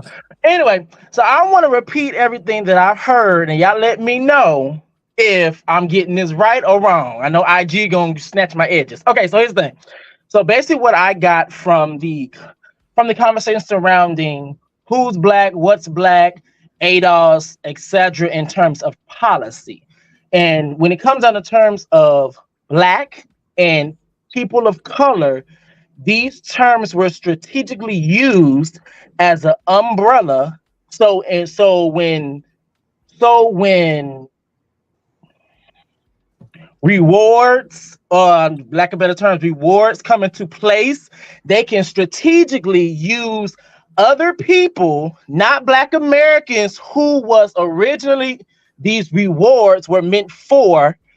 They can strategically use other people like Jamaicans, like Haitians, like Asians, and give them their rewards and basically pay up without paying up. Is that what I'm hearing, IG? Correct. Yes? Okay, Correct. okay. And so this also goes into the fact, it also goes into the point of where you may have in-house fighting, where you may have immigrants who may come here who may not fully understand the Black American experience. That's to really where they're like, yes, like, you guys are lazy. What are you talking about? We get this, we get that. We put ourselves by our bootstraps, but not realizing that they are benefiting from the affirmative action. Correct me if I'm wrong. Affirmative action. I'm about to shout. Which in this way, we're really talking about a lot of Black American imposters who are sitting on goods that belong to. Hallelujah. Yes. Y'all seriously vote for that dumbass vice president? So we're gonna get to you, Rob. I'm gonna let you sound off because I know you got it coming. So with the being specific about who is considered Black or ADOS, what that does not allow the government to have wiggle room to deflect and give the rewards to other people. And because the thing about it is that when people come from different nations. They have a different experience, different perspective, and they can't fully all the time It understand allows the shit to go frustration. to who it's supposed to actually go to. Yes, am I correct? Yeah, you are correct. Bingo. Okay, there we go. Mm-hmm. Okay. Thank you for the What final version of that. can I add Period. one more thing? Just one more plot Yes. piece. When they bring a lot of these immigrants in here, and we are thinking they're people of color and black is people of color, it kind of disarms us. So how it affects us politically, and they can replace our vote and have them voting against reparations because they don't really care about that and think we should have probably pulled our. It was so long ago, and we should have pulled ourselves up by the bootstraps, and they don't really owe you nothing, and they weren't the ones who enslaved you. They get all this rhetoric going, right? When it's time to talk about reparations, but they don't have the same experience as us, and they're getting brought. You see what I'm saying? And we're asleep politically. Legislation, that's the solution. The culture, since our culture is so strong, it permeates every part of the earth. We should then change the culture to legislation like it used to be back in the day, and maybe we could wake some up. But go ahead, y'all. And one more thing, and I'm gonna shut up. And that's why it is that's why I had a thought and it just went so quick. That's why it's a thing of pointing those things out. It's not to be ugly or rude, but that's what I'm saying. You can't make us feel, you can't guilt me into saying, oh, that's xenophobic, that's xenophobic. What did you do for me to come to your country, boo? I'll wait. Do you see any This black is your country. Americans in Liberia participating in your commerce? Don't worry, I'll wait. Do you see any black Americans sitting in the spaces of Jamaican or Haitian affairs? Don't worry, I'll wait. So you don't. So you're not in a position to say, now your real face, people of color, black immigrants, you're going to show your real hand. Because Obama, who is a East African, that's why it matters. He's Kenyan. That has nothing to do with West African slaves over here. East Africa has nothing to do with Kenya has nothing to do with Nigeria on the continent of Africa, right? So he was anchored in a somebody got an echo. Probably He right was he was anchored into a Jewish Kenyan Hawaiian home. So how is it that okay, that's why lineage matters too, because it's what you're anchored in. Kamala Harris spent 14 years of her life in Canada. 14 years of her life in Canada. Now, how is that an average life, even to a mixed black woman in America? That's not your experience. You was not anchored somewhere in another country. You was not anchored. And here's the thing: her parents, you got to do the money. You got to look at it. I'm willing to bet if you were able to go to 1938, he was born. So if you was going to Princeton during the times we were still fighting for civil rights, if that shows that white America understood the difference between Kamala Harris's father and your father who struggled to be a doctor. The reason why she was able to move in upward mobility because we've been taught that it's excellency. You see a pinch of melanin, so you vicariously attach whatever establishment they got without realizing it's not melanin. It's the lineage. It's not black excellence why her Jamaican Boule father was able to go to Princeton during the times our ancestors was probably sitting getting discriminated was. It's because he's not a black man. He's a Jamaican, looks very racially ambiguous man. Kamala Harris Are is you for or against Kamala Harris? Kamala Harris is anchored in, like they said in that article, her mother raised her. If you know anything about culture, Indian. she's Brahmin. So, and can you tell me with the voice, what is the class of Brahmin Indian who decided country? Can you explain that to me? I can. Not at all. Okay, precisely. Shut up. Why did y'all start calling her a black woman So 4 years ago? So Hindustani culture, when you deal with Brahmin class, sweetheart, that is the top class of East Hindustani culture. So how are you thinking, you as the black woman who had to go through all these obstacles, why are you letting her vicariously live through you. And one more thing, it was very disrespectful for her to have her funky ass on that bridge of Tulsa MLK as I walked the streets. They show you her and Obama. But see, sweetie, your ancestors didn't walk those streets. You have no right being on that bridge saying that we have arrived. So listen, I guess that whole thing I was saying about how they can kind of bring immigrants in here, and they can vote against stuff that is for ADOS. Um, that's all happening on the left. So that's something that probably IG is not excited about when you talk about electing Kamala. We are asleep again politically, thinking that POC means black. Do you see what I mean? So we're not even armed to fight against. But We don't y'all even know started we're calling her disarmed. black woman. Not y'all, but you know what? She's you know why? She's been an Indian woman since she's been born, and y'all embraced her as a black woman in 2020. Listen. I get all that, and that's really kind of ADOS. That's really kind of ignorant. But if that'll get these Nagras and Negresses out there to vote and not get us into 2025, Trump exactly 2025, if we can evade that, I vote for give whom? a damn. Exactly. Who do you suggest we vote for, Rob? Like, what is your I'm not attitude here about to tell you who to vote for. No. No. But you're going to tell us who not to vote for, so you might as well tell us who No, I'm not telling you who not to vote for. I'm telling you that Kamala Harris is an Indian woman. That's all. He's wrong for that. She's not black. She's never been black. Ever. And he's right. He's right. She was anchored. That's what I'm saying. She's played y'all like a fool, like she did it for VP. She did. She played everybody. Y'all like a fool. Not me. Well, I'm voting for that Indian woman. Well, vote for. I'm vote for that Indian woman, but recognize she's an Indian woman. Vote for that Indian woman, but she is an Indian woman. Father. Don't call that motherfucker black. Father. He looks racially ambiguous. No, now he look like my granddaddy. Yeah, and some of our grand people are racially ambiguous because of white slave blood. He racially ambiguous. He would not be mistaken as nothing but a nigga. Yep. No, he would be mistaken as a Southeast Asian. He easily could be a Southeast Asian. Who is this gentleman? And then here's the thing too. Hold on. And I'm gonna say one more thing while they play off our ignorance too. Here's the thing, they play off our ignorance too. I saw someone say Jamaica also has a transit.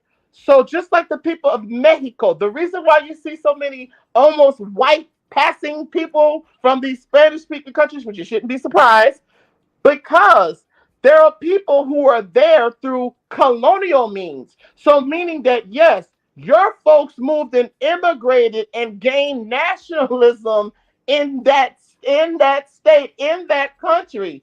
That doesn't mean that you are the ethnicity of the indigenous people. It's a con. So just because you have to, that's what ADOS will teach you. Okay, when they say, oh, they're from this country, look at the person. Okay, what's their lineage? Not just how they look. Wait a minute.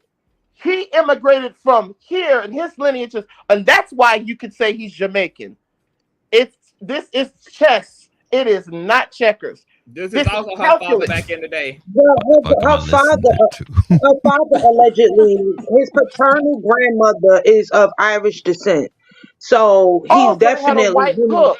That's why he was able to move. Okay, that explains the economics, why they were able to move in the way during the civil rights movement in a way that most Black Americans, because that's why Obama inherited $400,000. Yes, being anchored in mixed lineage with white people is a political thing. That's how you got Howard. So that, I know she had Irish, but that explains why she had the life she had. Everybody, we have buku white blood in our ancestry, and we couldn't benefit it. But people of color who come to this country can because of colorism. You see the difference? What the fuck is colorism? What is your ethnicity, Rob? Does it matter? Yes, it matters. You motherfucking right it do. No. obviously, for you to You be mean for you to be keeping your neck on the fact that she's Indian, and then to say what does She's your Indian. ethnicity matter? She's been it's the Indian irony since for the me. day she was What born. is your ethnicity, Rob? Are It you? doesn't matter. What is? yes, it what do are matter. you? If you No, white, I don't give a no, it damn. does not. Who gave Rob an invitation to the cookout? Who told Put him your what's on foot the on cookout? kill, I clicked the player. link. YouTube sent me here. The algorithm, Amen. bow Shout out down to to the YouTube. algorithm. They sent me here. Shout out to the algorithm. To the And I'm a algorithm. content creator, so here we go. Come on, Yeah, but promotion. I'm an entertainer. well, we trying to have a Okay. serious conversation, bro. So We're I not trying have to be serious conversations. I talk politics. So I'm curious, Rob. What is your attitude? I mean, like, what is your My attitude. Yeah, like, what is your like? Perspective. What are you suggesting? Where are you with what's going on? Who are you voting for? What are your priorities? What do you want to see happen? What I want to see happen is somebody get in office and make me rich. That's it. Just make me rich. Make me money. It's not serious. We're not That's having all I this. want. No, Who it's do you very think? serious. He's not serious. I am very He's serious. on troll. We're about to go down I've the wanted rabbit the hole. same thing as It's not a serious the last conversation. election and the election in 2016, the election in 2012, and the election in 2008. Okay, so who do you I think just is want to the be better a candidate to help rich you? motherfucker. Who's That's the all I want to candidate be. Who's the candidate you think is better suited to actually accomplish that for you? President Harris. Who is the candidate? Mhm. I can't give you that Because answer. messing with Trump, we You gonna be gotta back pick in one. chains, baby. You I gotta pick can't one. give you that answer. You gotta You pick one. can. Listen. This platform does not What does that encourage people to. matter? You have to we just want to know. You asked Okay, us, y'all. so He's we want to trolling. ask He's you. about to derail the I'm a conversation. guy that No, I'm a He's guy about that to derail the focuses. conversation. Let me say this. no, He's Let me about to say derail this. the conversation. Hold up. I'm a Reggie, guy no, that he's not. focuses on the local and state electors. That's it. Because So this may not be the So if your conversation for you local because and you think state, if your nationally. local and state politicians are on their shit, you won't even know who the fuck the president is. You won't even know that Okay. because So your when we state and have a local people are on local, their shit. They align with your values. They so when align the with your next local values. election come up, you going to send Conscious an email so we can talk about it? Because you're right. Am I going to do what, ma'am? I said when the next local election comes up, are you going to email Conscious information about it so we can talk about it? Because you're right. Because right now this Ma'am, conversation we talking about national. I am local. I am a local official. I am a local official. That's why I was telling you. And what The county local and and what state. state? And what Sioux county Falls. and what state? Sioux Falls. Okay. I'm not gonna give my name because I don't want you to mess with my town. No, we're not going to bother. But what we're Yeah. going to say is, Yes, ma'am. me personally, I'm for Kamala and that Indian woman. You're for her. Why are you for I'm her? for Kamala, hands down, because What has 45 she is done? 45 is a criminal. Okay. And I don't think a criminal is Ma'am, qualified to lead ma'am. See, me. this is what I'm talking about, ma'am. That's right. Without mentioning 45, why is That's my Kamala a only good reason. thing? My bad. Wait a minute, Hey, wait a bro, minute, hold my up, my only wait a bad minute. for reason. trying to rush you off. That's my only reason. Without I mentioning told that's 45, my only why is reason. That's Kamala my good for the only. Thank country? you, bro. Tell me. That's my only reason. That's Tell my me only why reason. Tell me why Kamala is good for the country without mentioning the other guy. Why is Kamala good for the country? I'm only Period. voting for Kamala. Thank you, bro. I'm only voting for Wait, Kamala but because wasn't I have no choice. Because wait, but 45 will not be my next president. So you're voting against wait. somebody. So that's what you're doing? You're voting against somebody. Same thing that we did in 2020. We voted against somebody. Who are Then you my voting question, for? but Who hold are up. you Then my voting question is for? this. Wait, my question is this. Then we should vote for Trump. Then who else we gonna No, vote no, for? no, no, no. That's Who not what else I we gonna said. vote for? That is not what I said. I He's said not saying that. you should vote for a candidate. That's what I said. But I you have to For Yeah, a but candidate. if you only have For a candidate. No, Don't vote we against have to, another wait, hold on, candidate. hey, hold on, y'all. But we have to vote for a candidate that For a actually. candidate. We Yeah. have to vote for a. For. Sorry. We have to being an vote asshole. for a candidate that actually stands a chance of winning too, not just a candidate. What I'm saying, and what then I'm saying is vote for a candidate. Don't vote against some other candidate over there somewhere. That's all but I'm you saying. only but you only have two, and then not only that, correct me if I'm wrong, Conscious. Didn't it hasn't Miss Harris, because that first name I always fuck up. Hasn't she been fighting for women's reproductive rights? Hasn't Miss Harris been fighting on behalf of queer people?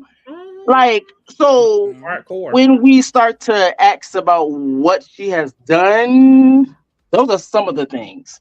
I mean, she also was lessening those felony sentences. Let me ask you this. Let me ask you this. What has Kamala done for the queer community? I want to hear this. She was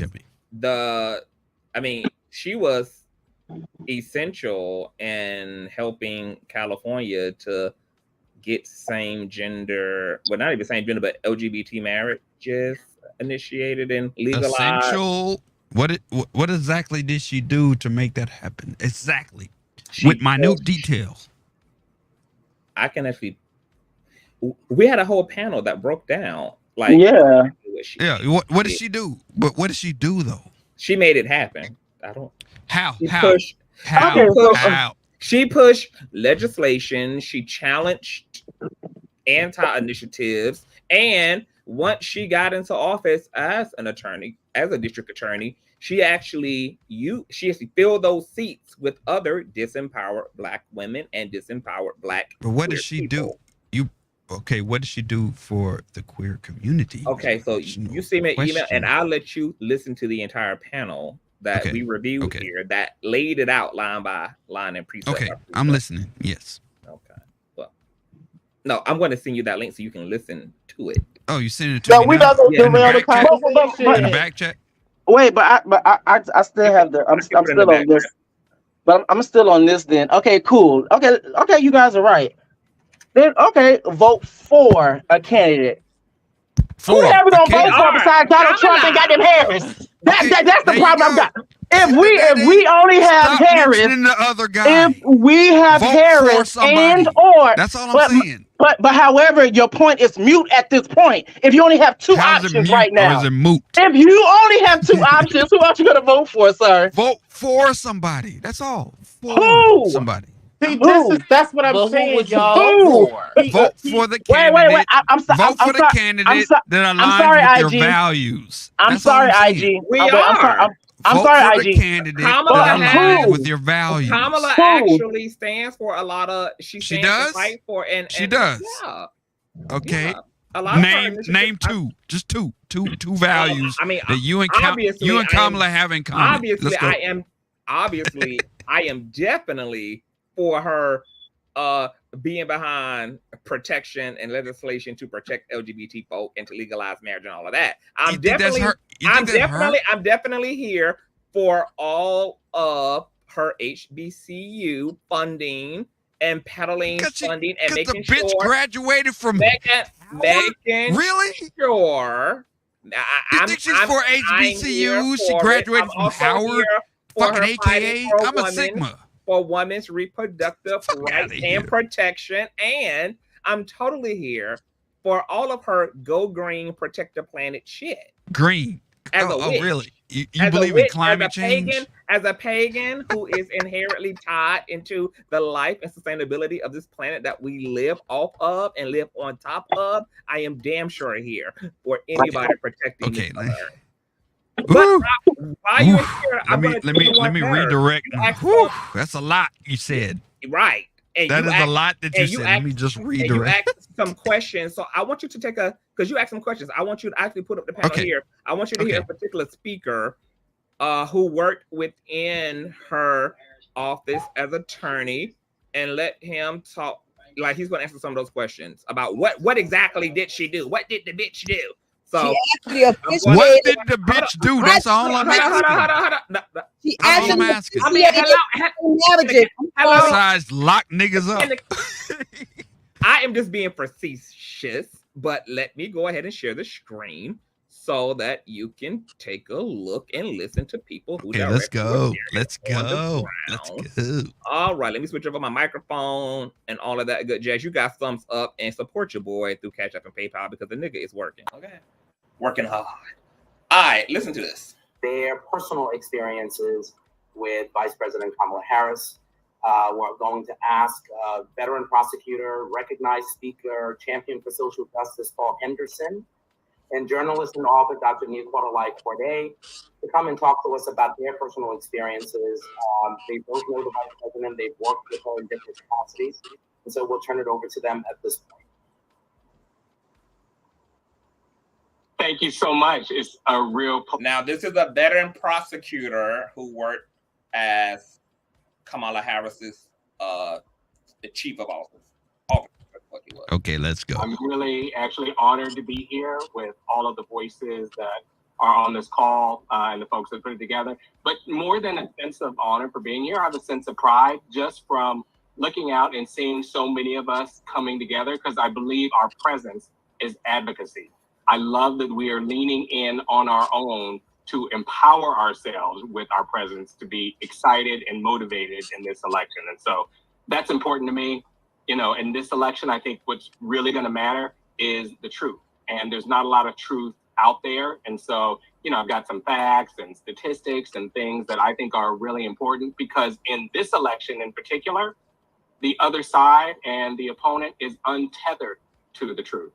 And we can't fix what we don't talk about, and you can't talk about what you don't know. And so that's why I think it's really important that we all know and are empowered with this information, that we know who Kamala Harris is and what she really believes. I've been along with her for the What does she believe? long time, since she became a prosecutor and the elected district attorney in San Francisco, and she made me her chief of her administration. And I will say that was not a small thing, because it made me the highest serving and first ever Black gay prosecutor, the highest in the state that had ever been appointed because of her. And the reason that that mattered is because we had a real diversity problem with prosecution. When I came to the office, I was the first Black person that the office had even hired in 5 years. No interns, no paralegals, secretary. But she's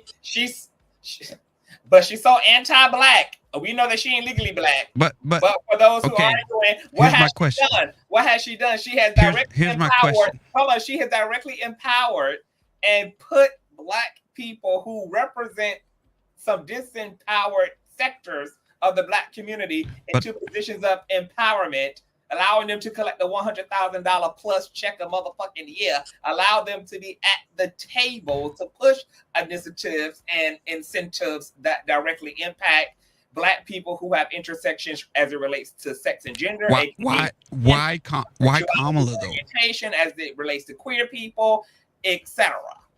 Why Kamala? Just out of the gate, honey, she came into the space and wanted to Blackify that motherfucking space. But she's not Black though. She's not Black. It doesn't matter what she's Indian. She wanted to Blackify. 3/4 Indian. She Blackified. But she's for the Why did we decide that she's Black? Because here's the alternative, Rob. Here's the alternative. She got to have Jamaican dad. So let's argue. Okay, so let's say Jamaica is not even Black. Okay. Jamaica's Jamaica. Okay.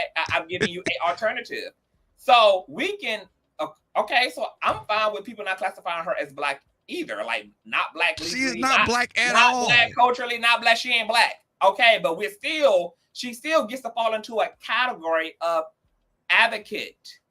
Like, so let me ask you this: isn't that as because she ain't a nigga, she ain't shit. She cannot be a nigga and still be pro our community. She's not a nigga. She's Indian. Okay, so that's what we're saying. She cannot be a nigga and that don't take away from the fact that she is pro us and that she's creating. She's not pro us. She locked niggas up left and right her entire career. Conscious. He's moving the goalposts. She locked niggas up. He's moving the goalposts. She's been locking niggas up ever since she went to San Francisco. She's been locking niggas up. That's not true. Conscious, he's moving the goalpost. Because your initial question, what has she done? Now that we're starting Lock to be niggas up. scratched. Wait, I wasn't done. That was a That's what she's comma. done. That was a comma, not a period. So the thing is that now that we're somewhat scratching the surface of what she's done, now all of a sudden, now what she talk about, she's black. No. We're gonna stick with what she's done. What she's done. Despite this Indian woman, she put melanated black people, marginalized black people in position. In position and at the table to be included in decisions. That's what she has done. So now we're gonna get back to that Indian woman. We're gonna get back to that Indian woman. Did she not lock niggas up though? Did she not lock niggas up though? Were the niggas criminals? No, she didn't lock niggas up. Niggas got. She did. That's true. I agree with that. You know what? I agree with that. Niggas got locked up. I agree with that. She wasn't putting no innocent black people behind bars. No, niggas got locked up. I agree with that. You know what? I agree with that. You got me. Okay. You got me on that one. Niggas got locked up. That's right. Yeah, that is true. That is true. So what else, Rob? True to the motherfucker. Oh my God. So let's get back. But my question, my question is, why her though? Why her and not another person running on the Democratic ticket? Then who else? I mean, who else? There's no other viable candidate. So you're settling because she's the only motherfucker left on the Democratic ticket? We are settling for the person who's going to counter Project 2025. Well, she's not really countering. Have you read 2025? Yes, we actually did read it here. Yeah. You did? Really? Well, hold on. You read it? All 33 sections. It's 33 sections. And with the brother, one section is like... It's like 75 pages long. We read the basically condensed version of Project 2025. Okay, the first chapter has 3 sections. You read all 3 sections of the first chapter. But hey, but here's the thing. I'm trying to get us back on track. Because a lot of people have a beef with Project 2025 and have not read that motherfucker at all. Okay, y'all. It reads like a novel. He's trolling. He is distracting you from the conversation. I'm sorry. Shut up. Trolling. I'm sorry. Y'all think it's cute, Go ahead. But he gonna probably be the nigga that's gonna go out there and vote. That's gonna fuck y'all out. It's funny now. I'm just asking exactly questions. what Rob is going to do. It's funny now, but it won't be fucking funny when he go to the vote. He's definitely a Trumper. That's for sure. Yeah, it's fun. That's what I'm saying. There's no need to engage with him. Let him go. You don't need to talk to him. He's already made his mind. No, what I'm asking is... But hold on, I was going to say this. I agree with you, but everybody all of a sudden is jumping on the whole Kamala bandwagon. And here's the thing I want to when this bitch support. Was not popular the last 3 years or you the last 3 years correct. Before that. And here's the thing. And all of a sudden, Kamala's the new rock star. She's more experienced than Donald Trump because Biden is incapacitated or dead or wherever the fuck this nigga is. What he's saying is true. But what he's saying, here's the thing. Okay, and here's the thing. I got to be honest with the brother.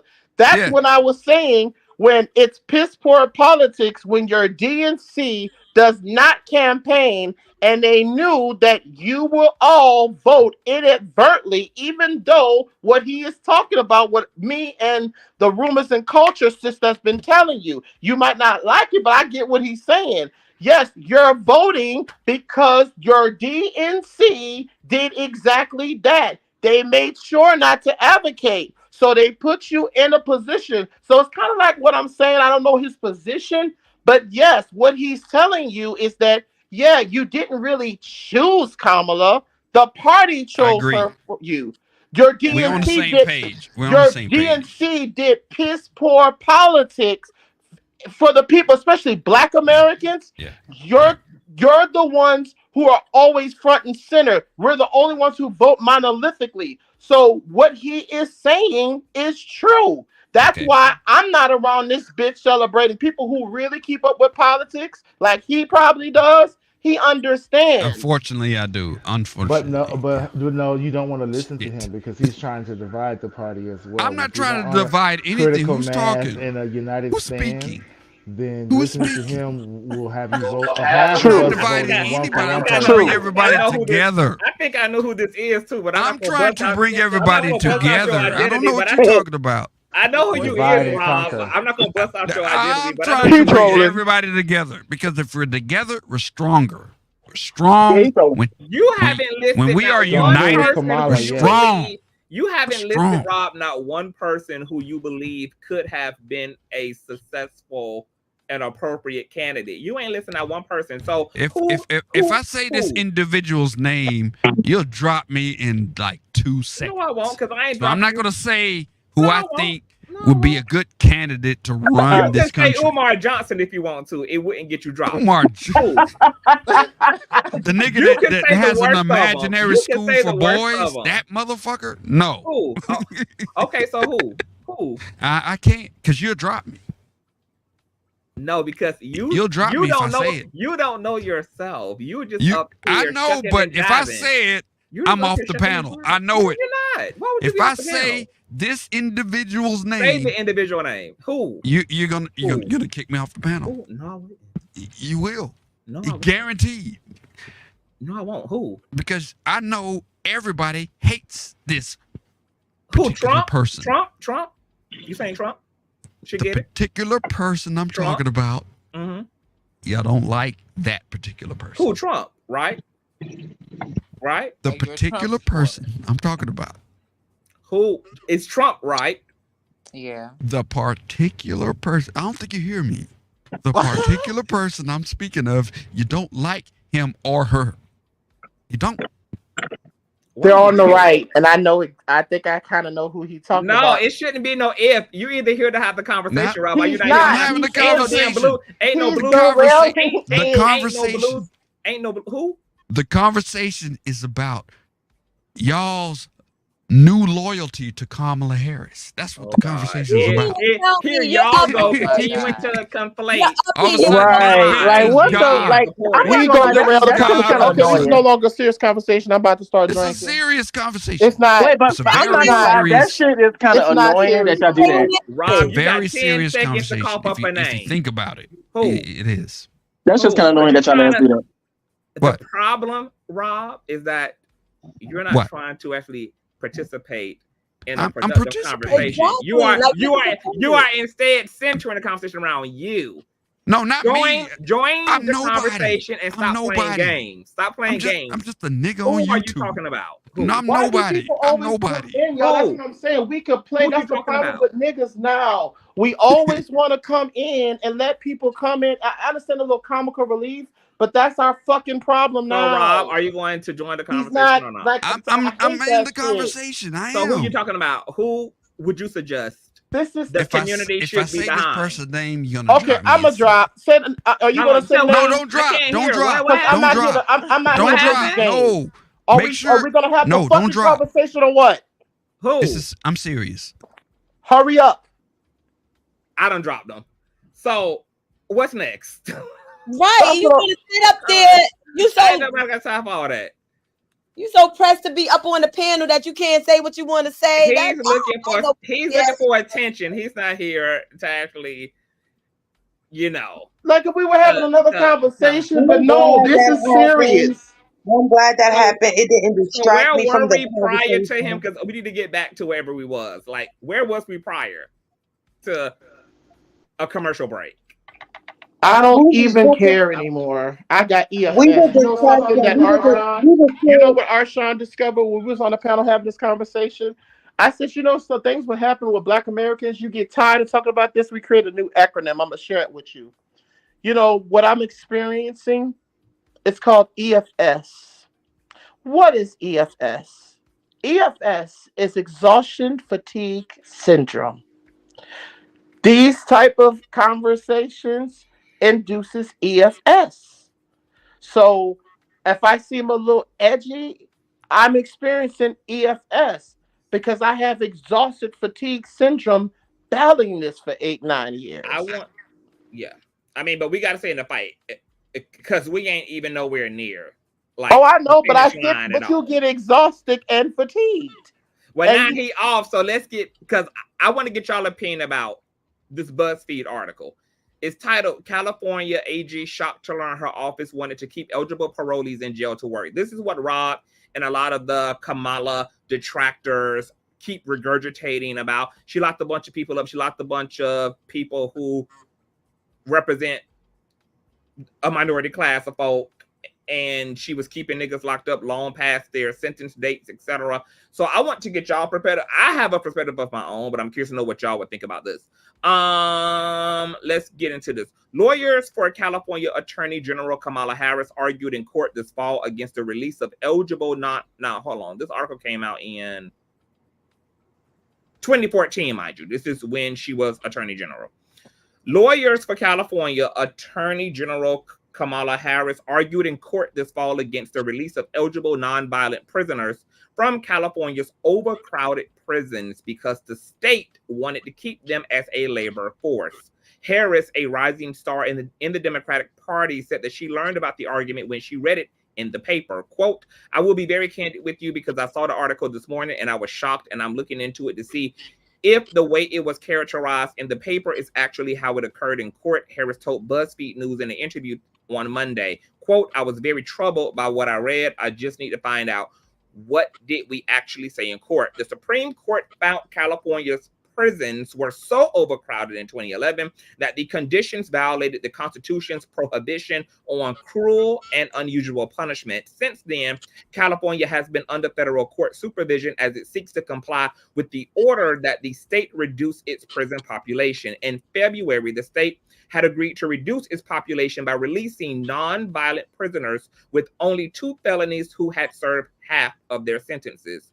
Last week, the LA Times reported that attorneys in Harris's office had unsuccessfully argued in court that the state could not release the prisoners it had agreed to release because, quote, "if forced to release these inmates early, prisons would lose an important labor pool. Those prisoners," the Times reported, "earn wages that range from 8 cents to 37 cents per hour." In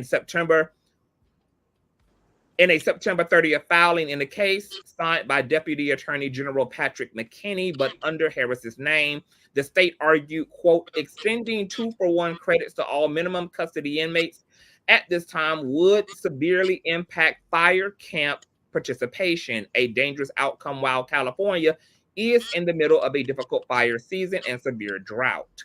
Approximately 4,400 California prisoners helped the state battle wildfires at wages of about $2 a day.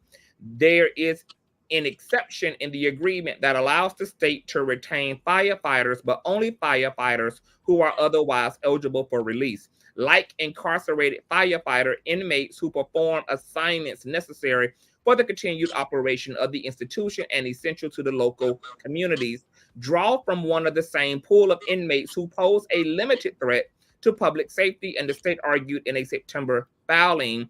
Therefore, reducing that population would require the prisons to draw more incarcerated workers away from its firefighting crews. The attorneys representing the plaintiffs in the prison overcrowding lawsuit scoffed at the state's argument. Quote, "they could hire public employees to perform tasks like garbage collection, garage work, and recycling if they deplete the fire crews in order to staff their garage crews. That would be their own choice," they responded in the filing. The federal judge supervising the case didn't find the state's argument persuasive either. Quote, "the record contains no evidence that defendants cannot implement the required parole process by that date, 11 months after they agreed to do so promptly," the judges wrote. A previous version of this post said BuzzFeed News reached out to Harris' representative for comment. The request was accidentally sent to the wrong email address. Following the publication, the press secretary of the California Department of Corrections and Rehabilitation sent the following statement, quote, "on February 10th of 2014, the federal 3-judge court gave CDCR the following amongst others. Minimum custody inmates will be eligible to earn 2-for-1 good time credits to the extent such credits do not deplete participation in fire camps where inmates also earn 2-for-1 good time credits." So Harris's office kept inmates who should have been released 9 months prior to when she released them because of California's wildfire situation and because there was already limited workers and participants as it related to dealing with that imminent issue. Kamala Harris's office argued that essentially that issue should have came before releasing these convicts who were also, as nonviolent offenders, were being basically recruited to be a part of these campfire scenarios and assist in California being burnt to smithereens. Obviously, the courts did not find that justifiable. So technically, she broke federal law by hoarding and holding on to these inmates. And of course, Kamala probably felt like her back was up against the wall and that she had to make a choice between the lesser of two evils. She, being the DA for the state of California for San Francisco, cared about the state, and these wildfires are burning down communities, etc. They're killing people. They're already having trouble sustaining a fight to defend the state against this natural occurrence, even with the help of drawing from the prison pool. And she made a personal decision above a federal one to not release these eligible parolees home when they could have went home, and instead kept them in a forced labor situation. What do y'all think about that? I'm not surprised. Because it's not about her. I don't care because Rachel, go ahead and say your point before I go ahead. Well, I kind of just felt like it was propaganda, and that it wasn't only black men; it was just people in general, right? Prisoners in general. Yeah, and here's the thing. Here's the thing where politics does come in as an American when you deal with class too, not just with race. As American, regardless of race, you have to consider things as American. So even though it wasn't black people, when you talk about class now, if she is running as a Democratic president and representing lefty and liberalism to you, then even though I would be upset with that, especially if you're a person that represents the Liberal Party, but once again, policies are center right. That is most people who are centered right are often on the conservative side, closer to the boule or the hyper class.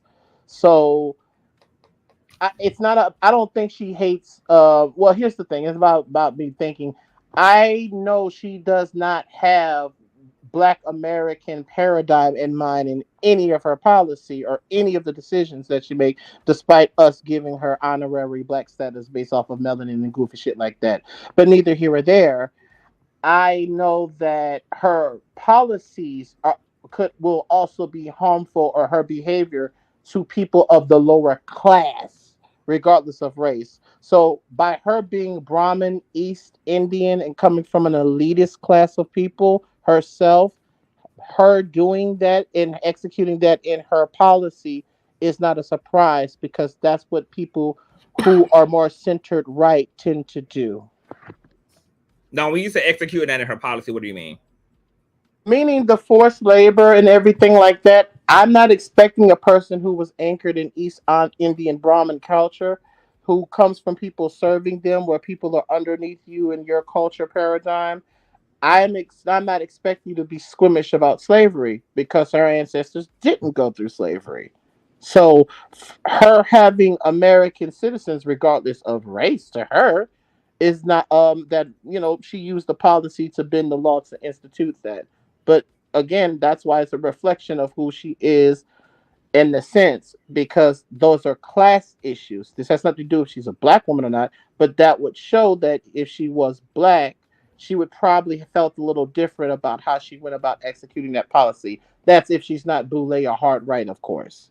So, that's why it's not a surprise, because how she implemented that with those workers. I heard about the firefighter workers. It's not about, even if they're not all ADOS or Black, okay, that's still an American thing. And in America, if you're going to choose to say that you're a liberal or a left or representing the Democratic Party, then there are things, as me as a Black American, I'm going to look for in liberalism in your politics, because there is no good negotiation with heart center right. There are things to the right that you can agree with in policy, but hard right, you only could be in that category or view interest if you belong to a certain economical class, which the overwhelming majority of Black Americans do not belong to.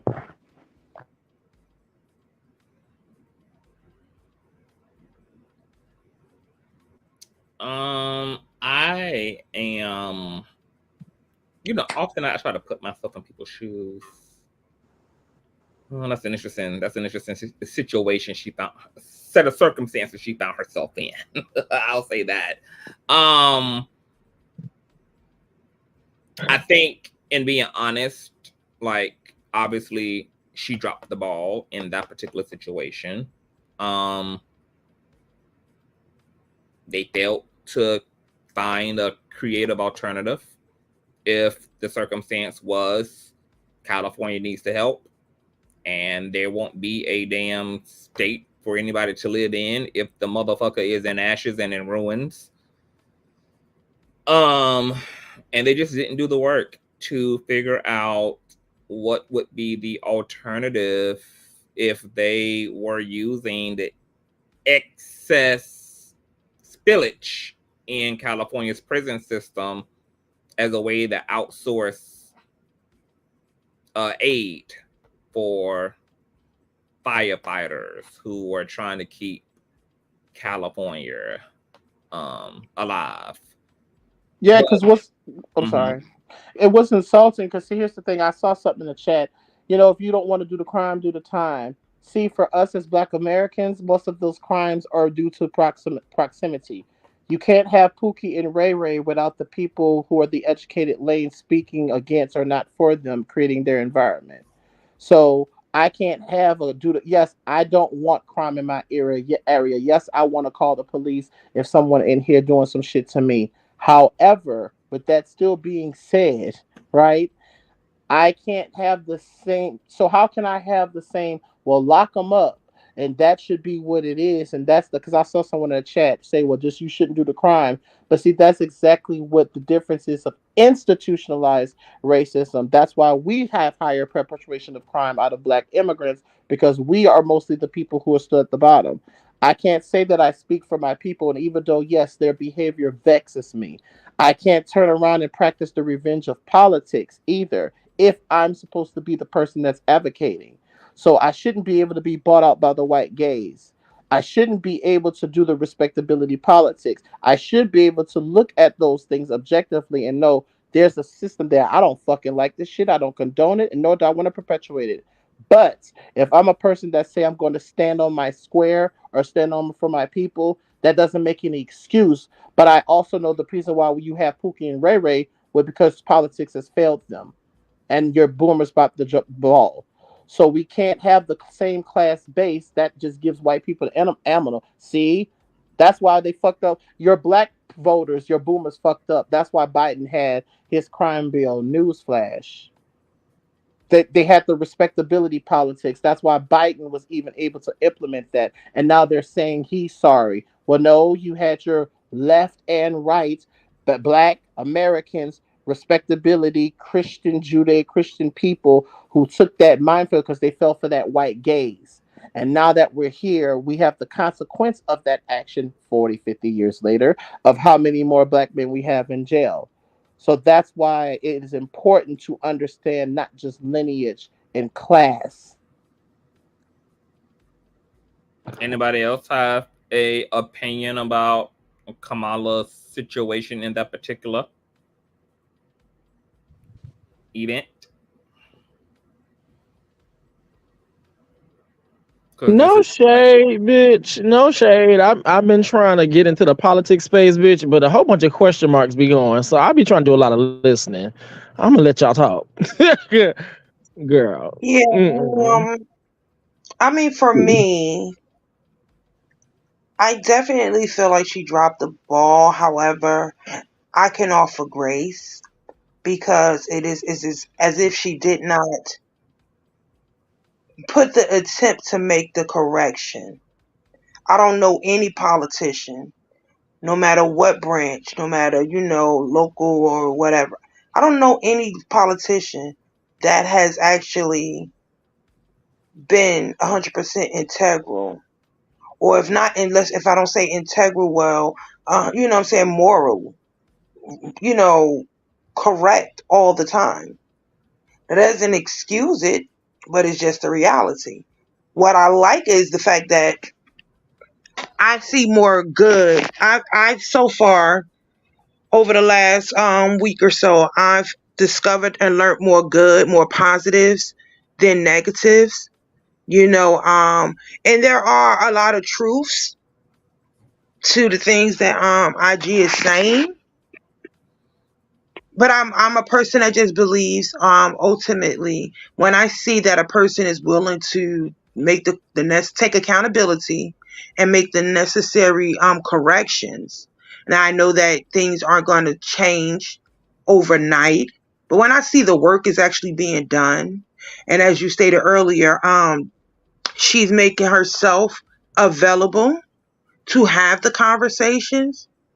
And what I have seen with the work she's done for women's rights when it comes to our health, our autonomy, the stuff she's done, not just pushing, having them donations for the HBUs and all that, the stem cell research, that she's advocating for.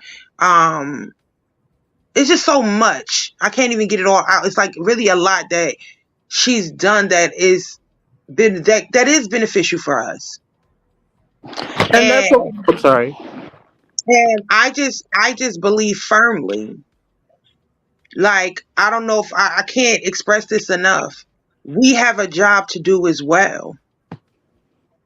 Yes, we need to have the conversations, which I believe is very important, to discuss what it is that we need, have ideas and things of that nature. We need to come up with our own, as Conscious was saying, response to Project 25.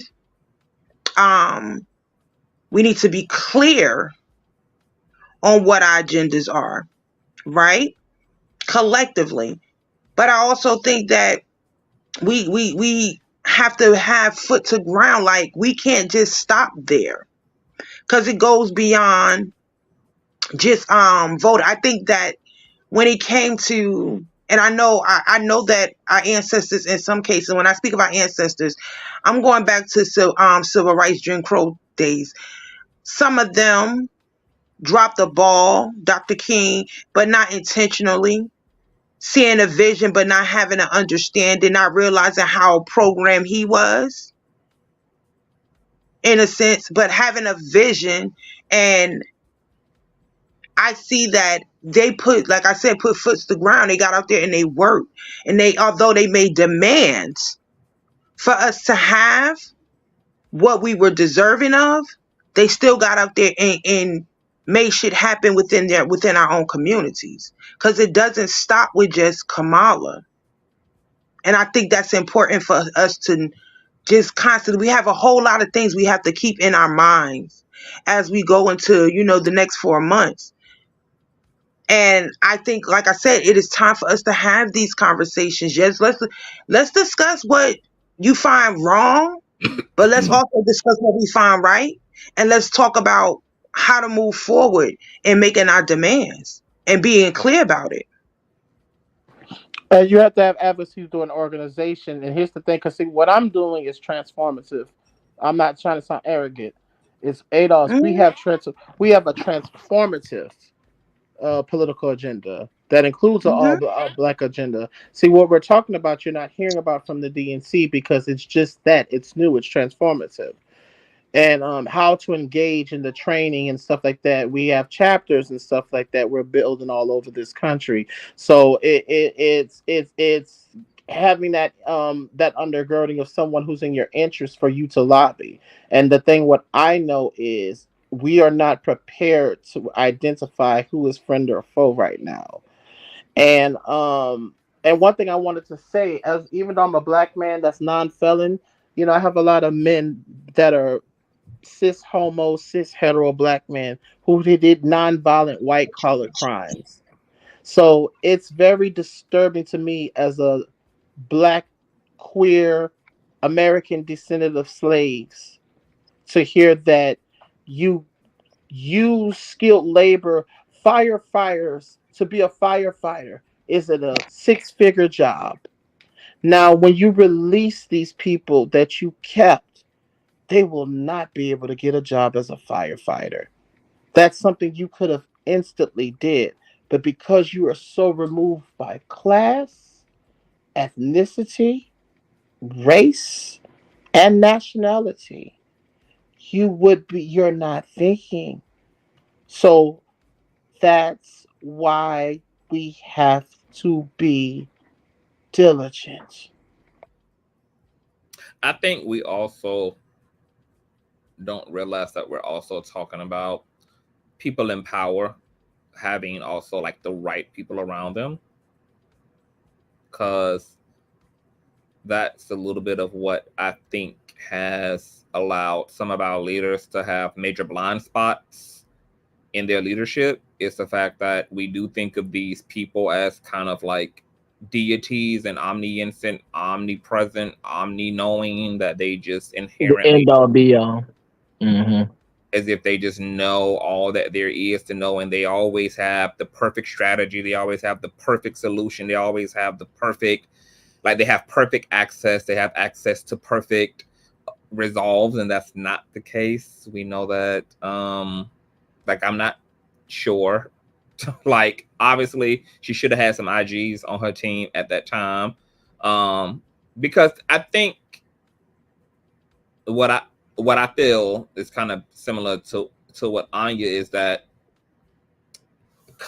Kamala, because if you look at a lot of her initiatives and the work that she's done in BP and outside of BP, she gives more progressive vibes, which lets me know that she is and I saw an article somewhere that talked about Kamala being someone, like she's known in her community as being like one of the reasons why she was appointed, it wasn't just because she fucked her way to the top, but it was because she was like kind of known as a leader with a heart and known as a leader with empathy, which a lot of people felt was refreshing, because she was always trying to find like the edge and find the balancing point between solutions and accountability.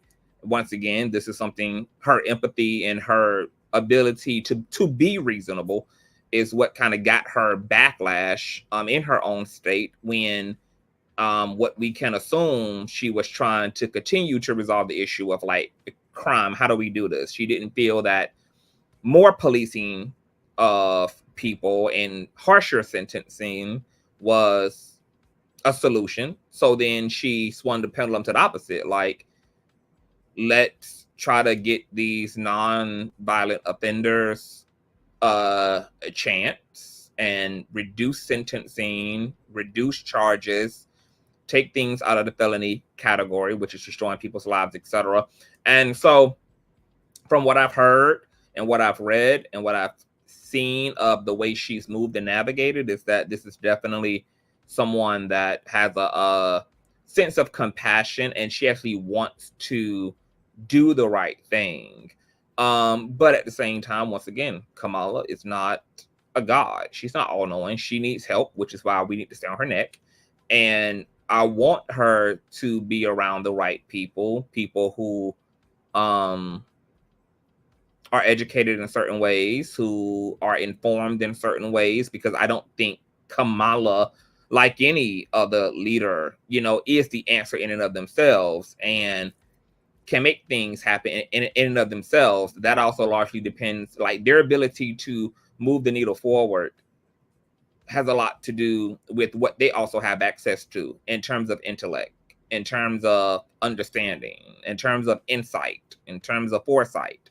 And so her having the right people around her too is going to act as a great accent and accentuation to her agenda and to her motivations. And the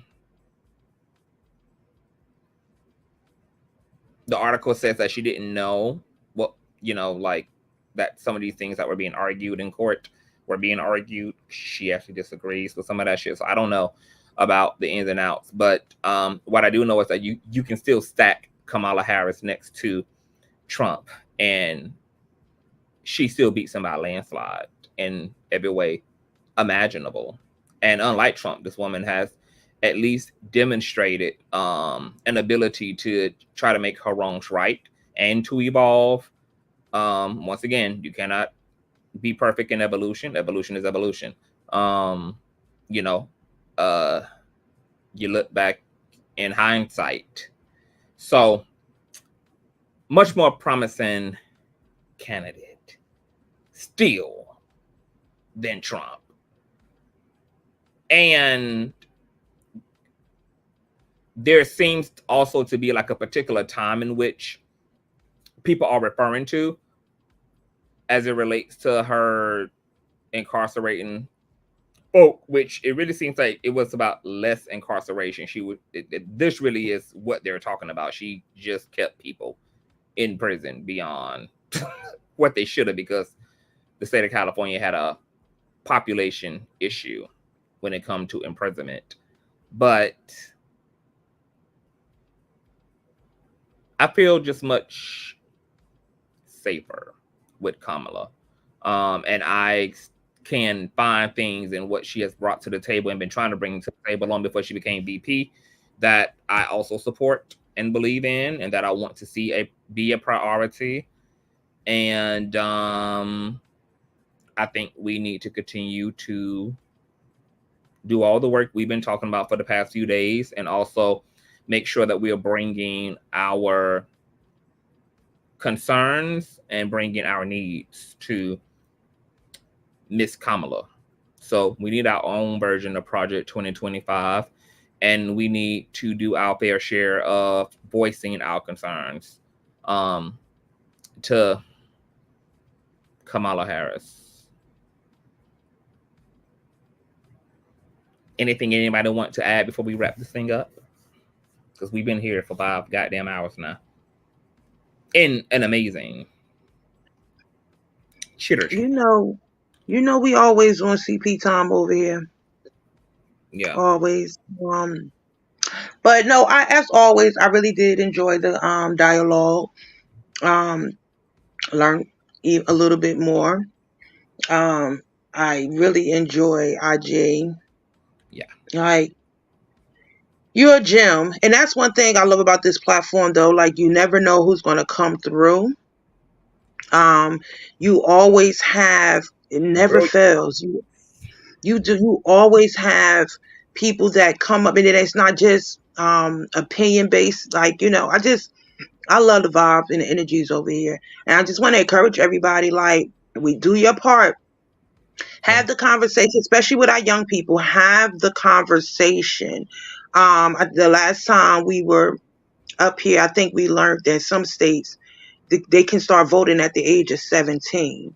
Yeah. So have the conversations with the young people. And yeah, just keep spreading the information. We have a goal. Come sit down and just think about some things that you think that we need as a collective, some things that were better. I would like to start hearing some more ideas. I mean, we all have ideas of our own. But we need them. I would like to have more of those conversations. We know Lord Jesus, retribution is one of the things, but we know we need more than just that. I mean, reparations for our retribution. Retribution. Oh, good. She And that tired. is retribution. A little bit of that too. But it is for our retribution, But there are other things that we need, and I love the energy, because one thing I can say about this time and other times like this, when we had to put foot to ground, we've done it. I've seen it happen over here a lot of times for things that were less important as this moment right now. So let's just get to work, conscious crew. Lord Jesus, IJ, if you can put your information about the Adolfs so that people can go and check it out. The more we know, the more information we spread, the I better want chance And I we IG to wanted have. to say bring that some too. of his compadres and like we do a whole show like with Yeah, because you I know. want to say also there is a conference that's going to be they're going to be in my home city. You heard me, in New Orleans, from October 3rd, I think, to the 7th. I'm going. I already got my Yeah. ticket, and I'm also part of Breaking Brown and all that. I mean, there's so much wealth of books, data, information, stuff like that, and then I put it into practice with being in political spaces and be like, wow, when you have the data, and not even if you have the charts, you can speak the data. So where Well, it's, listen, you I know, want to say it's important because whether we all agree or not with all the sentiments that you've spoken in this live, the mhm. reality is we need to know what our other brothers and sisters are thinking. The issue, we need to know this. We need to be aware so that when we have like the conversation we had tonight, people won't be feeling like, oh, this is personal, or this is like, discrimination, prejudice, whatever. You know what I mean? People can have an understanding, where you're coming from. So we need to be in these spaces, even, like I said, whether we agree or disagree, we need to be in these spaces with each other. No shade, bitch, because that's the reason why I be sitting back. I be listening. Because sometimes when IGB talk, I be confused. I be like, okay, I'm gonna sit back. I'm gonna let the bitch cook for a little bit. I'm gonna see if I catch on eventually, bitch. I be like, girl, what? and, I and, catch on and eventually. and here's the thing, because we're in the position, right? It ain't just we're. It's like we always have to move. That's why we have to work twice as much to get sometimes half as much. It's not because we're inadequate. No, it's just that out of all of the people of colors, Crayola, our crayon been broke on, bitch. They didn't monkey stomp Josephine Johnny on that bitch, on that crayon. And you're Yeah. expecting my dark, beautiful, ruddy brown crayon that's been shapen and used to sharpen the other crayons to move. So in this case, the DNC failed you because they're counting on you not to be able to do calculus in the last minute. They're counting on you to be on arithmetic and ran geometry. So it's one of those things to where they've made time not as much as a leisure when it comes to these things, because the way that your DNC left you hanging in the balance at the last minute as to why it's rushed.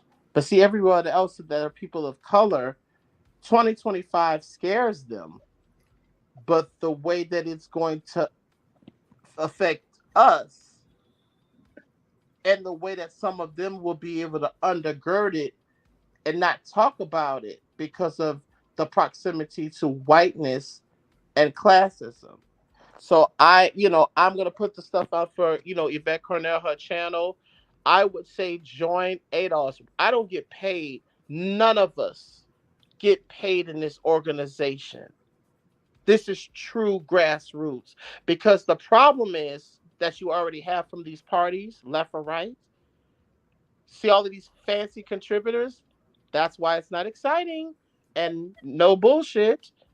It's not that much fucking money. It's just not. For Yeah. who you're talking about. Who you dealing with. You not That's change. Because you have constituents to the right who have things through lineage, wealth, and politics. Honey, they could donate all of that shit y'all niggas put together. They got one motherfucker. They got 1,000 motherfuckers that could donate one of all you niggas' money. And that's But because isn't it? But that isn't it something to be said that they're not doing that we know of? huh? I said, but isn't it something to be said that they're not doing that we know of? You talking Because about the what we're DNC? no, the lineage, those from the other side that can, as you were stating, they can just, one of them can donate all of what has been donated. I'm saying, isn't that something? They limit how much you can do. I think it's like $2,500 per No, what I'm saying is, donor. though, isn't that something to be said, though, that the other party, the other side, they have people that could do that, but they're not doing that. And because you're not addressing them in political redress, because they know on both sides that you are completely taking advantage of. They know that they playing pool with you niggas. They the white ball, and they insert all the color balls, and they know that you are going to do that. And that's why you have to have someone like Dr. King, and that's how we referred from the Republican to from the Dixiecrats.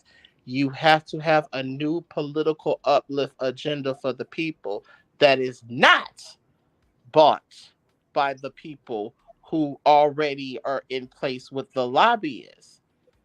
So that's why it's a thing. That's why I'm like, y'all, I'm not celebratory, because until I see y'all are doing the campaigning and everything and the joyousness the front for them, because they know we're gonna vote either way. But you're not aware, even though that beautiful sister, we gotta watch her channel. She came in and told you. Now she got classism and alumni, and it's the same thing they talk about here in Atlanta. That the money that is being for the campaign, you're talking about the people who are grassroots. Now this is big campaign. This not grassroots. We're talking about the DNC, like the RNC. You get paid. So the people who are doing the bottom, they are not paying the people who are actually on the ground that would promote said agenda. So this is why, for me, as a person who follows the money politically, I am not excited, because when you have so many people in the state of Georgia, New York, Illinois saying the same thing, this is where it's, unfortunately, it's calculus. It's calculus. It's up when it's up. It's calculus. If you didn't concentrate on this 10 years ago, you're going to have a hard time. So join ADOS.org, Yvette Cornell, YouTube, join Breaking Brown. We have a book. We have a reading list. That's what I'm saying. You can't. Insanity is doing the same thing over and over again and expecting the same results. And we have a black agenda too. And when we say black, because see, Adolf understands you can be black and not be Adolf. But see, I go a step further and other people to say, well, wait a minute, there's more scholarship, because the antiquity of black is the 1619 project thing. So there are people who are fighting for you, even though you don't care to fight for yourself. Those are the people who are not going to be in photo ops. Those are the people who are going to have EFS. So I love y'all. I don't want to see you be played fiddle again. That's when I say, black women, be smarter than what we were with Obama. Show the masculine that your feminine intelligence will catch where the patriarchy failed. I love y'all. Thank you so much, IG. Like, this was really groundbreaking and really inspiring. I also learned a lot from IG in retro in this conversation about blackness and the way that's defined and what sets Black Americans apart from people of color, from Black and brown people, and the government, government, etc. Like, That was really good stuff. I love that. This was phenomenal. Any final words that you have? I was just gonna say, is ultimately, regardless of what we say about Kamala, we definitely going for Kamala because this next one is gonna be the best one. The way It's y'all be that dragging Project the shit out of her, 2025. girl. Baby, that 2025 is gonna have And the gonna girlies have to shook. ask her ass in You office. hear me? Gotta keep fire underneath her ass, underneath all their ass, period. And you know what I'm hoping? I would love if nowhere else, I definitely want to use my platform, Retro, over the next 4 years that we're going to assume she's going to be, in power. Like I would love to spend a lot of that time talking about strategy and emphasizing it off initiatives and strategy and just continuing to allow the platform to be resourceful. Because I would like us to also have access to like independent parties and for other folk amongst the candidacy to have the power to compete. But that is going to largely have to do with us educating our people and raising awareness. So that's something that I want to give my platform to. So hopefully you and IG will be around for a long time so that we can work together. Most definitely. Most definitely. I want to We'd love to be here work and more help. intimately, like when it comes to all of this. I feel a personal call. Yes. To be helpful. I'm with it. Well, thank you for being here, Retro. Thank you so much for having me. Y'all have a good night. You too. That was our beautiful Retro on IG. And then there was the Reckless One. Girl, this politics It's amazing. got my head spinning, bitch. That's because you're Florida dumb. Shut up, home.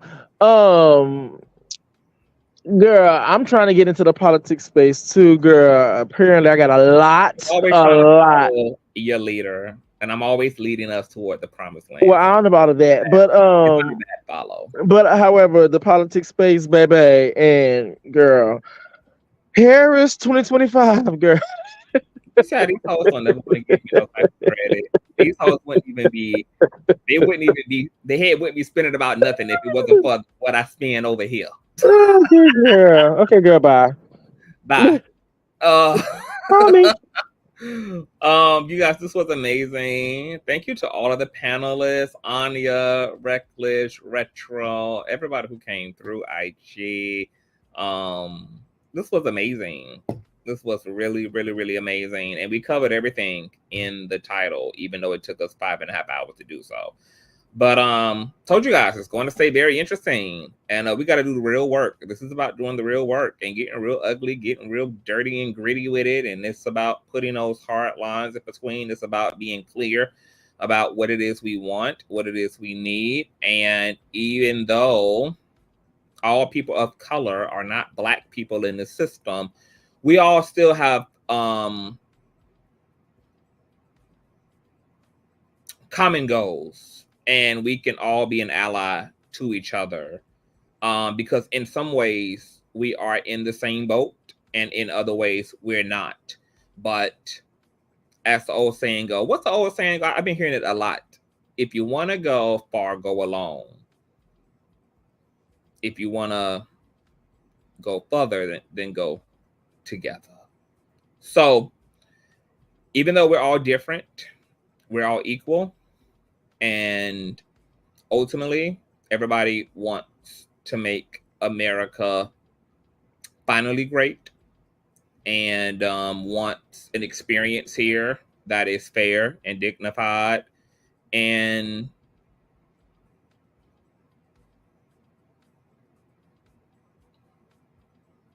that is sacred and holy for all people. And we're going to have to band together to do just that. So we have an immense, incredible opportunity on our hands, with white people joining the fight, white women, white men, Hispanic folk, people of color, black folk, black women, black straight LGBT. We got everybody together. I think now it's time to weaponize that and to optimize for that. This is when I'm gonna need all my black scholars, all of my freedom fighters, all of my black intellectuals, honey. We have an incredible opportunity here now that all hands are on deck, all eyes are on us. What's the most powerful opportunistic thing we can do aside from just voting for Kamala? Obviously, what is the highest good that can come out of this now that we got all hands on deck? We need to really milk the potential of having this much of the country bind together in the name of freedom. So let's continue to figure that out. Thank you, Christopher Laws. I work today. I'm working to bring you guys great content. Cash App $ Consciouztv and or PayPal.Consciouztv. PayPal.me/Consciouztv. Hope you enjoyed. I'll see you guys. Oh, we got tea on top of tea tonight, as in Monday. Hot topics, get into some mess. You know, we got to do the balance, honey. Can't be all crispy. Okay, we got to play. We got to work. What's the whole saying? Work. We got to work hard and play harder. So get into some mess, celebrity shit, trendy shit tonight. Maybe on my channel. I'll let you guys know per community wall. So just keep an eye out on the community wall. And good night. God bless. And I'll see you all later. Bye.